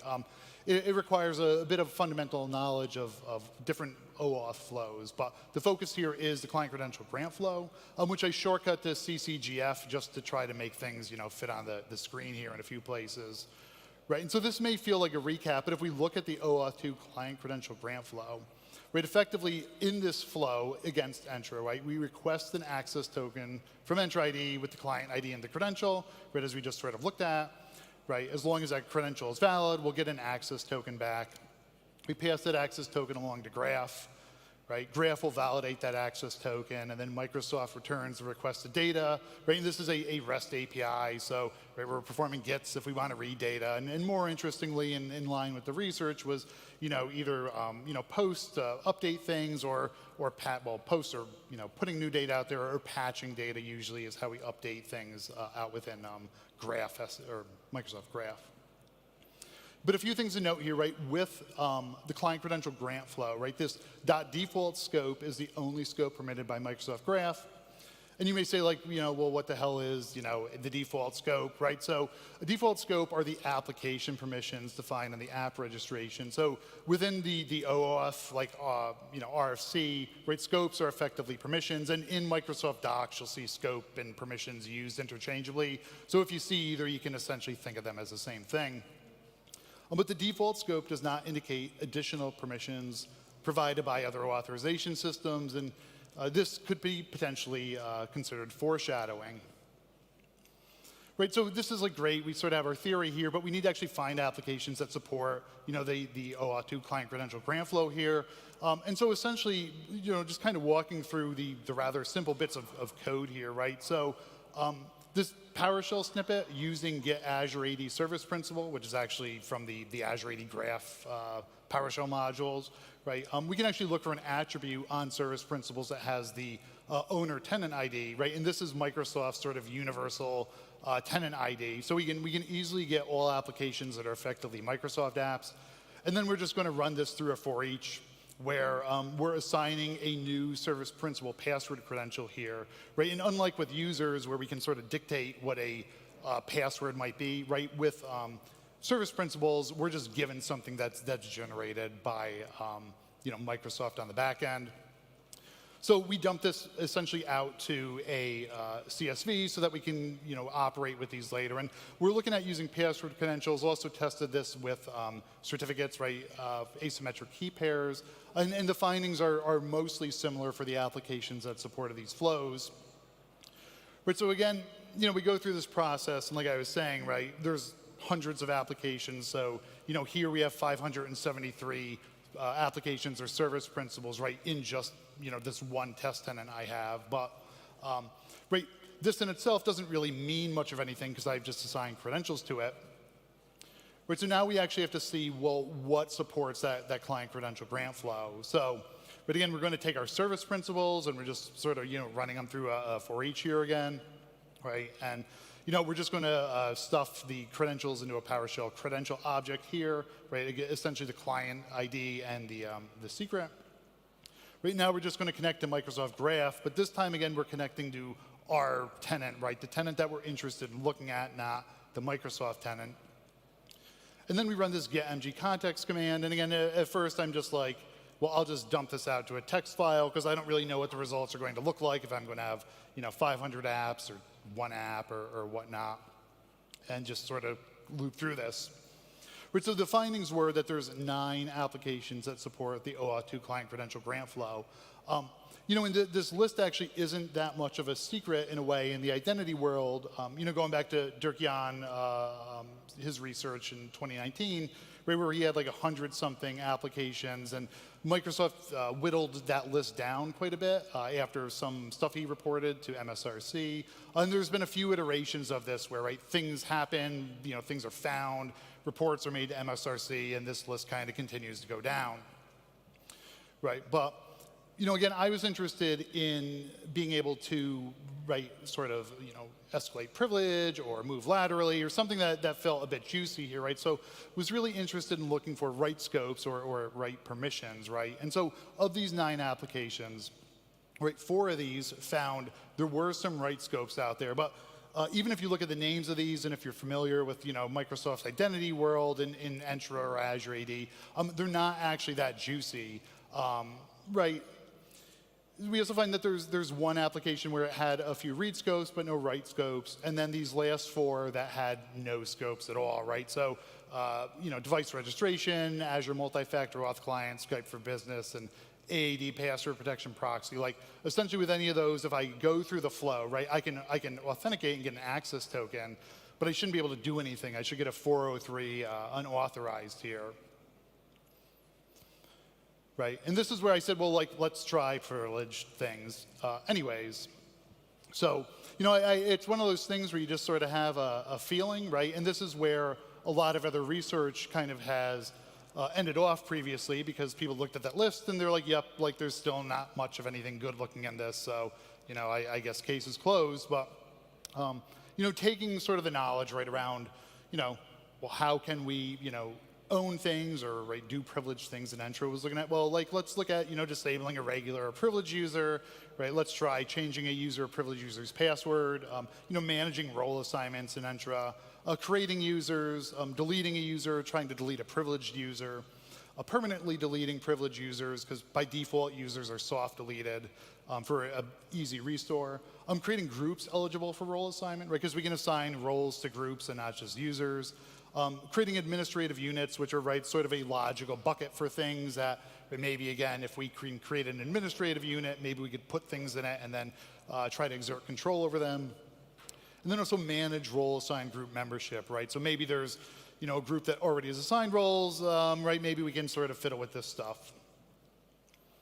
So as far as the results go, right? And so if we look at, right, this, you know, diagram had up earlier where effectively we weren't able to do anything right as an application administrator as far as managing roles go, we'll kind of walk through the most critical finding here, right? So unfortunately, Microsoft did fix this relatively quick after I reported it. I was hoping to record, you know, a video or something like that, but all I ended up with were some screenshots, unfortunately. So we'll walk through these things. So, but again, just kind of starting from that beginning part, right? We have our target service principal, and we're running that get Azure AD service principal, and we're, you know, targeting device registration service, right? It's one of those 9 apps that we can perform the flow against here.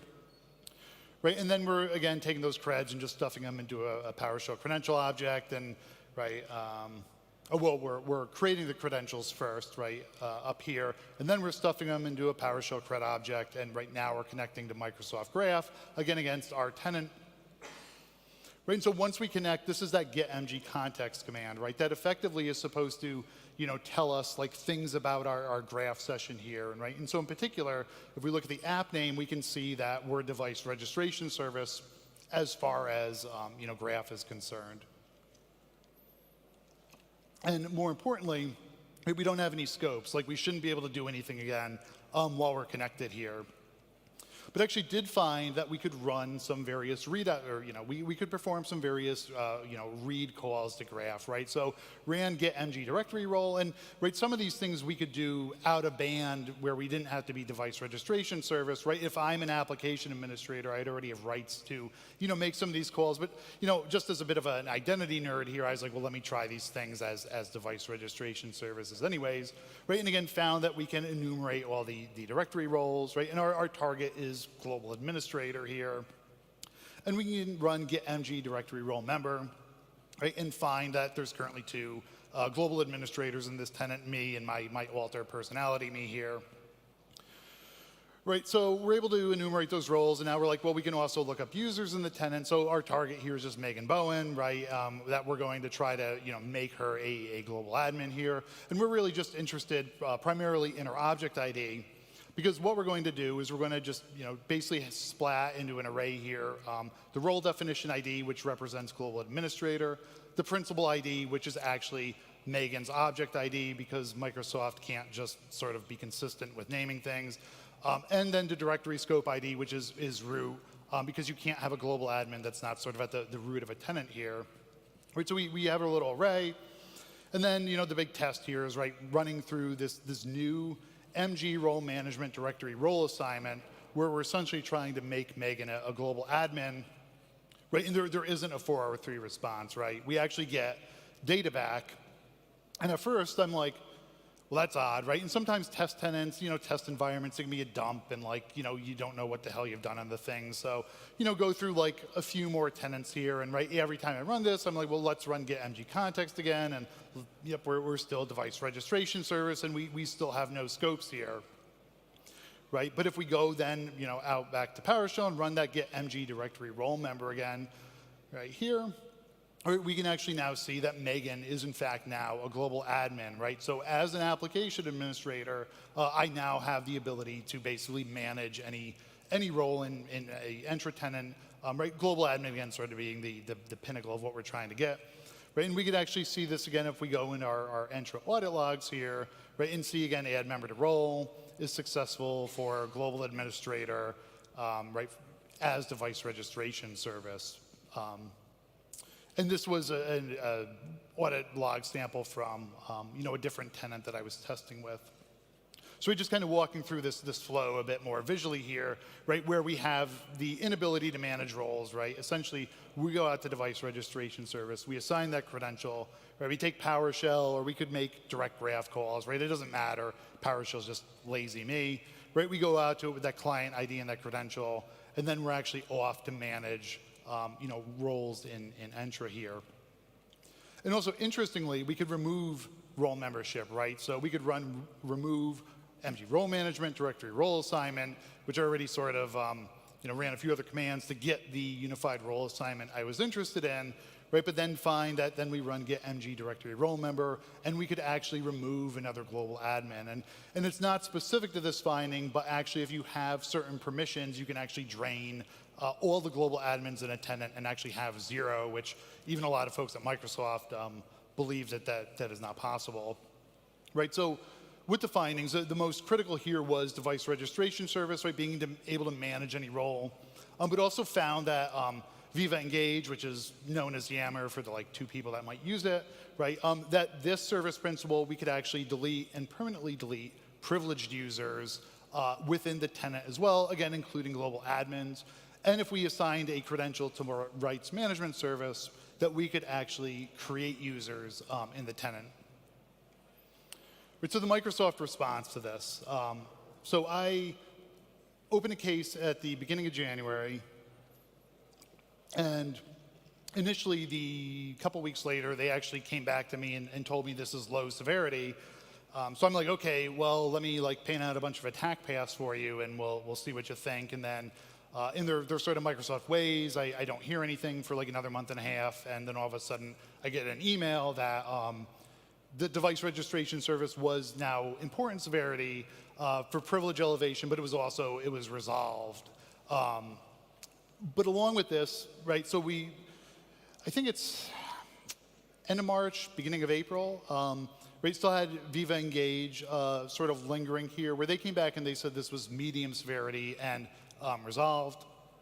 And rights management service, they flagged as low severity. And again, it was resolved. And now, to me, again, as a bit of an identity nerd, right, we have these lanes that we're supposed to be in, again, where we're allowed or not allowed to do certain things.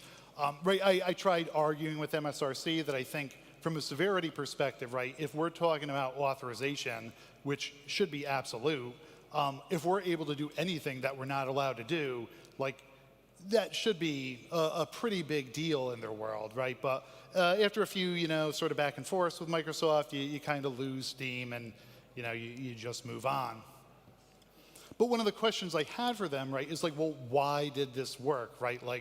Why did device registration service have the ability to, manage roles, and why don't I see anything, right, from a graph perspective as far as scopes or permissions, right? And so, again, if we're sort of abstracting a bit, because this is where Microsoft isn't really forthcoming in this area, right? But if we have our Microsoft application and we have Microsoft Graph, and right on our target here we have Entra ID, right, there's multiple authorization systems at play. Now, as a third party, right, there's only 2 authorization systems that we really primarily use when we're talking about Graph, right? It's either our OAuth scopes, our permissions, or the one sort of alternative is roles, right? Role assignments are one of the few things where, right, if you have a role, right, you don't necessarily need a scope.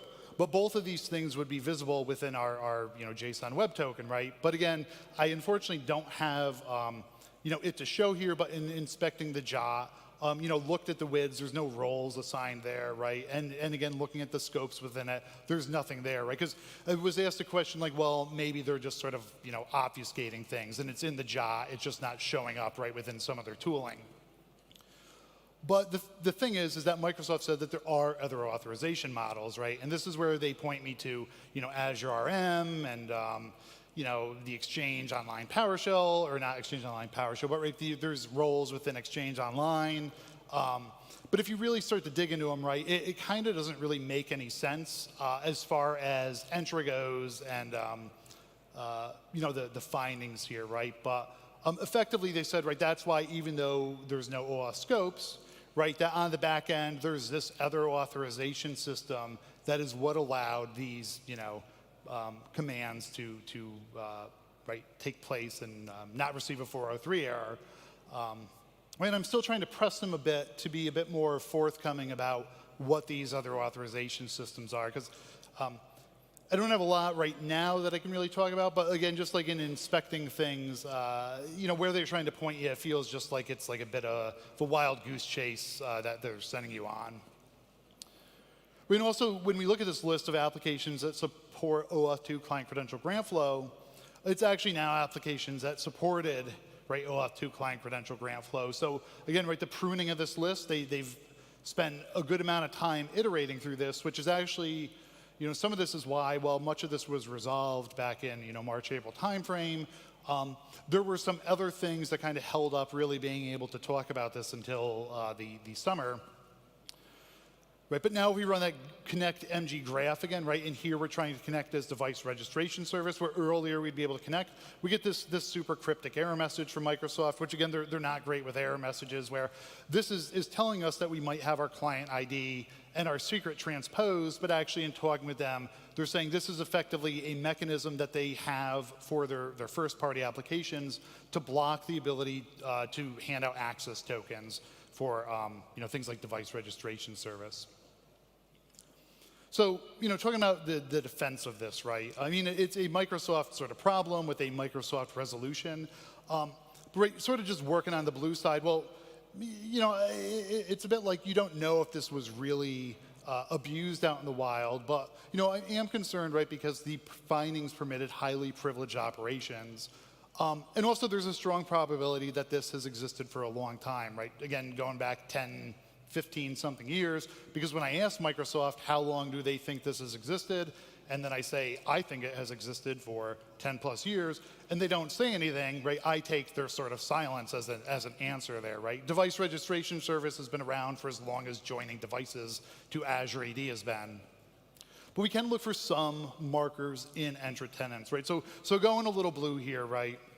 Because if we, and my concern around this is, again, sort of going back to this diagram in particular, that for a lot of organizations, right, fancy animation where the crown falls off the application administrator role here is, a lot of orgs don't treat app administrator as tier 0, they treat it as tier 1 or no tier at all, right? So the protections around this user usually are pretty weak at a lot of enterprises, right? So if, Mr. or Mrs. Threat Actor shows up, right, and compromises that application or cloud app admin, right, they can run through this same sort of thing we did and become a global admin, right? And again, very sort of scary graphic here, right, where it's off to the races as far as what they could do.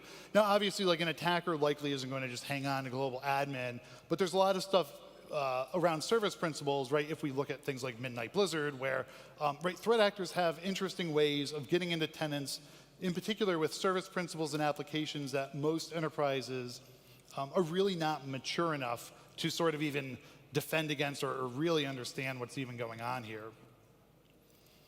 So right, as far as looking for suspicious credentials,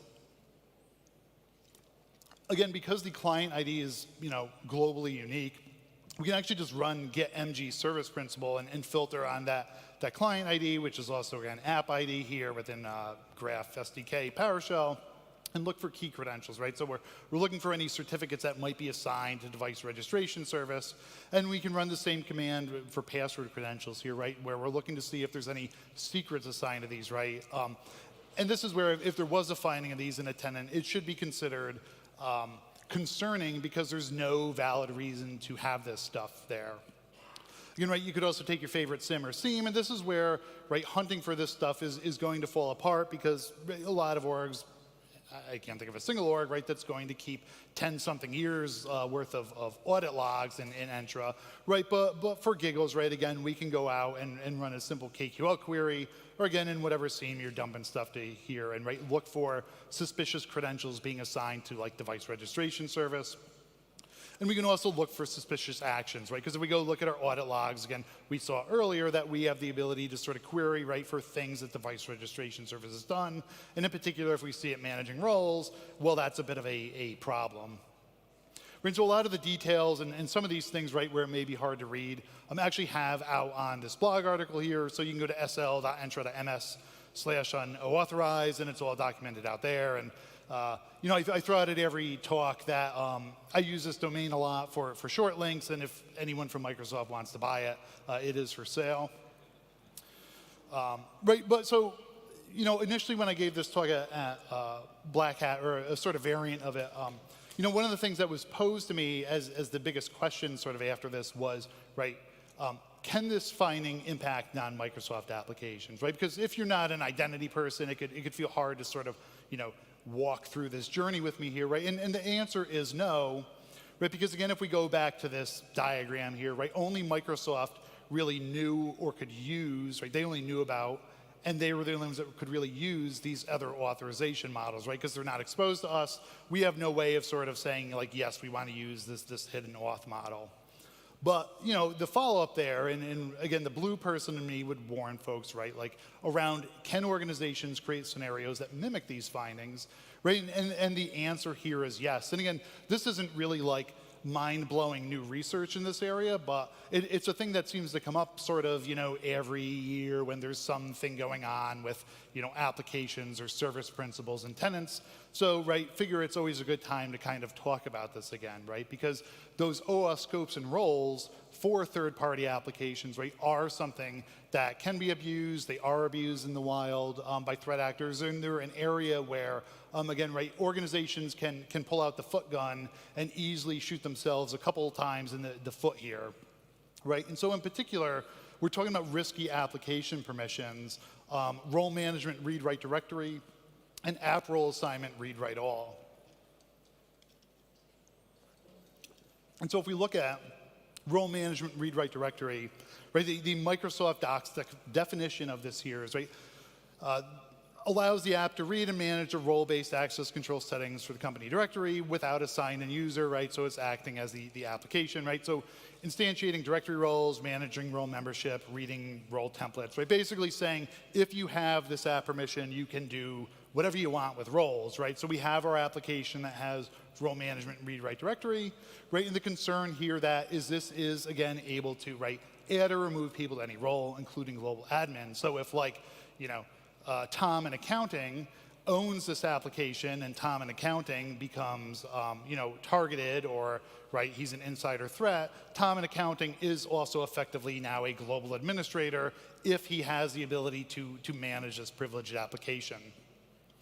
And really just one step away is app role assignment read-write all, right? And this allows the app to manage permission grants for application permissions to any API, including Microsoft Graph, without a signed-in user. So earlier when we're looking at that flow where we have the admin consent grant and, right, some privileged user, human, right, has to come along and approve these consents. If you have app role assignment read-write all, it's the, like, one way you can bypass that, right? So again, if we have our service principal here, right, and it has app role assignment read-write all assigned to it, well, that itself doesn't allow it to manage roles, right, either onto itself or any other service principal in the tenant, right? We may be able to assign role management read-write directory, right? And then at that point, we're off to managing roles again, right? So whatever this application may be, if it has app role assignment read-write all, whoever the user is that owns this or holds any you know, privilege over this, like an application admin or a cloud app admin, is also effectively a global administrator.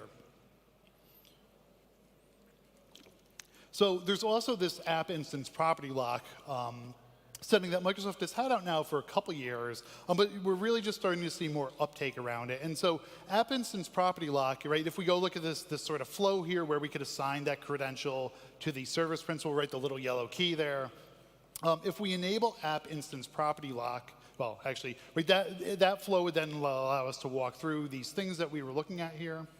But if we have our SaaS application and we actually have app instance property lock on for credentials, when we actually go out there and try to add a credential, to the service principal, we're going to be blocked, right? And so if we actually go out into like the Entra portal, again, we could set this through, Graph or PowerShell or whatnot, right? But if we're looking in the Entra portal and we actually go under the authentication settings for an app registration as the sort of developer of this, we can go down to the app instance property lock settings. And if we have credentials locked, right, then when someone goes and tries to assign creds onto a service principal, they're going to get yet another cryptic error from Graph. But effectively what this is saying is that you're not allowed to, right, assign credentials. And this is effectively what Microsoft is implementing on things like device registration service, but they don't actually eat their own dog food. In this area, they have something that's like similar but different. But it achieves that same end goal. Right, and also just, from a defense perspective, would say here, right, also potentially look at workloads identity premium. Now, this is like a thing that causes an upstir because it's a add-on from a cost perspective. But right, if we have 3 applications that are highly privileged, then we only need to essentially go buy 3 instances of workload identity premium. So right, it's not as awful as waiting for Microsoft 365 E7 to come out or whatnot, right? So if we have our Entra tenant, right, effectively what workloads identity premium can allow us to do, right, is apply conditional access and identity protection to this, right? So from a conditional access perspective, right now we can only apply location evaluation, right? But if we have a trusted network and we have that third-party application or some line of business application, right, running, we can actually have this trusted network, right, that we've defined, right? And so when it goes to auth and do its things, right, to get its access token, right, it will go into conditional access and it will evaluate and say, yep, like you're coming from that trusted network. And then if the unknown network shows up, right, because we've stolen the secrets or they're, stored in GitHub or whatnot, right, and we have those creds and go to auth to Entra, right, we'll actually get denied, potentially as long as we have our conditional access configured properly here. And at the same time, right, identity protection, I think they have room to go here with this because a lot of this is an offline detection. So, right, it's not going to be immediate. But with identity protection, we have things where it's going to effectively look at like risk detection, right? So say we also, or not we, but Microsoft has found, right, as they're going through, GitHub, essentially secrets stored in repos, and right, they find matching secrets for your application, right, they can also effectively block that through identity protection, right? So now even if it's coming from a trusted network, right, but the secret has been leaked or found somewhere, and there's some other detections as well, right, we'll actually block auth there, right, because it's considered risky. Right, so from a recap perspective, like, because initially this was like this finding around global admin, but moving into and talking about third-party, SaaS applications or line of business apps here, right?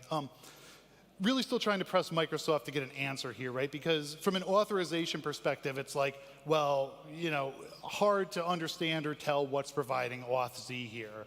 And this is where we really need transparency from Microsoft, right? Because it starts to give this who's watching the watcher sort of feeling, right, where trust is eroded, right? If they have some other auth-Z system and they're not telling us what it is, right, well, how do we know or trust what else exists or is used out there from an authentication or authorization perspective?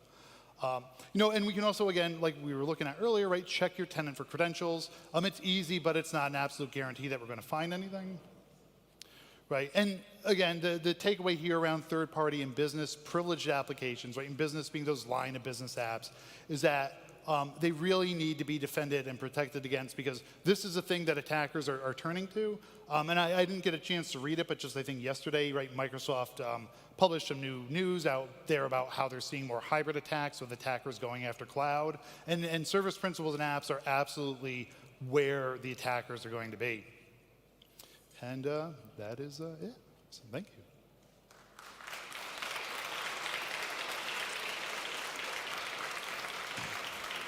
Thank you. Thank you very much, Eric. So we have a couple of questions for you. So the first one is, do you think it's possible that a malware could use those services permission to install like a backdoor? Would this hypothetical code need no admin permission? Yeah. So that's a good question. So, to be clear, these permissions, and I think it's confusing because it like uses device registration service, right? This is really abusing permissions into Entra. Now, I mean, I would think off the top of my head, in theory, if you're a global admin, you could become an Intune admin, and if you're an Intune admin, or you don't need to become an Intune admin, you are a global or Intune admin, but you would have some path to devices. I think that path would be very long, and realistically, I don't foresee someone necessarily using that, because it's really trying to abuse that relationship between applications and the identity provider to do other identity things out there for more like an identity persistence. So, but. And number one is, do you think switching from a role-based to an attribute-based access control would be more effective and secure in dealing access to resources despite multiple authentication models?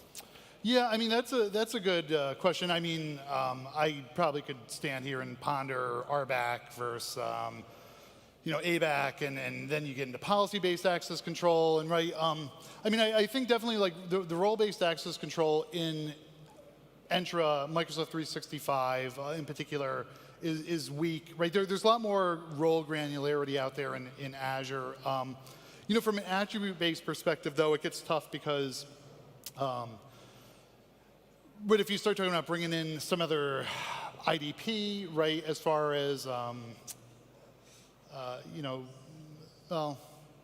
it's a good question, but I think I could stand here and easily ponder it.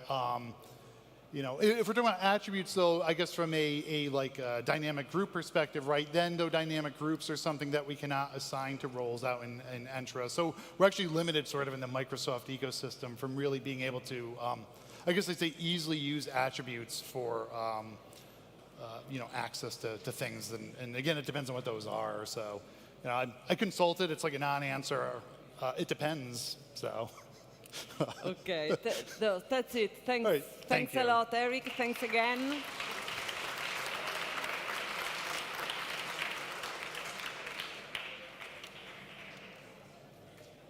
So now I'm going to introduce our final speaker of the day, Andy Nguyen, an information security engineer at Google, where he focuses on cloud vulnerability research.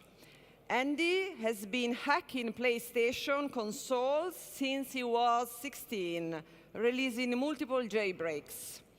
In this talk, Andy will walk us through his successful exploitation of kernel vulnerabilities in the PlayStation 4's network protocol. He'll show how the IPv4 protocol can be manipulated to achieve remote code execution with kernel privileges. So please welcome Andy Nguyen. Yeah.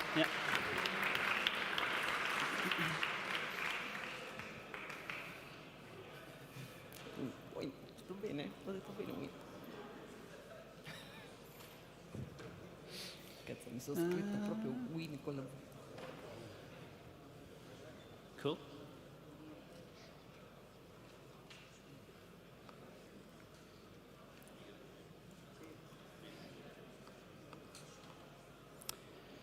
Can I begin?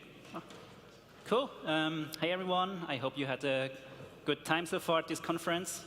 And welcome to the last and final talk about a kernel RCE for the PlayStation 4, which is probably the closest to hacking ROMs. So my name is Andy.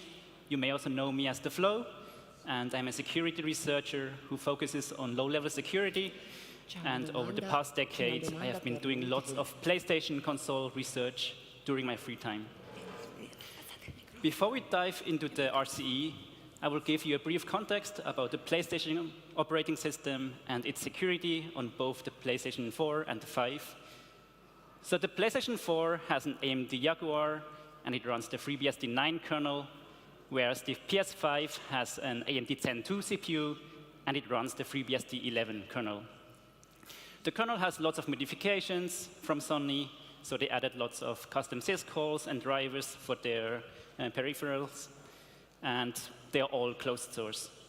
And in the table below, you can see the most important mitigations. The PS5 has lots of modern mitigations, such as the CFI or execute-only memory, and of course, also SMAP and SMAP, and also KSLR. The PS4, on the other hand, as you can see, lacks all of these mitigations except KSLR. And in later slides, you will see how the lack of these mitigations makes exploitation on the PS4 much easier. So let's talk a bit about the past vulnerabilities that I have found. Since a lot of code from FreeBSD is left untouched, you can also look at upstream bugs and see if they affect the PlayStation. And Sony usually only backports patches for which there are advisories or CVEs. And sometimes there are commits which are fixing vulnerabilities that do not have advisories. So if you want to earn some pocket money on HackerOne, just browse through the commits and see what has been fixed in FreeBSD.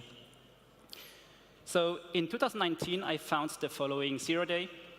It's a use after free vulnerability that lies in the packet options command of the setsoc-opt syscall. So the issue here is that the command doesn't have any locking mechanism, and it calls into a function that operates on the global packet options.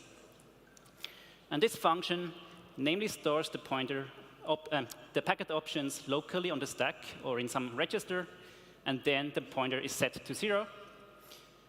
If no options are provided, then the handler turns off the options and frees the object.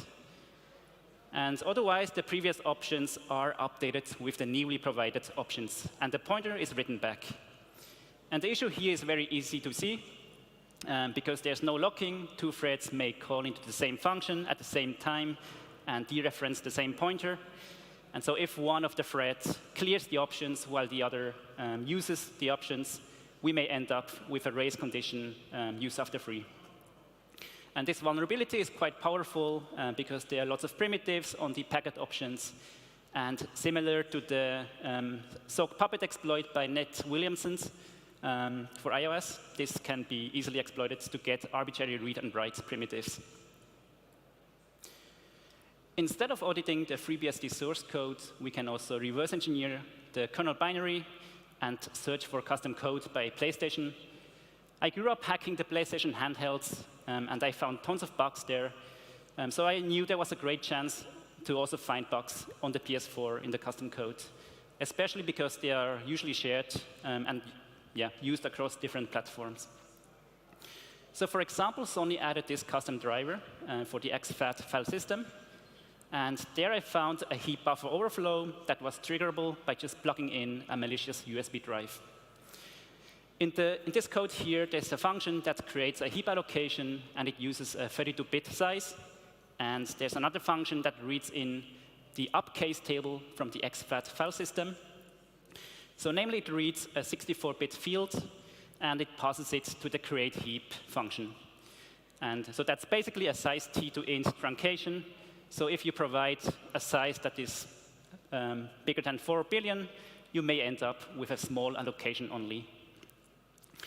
And the subroutine then reads in the upcase table sector by sector, and at some point it will overflow and corrupt adjacent objects. And this vulnerability is also super simple to exploit because you can choose in which zone to allocate the data and also how much you want to overflow. So all the kernel exploits on the PS4 more or less follow the same procedure. So first, they corrupt a kernel function pointer to redirect to a ROP chain that is based in the user space, which is possible because, as mentioned earlier, there's no SMAP and SMAP. And then they defeat KSLR. And nowadays, it's usually the other way around, where you need to defeat KSLR first, and then you get rip control. But here, you get rip control, and then you defeat KSLR, which is quite trivial, because there's still some registers in that point to some data segments or text segments. So you can just dynamically resolve the kernel base address. And next, what we do is we disable the write protection using dynamically resolved gadget that writes to CR0. And with that, we are now able to modify the kernel code to add some patches, for example, in order to enable all the permissions. We enable the JIT capabilities, and we also install a fake syscall, which is called kexec, and that does nothing else than just jumping to the first argument in kernel context. So with that, we can just map a payload in user space with the JIT capabilities and use the kexec syscall to jump to it. All the previous kernel exploits so far were chained with some user space exploit. So usual entry points are WebKit, BDJ, or some safe data vulnerability. For WebKit, bugs are usually taken from Project Zero to gain read and write primitives in the browser. They are usually simple to exploit and also simple to use for end users. But the WebKit exploit process is heavily sandboxed, and it doesn't support JIT. So also here, we can't use all the bugs from Project Zero, only those that do not rely on JIT. BDJ, or Blu-ray Disk Java, is something that I researched a few years ago. I found that if you manage to escape the Java sandbox, you basically get native code execution for free. And this attack vector is quite promising, as it is firmware agnostic, and the BDJ process is much more privileged. So for example, it also supports JIT. Downsides are that you require a Blu-ray disk burner, of course, and the disk drive is something that is commonly broken on the PS4, so not everyone can use this exploit. And all the ways I found to escape the Java sandbox have been patched on the latest versions, but maybe there are still some JVM bugs that you can exploit to break out of the sandbox. And finally, for safe data exploits, the biggest advantage is that some are unpatchable, because you can just buy the physical disks and decide not to install the updates. The downsides here are that you require an already hacked console in order to install the safe data files. And CTURT, Chris Ertl, also did some research on a slightly different attack surface. Namely, he found ways to hack PS2 games and also escape the PS2 emulator, which has similar privileges as BDJ. So my goal in security research is always to explore and find various ways to break a system. And I always dreamt about a kernel, about a remote exploit for the PS4. Some remote attack surfaces that I looked at were in Bluetooth, remote play, and the TCP/IP stack. Bluetooth only has some minor bugs, and I couldn't find a way to do some memory corruption or similar things. And compared to the Bluetooth subsystem of Linux, I found that it was surprisingly more secure. So for example, on Linux, I was able to do an RCE, which is called Bleeding Tooth, that I released a few years ago. The remote play functionality is something that can only be used on the latest versions. So an exploit there wouldn't be interesting because no one would be able to use it once it's patched. And for the TCP/IP stack, there are some advisories for FreeBSD, but unfortunately, they are not applicable or exploitable on the PS4. So what else is there? Looking deeper into the kernel binary, I found some interesting strings. Some that caught my eyes were the following file names: IF PPPoE and IF as PPP sub R. And those are not available in FreeBSD. And searching on Google, I found that it was in fact code from NetBSD that they merged. PPPoE is something that a user can choose when setting up the internet connection on the PS4. But what exactly is it? The name stands for point-to-point protocol over Ethernet, where they basically encapsulate PPP frames inside of Ethernet frames. And it is used to provide internet access over DSL, and it provides authentication, encryption, and compression. So how does the protocol work? Let's have a look at the following diagram, where a PPPoE client, which is the PS4, communicates with a PPPoE server, here like a modem or our computer. And we see that the protocol has 3 stages. The first is called the discovery stage, where the client broadcasts a party initiation packet. And the server listens for that packet and replies with a party offer packet. And then they send a few more packets back and forth to complete the handshake. The second stage is called the session stage, where they use the link and IP control protocols to negotiate configurations such as the maximum receive units or authentication methods, or also setting the IP addresses for the client. And then it's basically ready to transmit data, and the TCP/IP stack can be used on top of PPP. And then the final stage is called the termination stage, where everything is destroyed upon a PAT-T packet, which can be sent by both the client and the server. All right, so let's dive into the vulnerabilities that I have found in this protocol. So I started by reverse engineering the PS4 code, as I wanted to understand if it was just the plain code from NetBSD, or if they added some modifications. So just after 5 minutes, I found a bug in the link control protocol. Namely, this function here parses the LCP packet, and it is encoded with the TLV format, which consists of a type, a length of the value, and then the value itself.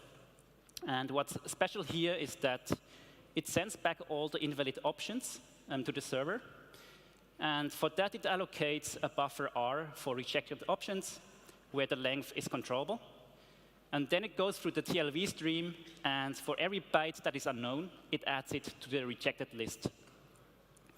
So the problem here is that it just copies the TLV entry with an arbitrary 8-bit length, without even checking that the buffer is actually big enough. And then it sends back all the rejected options to the server, as you can see. So it's a simple and classic heap buffer overflow. And I was super happy because I thought I found a 0-day in BSD, and I could get a new CVE for this year. But I was actually looking at the PS4 code in IDA. And when I looked at the upstream code, however, I saw that the bug was actually fixed already. And it was fixed a long time ago, in 2006. And somebody joked and said that this CVE is even old enough to drive a car. So when I ran some experiments to trigger the bug, I noticed something strange. So this is the packet that contains the rejected options. What caught my eyes is that there are some strings which look super similar to a pointer. But that shouldn't be the case, because this is the ambuf cluster zone, which is segregated from the rest of the heap. And it should only contain socket and network data. So there's no way it can contain any structures or even pointers from the kernel. So what's going on? So it turns out that the kernel pointer is actually sent over the network by design. And it's coming from the PS4.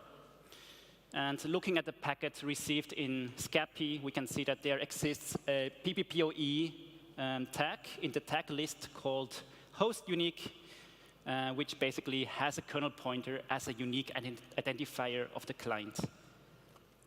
And that's an address to the PPPoE interface object, which is a super nice idea, right? And looking at the upstream code again, I found that the information leak was already patched in 2018. However, they didn't create an advisory for it, and that's why the PS4 was still vulnerable. So what's the potential of this information leak? The pointer that we leaked is located on the heap, so it cannot be used to defeat KSLR. But it may still be very practical for exploitation, as it's a pointer to the following structure, as mentioned before, called PPPoE softc. And some interesting fields here are the ASCII list, which is a pointer to a data segment. There is a ASCII dest and ASCII session, which is the MAC address and the session ID. And both are attacker controllable. And finally, we have the ASCII AC cookie and the ASCII relay SID, which are pointers to controllable buffers. So there's a lot of useful stuff here. If we have an arbitrary read, we can just leak this pointer, this structure, and read the data segment pointer. If we need to plant some data at the known address, we can use the MAC address and the session ID and plant 8 bytes of controllable data. And if we need a pointer to some controllable buffer, we can use the AC cookie and the relay SID. And in our exploit, we will make use of all of these fields. So at the beginning of the protocol, when getting a PuTTY initiation packet from the PS4, we have an information leak. And when we finish with the discovery stage, we can send a LCP configure request to trigger memory corruption. Both of these bugs are super easy to trigger, but how can we combine them and exploit them? What we still need is a good target that we can corrupt that may allow us to gain arbitrary read and write or even RIP control. And for that, we have to look for some structures that are allocated using malloc in the network stack or some similar functions. And we also need a KSLR bypass in order to build ROP chains and so on. And for that, we can maybe find more bugs or otherwise corrupt something that would allow us to leak the PPPoE soft C instance. So that's the same goal as the previous one. So find a nice structure that we can corrupt. If it's a complicated enough structure that allows us to leak information, we probably can also get RIP control with it. So let's get to everyone's favorite topic, ASLR. So KSLR for local privilege escalation exploits is super simple to bypass because there are various ways you can allocate interesting structures where buffers are copied in or out from the kernel. So for example, I pioneered the method to leak memory by corrupting the message structure on Linux, which also works with any heap primitives, such as heap use after freeze or heap buffer overflows. And there are also many CPU side channel attacks available that allow an attacker to break KSLR. So for example, via prefetching or BTP collisions. ASLR for remote attacks, however, is a different story. In our case, we are not attacking an Android messaging app, which just responds with the same address space and where we can build an oracle to defeat KSLR bit by bit, or even brute force the whole way through. In our case for the kernel, a wrong guess would result in a reboot of the system, and that would take several minutes. So therefore, in this research project, I mainly focused on achieving a reliable KSLR bypass as a remote attacker, which actually took me a whole month. So the plan is to use our heap buffer overflow in order to corrupt some states in the network stack that will make the kernel send us back some information, ideally something that contains some pointers.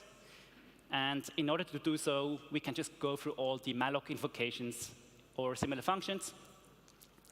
So the first potential object we find looking for malloc is in the IPv6 fragmentation code.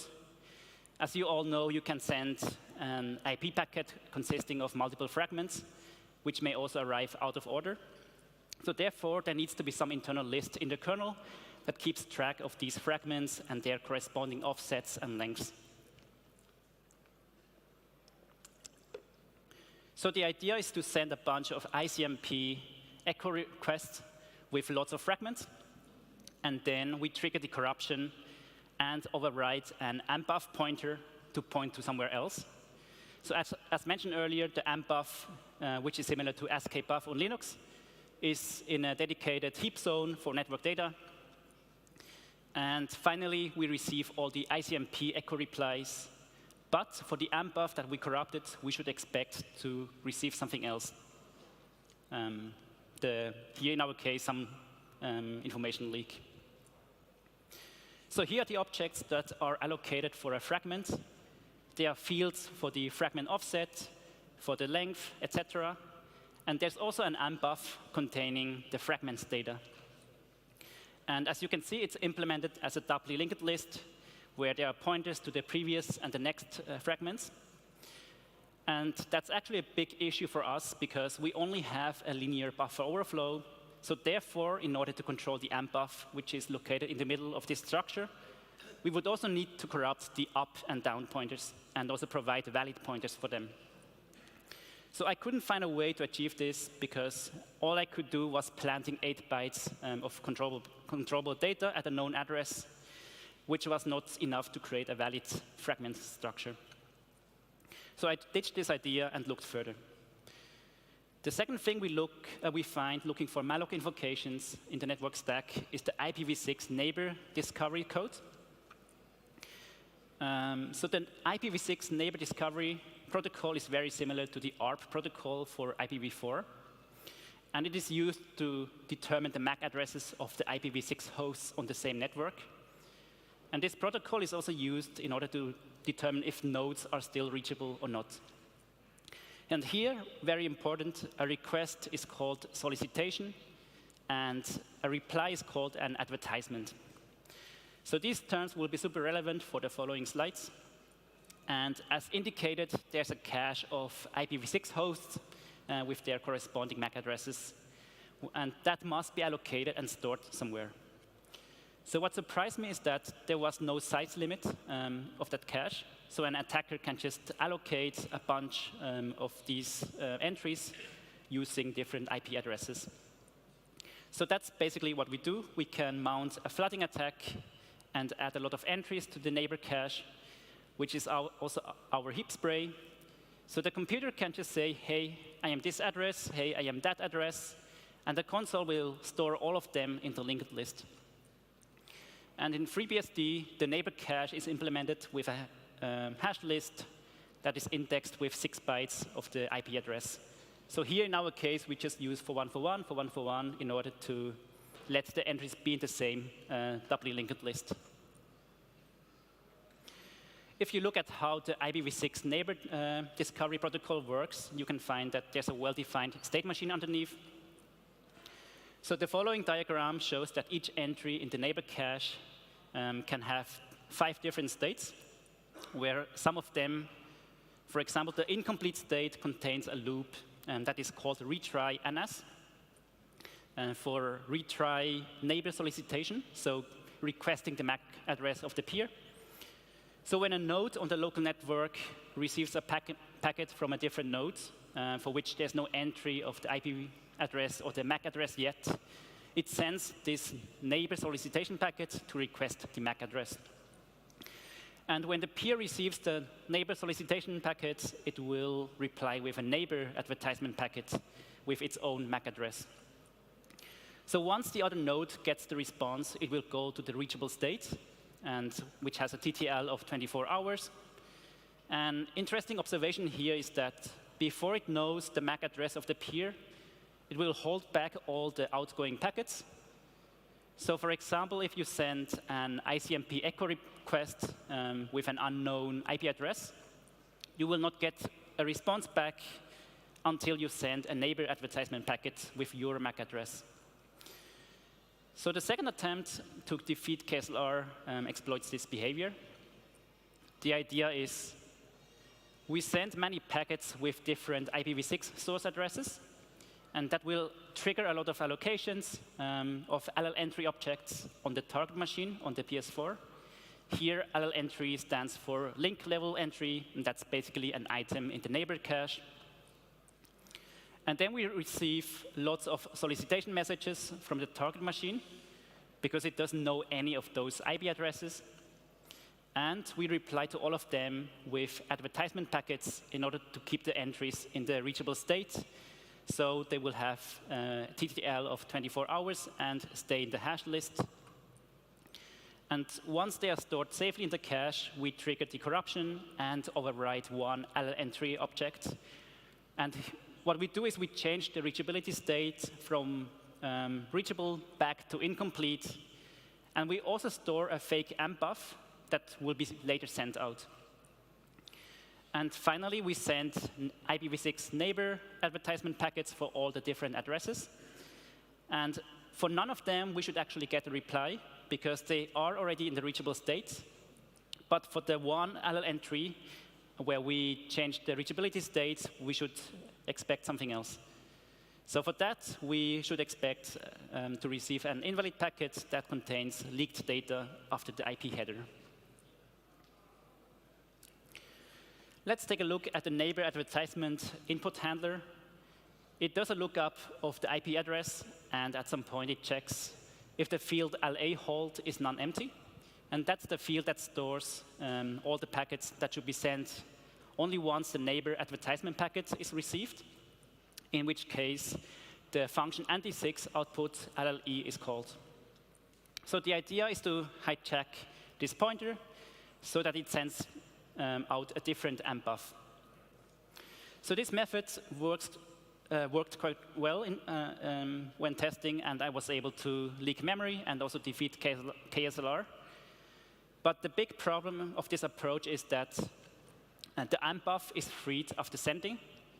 And that's super annoying because if we want to leak the PPPoE soft-C instance, we will also corrupt it when we free it. And if it's corrupted, we cannot use it for some further exploitation. Looking at the LL entry structure more closely, we can see there are many interesting fields. To show you the fields from the previous attack, here is the LN state, which is the reachability state. The field LA hold is the linked list of held back packets. And before that, there's one interesting pointer of the type LL table. And that structure contains some more interesting fields, such as the IFP, which is the pointer to the interface object, and also a function pointer that is called to free the LL entry, for example, when it is no longer reachable. And here is how the neighbor's discovery state machine looks like underneath. As mentioned before, when the state is incomplete, it will send out the neighbor solicitation packets for a few times. And here we can see that the interface object pointer is retrieved from the LL entry, and then it is passed to the anti6 NS output function. So because we can corrupt the LL entry, we can also control the interface pointer. And in the neighbor solicitation output handler, we can see that when asking for the MAC address of the peer, it will actually also say, hey, that is my MAC address, basically. And this MAC address is received from the IFP, from the interface, and it is copied into the output handler. So this looks like a fantastic way to leak information. If we are able to corrupt the IFP pointer, we can make it retrieve the MAC address from somewhere else. And this object is not freed after sending, so we can still use it after leaking. So the final KSLR bypass is the following.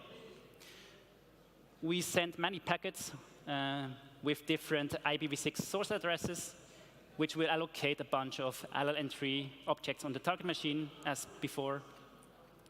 And then we receive lots of these solicitation packets, because none of these IP addresses exist in the cache yet. And similar to the previous approach, we reply to all of these requests with advertisement packets.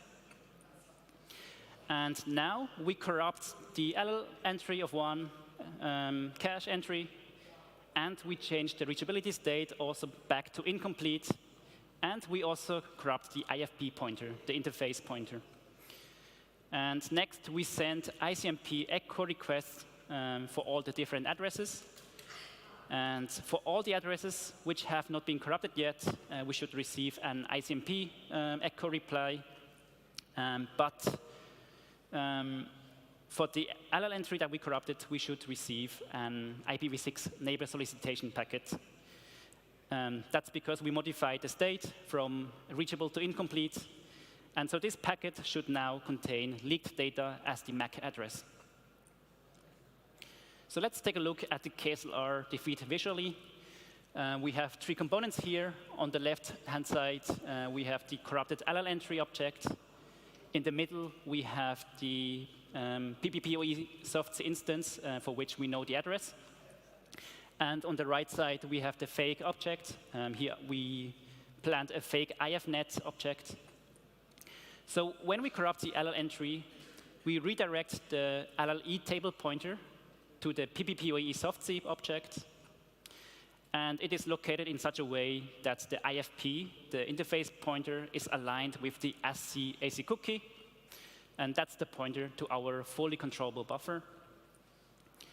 That buffer represents the fake IFNet object, where the IF address, which is the MAC address, is pointing back to the ASCII test and ASCII session. And these are the fields where we can plant some controllable data. And here we just plant a pointer to itself so that we can leak the ASCII list. And yeah, with that, by abusing various fields of this object, we can finally leak a data segment pointer. And with that, we can defeat KSLR, as you can see in the logs. So we trigger the memory corruption. We scan for the corrupted LL entry object by checking the replies of ICMP echo requests. And for the corrupted one, we should expect to receive a neighbor solicitation packet. And then we can decode the packet and find the data pointer as the MAC address. And with that, we calculate the KSLR offset. And that was a great moment, because I could finally start writing the ROP chain.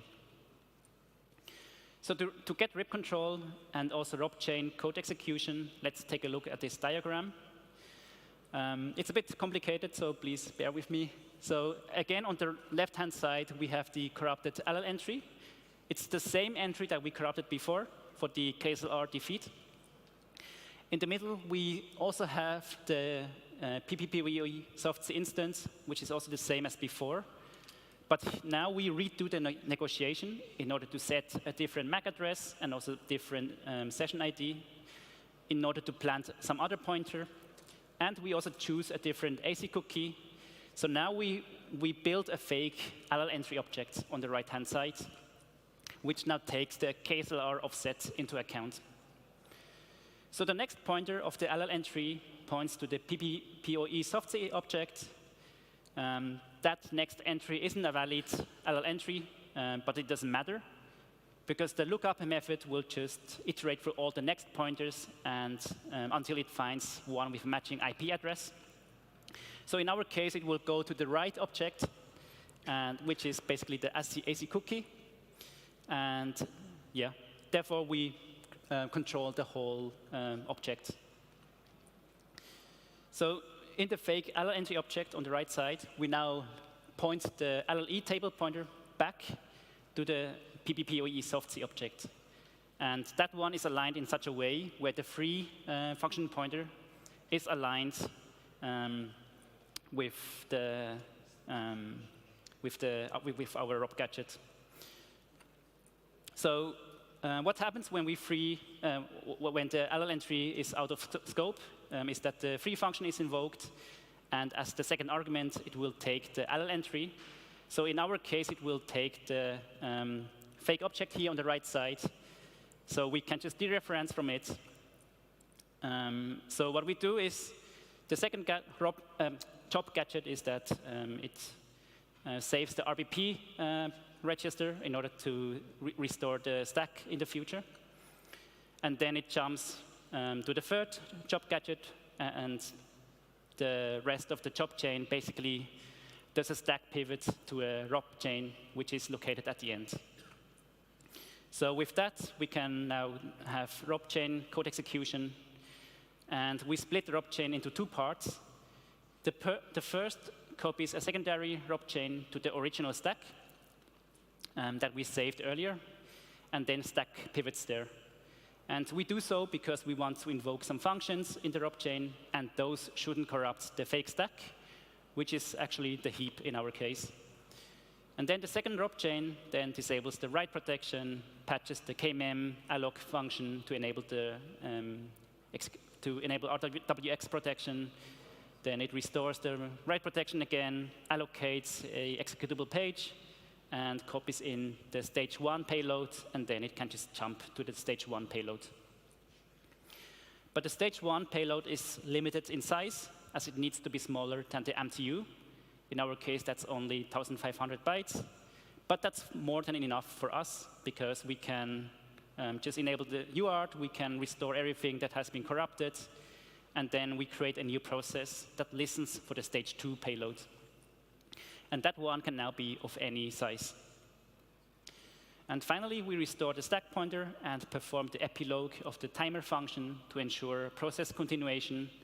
And with that, everything is restored and everything is working correctly, as if nothing happened.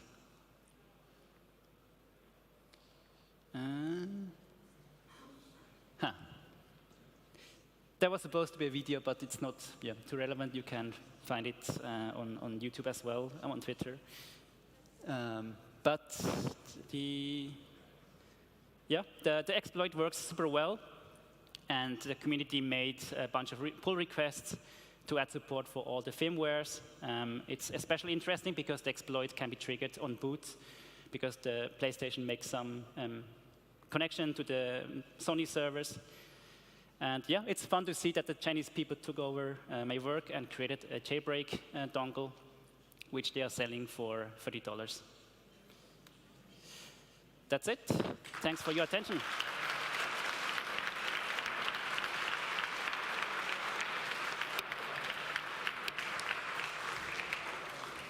Thank you, Andy. So we have a couple of questions from the audience. So the first one is a little provocative. How long until we can play backup games on PS5? I actually haven't played any games. Yeah, I only hacked the console for fun, and I didn't even do anything once I got like kernel rip control. Yeah. Okay. Next question. I've always felt like the console hacking scene was something really hard to get into, mainly due to lack of resources. What are your suggestions to get started? There are various write-ups available from CTURD, from Spectre, and all the... Yeah, I also have some write-ups for the PlayStation Vita, and also... No, I don't think I have anything for PS4, but I have some talks available. So I recommend like reading them, watching the videos, and yeah. Maybe you can share in a tweet. Sorry? Maybe we can share some resources in a tweet. Yeah, I can do it. All right. Okay, thank you very much. Thank you, Andy. Okay, I want to invite Carola and Giovanni here on stage for our closing remarks.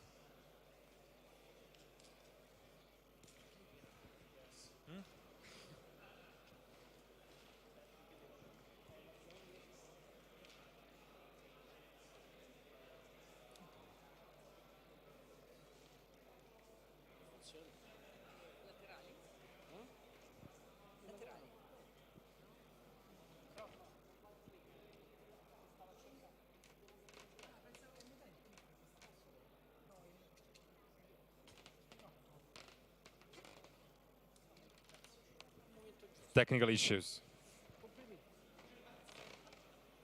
I always wonder, how many security experts does it take to make a computer work? Too many.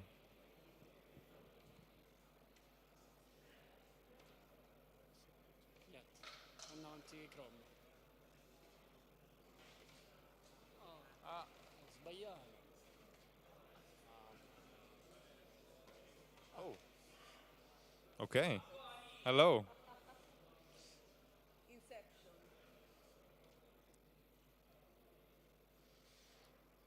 Okay.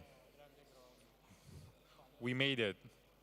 Okay, first and foremost, we want to thank our amazing speakers that really made this event unique. And I had many people coming to me today saying like this year's event was outstanding, a lot of interest.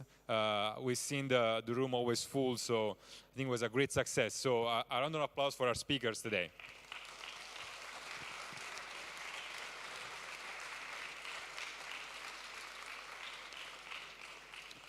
And we also want to thank our beer drinkers. We all drank today 400 liters of beer in these amazing cups.